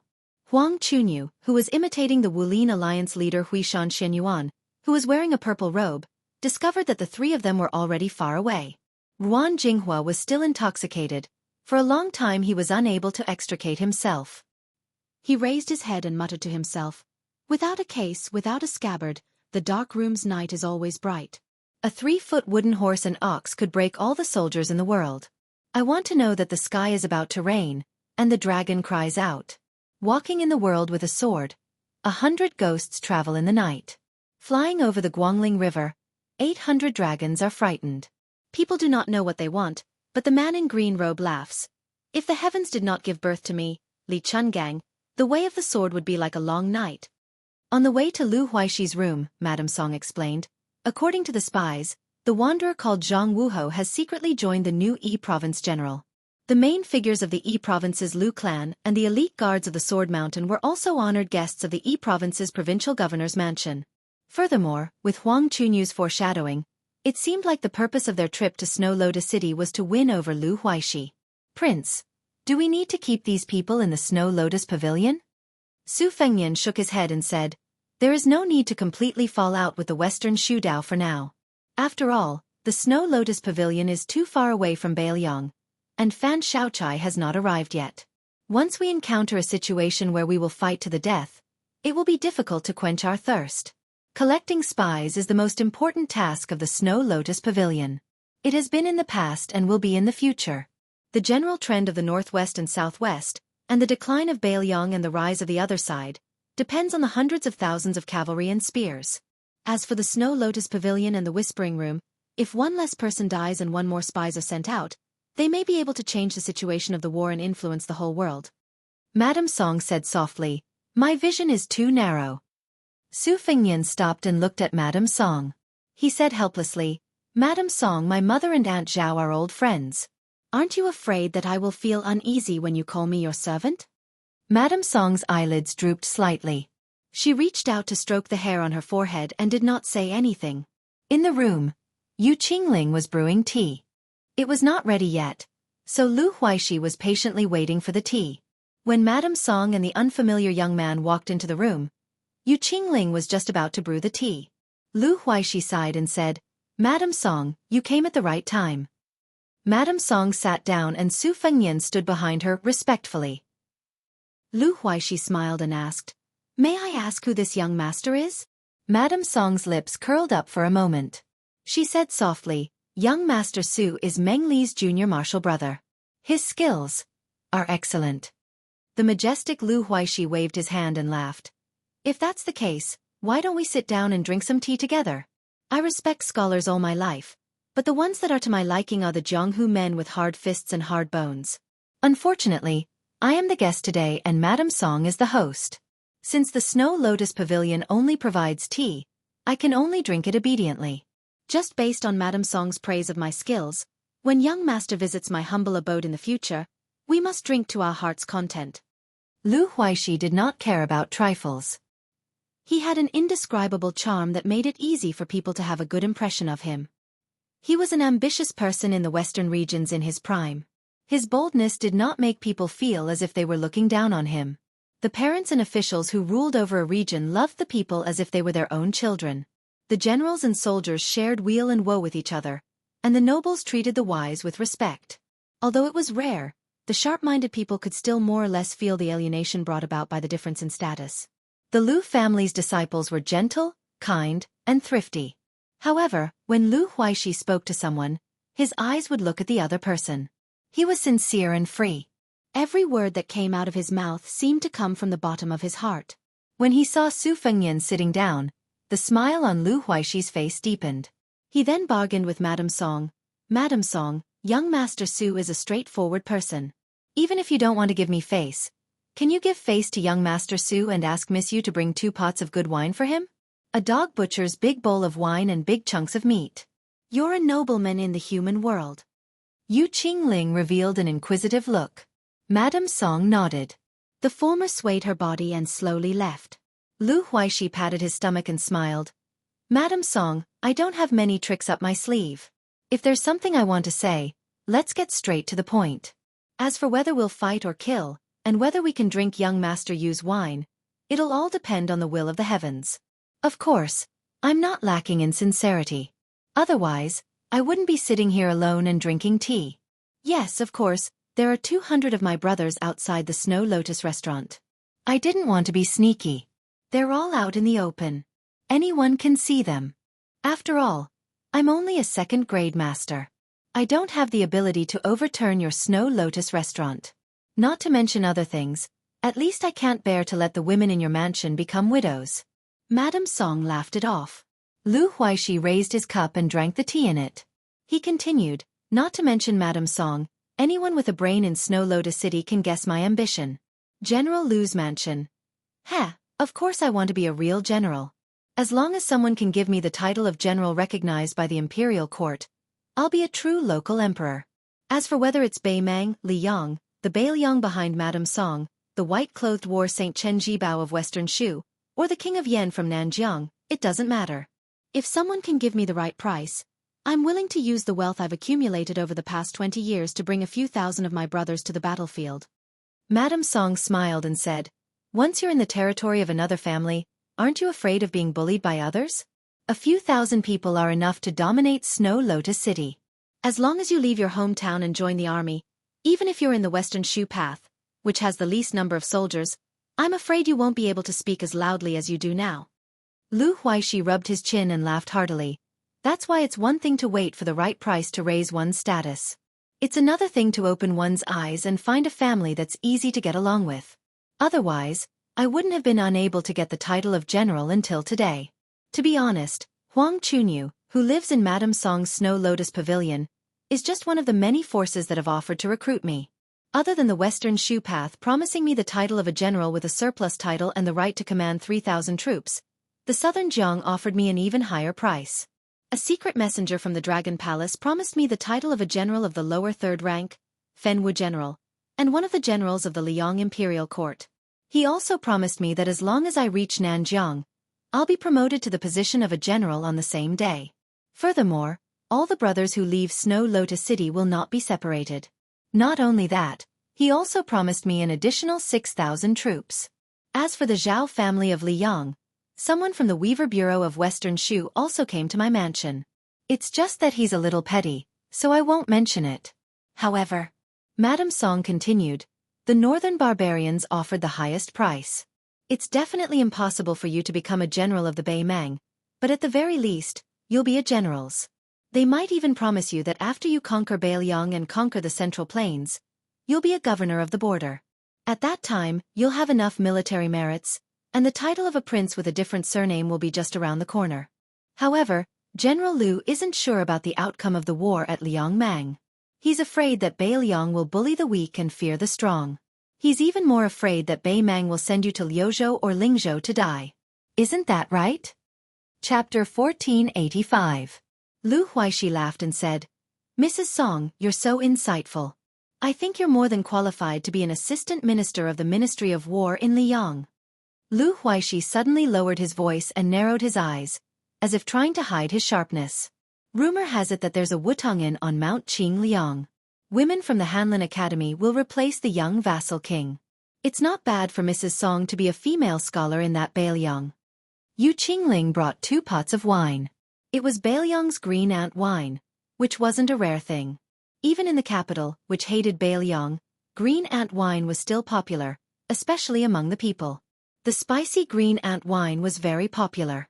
Because of its low price and high quality, it was the best choice in Liang's water transport system. Yu Qingling placed 3 bowls on the table. After filling all 3 bowls, the aroma of the wine assailed their nostrils. Yu Qingling knew that although Mrs. Song rarely drank, her alcohol tolerance was astounding. Drinking wine was like drinking water. It was easy for her to make 2 or 3 so-called wine heroes collapse. Mrs. Song picked up the bowl and drank it in one gulp without saying a word. Lu Huaishi also drank the green ant wine in one gulp. When he reached out to ask for more from Yu Qingling, he looked at Mrs. Song and said self-mockingly, Madam, I think I'm quite straightforward today. Can't Snow Lotus House give me a straightforward answer as well? Su Fingyan finally spoke, General Lu isn't very straightforward. Lu Huaishi smiled and turned to look at the only man in more than a decade who could make Mrs. Song willingly serve as his foil. Oh, what do you mean, young master? Su Fingyan looked at him and said calmly, Yesterday, there were 2 fights in the alley in the northeast of Snow Lotus City. In the first fight, General Lu lost his adopted son, who was qualified to take on a great responsibility. In the second fight, General Lu personally watched from a distant building. Although he couldn't see clearly, he couldn't determine the depth of my skills. He probably couldn't guess the identity of the 2 riders who entered the city late at night and left this morning. However, compared to that swordsman Xiao Mu of the Central Plains, compared to Meng Li of the Snow Lotus Tower outside the house, and compared to you, General Lu, it is obvious that I am in a higher realm.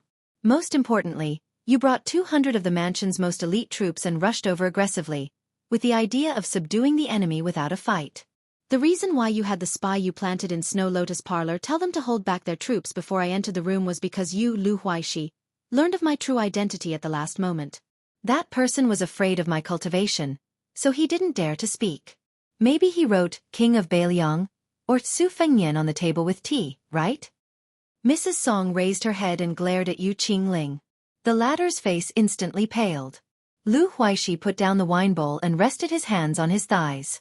Then, he stood up and bowed with cupped fists. Commoner Lu Huaishi greets Prince Liang. Then, Lu Huaishi raised his head and grinned. You can kill me or torture me as you wish, Prince Liang. But Lu Huaishi only asks for one thing, and that is, don't blame this girl. Su Fingyan took a small sip of wine. The weather was still cold in late spring, and Lu Huaishi was soon sweating profusely. Su Fengyan smiled. General Lu, take your men back to the mansion first. This king still needs to consider what price Beiliang will offer. All right, when you go back, send the Snow Lotus to Snow Lotus Parlor. Lu Huaishi bowed and left the room. Inside the room, Mrs. Song's face was cold. She grabbed the porcelain bowl that was still filled with green ant wine and smashed it on the head of Yu Qingling, who was kneeling on the ground. The wine seeped into her hair and mixed with the blood on her head. Mrs. Song wanted to kneel down as well, but found that she couldn't stand up from the chair. Su Fengyan smiled. I don't want to comfort Mrs. Song, but what happened today isn't a bad thing. Mrs. Song glanced at Yu Qingling and gritted her teeth. According to the rules of Whisk Shui Room, as Yu Qingling's guide, the lightest punishment I can receive is to break one of my arms. Yu Qingling kowtowed on the ground and said in grief, Mrs. Song, I deserve to die. Your Highness, please don't punish Mrs. Song. Yu Qingling is willing to commit suicide as an apology. Su Fengyan sneered. Yu Qingling, Lu Huaishi begged for mercy for you, and you begged for mercy for Mrs. Song. But do you believe that you were sincere? Lu Huaishi, on the other hand, was scheming to protect himself. He seemed manly, But in reality, he was a vicious person who relied on his instincts to make the best decision. Perhaps you're wondering why I could see through it and think that I, Su Fengnian, am slandering Lu Huaishi, who has always been open and aboveboard even when doing evil things. Su Fengnian laughed at himself. If you really want to give a reason, it can only be explained that I'm also a cold-hearted person. It's always more accurate for a bad person to see another bad person. It's not that I can't force Lu Huaishi to kill you in order to live. It's just that when your emotions were fluctuating, Lu Huaishi was also certain that I wouldn't kill him easily. If he acted casually in front of you, you would only be more infatuated with him. Who knows, you might even bite your tongue and commit suicide. Yu Qingling only had a trace of doubt in her heart, but she quickly raised her head with a firm gaze. I won't. Su Fengnian wiped the edge of the wine bowl with his sleeve and handed it to Mrs. Song. He directly picked up the wine jar and drank a mouthful of wine. He said indifferently, actually, whether I kill Lu Huaishi or not is a small matter because Lu Huaishi can't decide who to side with. Before I appeared, he could only choose to side with Western Shu. This guy is full of lies. For example, he said that the offers from Western Shu and Nanjiang were real, but the offer from the Weaving Bureau of Liang Imperial Court was fake. The reason why Lu Huaishi didn't agree was because he knew that it was just a pie on paper. No matter how big the pie was, he couldn't eat it. The forces of Western Shu under Chen Jibao's command might be able to tolerate a General Lu of Shuelian City, who ruled over a territory and allowed him to live freely on the border. However, they definitely wouldn't allow Lu Huaishi to lead his people anywhere. As long as he dared to take a single step out of Shuelian City, he was doomed to die.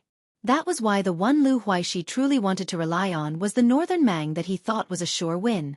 That was why he was waiting. Only when the Northern Mang took down Huta City and invaded Liang Province's territory would he declare his stance. If by any chance Northern Mang suffered a defeat in this war, he would settle for the next best thing, switching to Western Shu's embrace. Chen Jibao didn't attach any importance to a person like him and the several thousand stragglers he brought with him at all, undoubtedly breaking up his troops. Of course, this was Lu Huaishi's plan before he met me.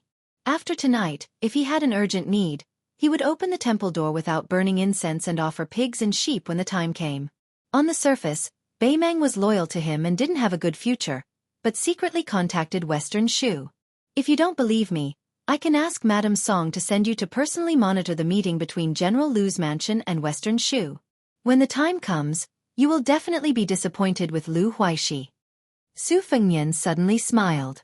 However, Yu Qingling, will definitely not be able to resist going to Lu Huaishi while you're monitoring him.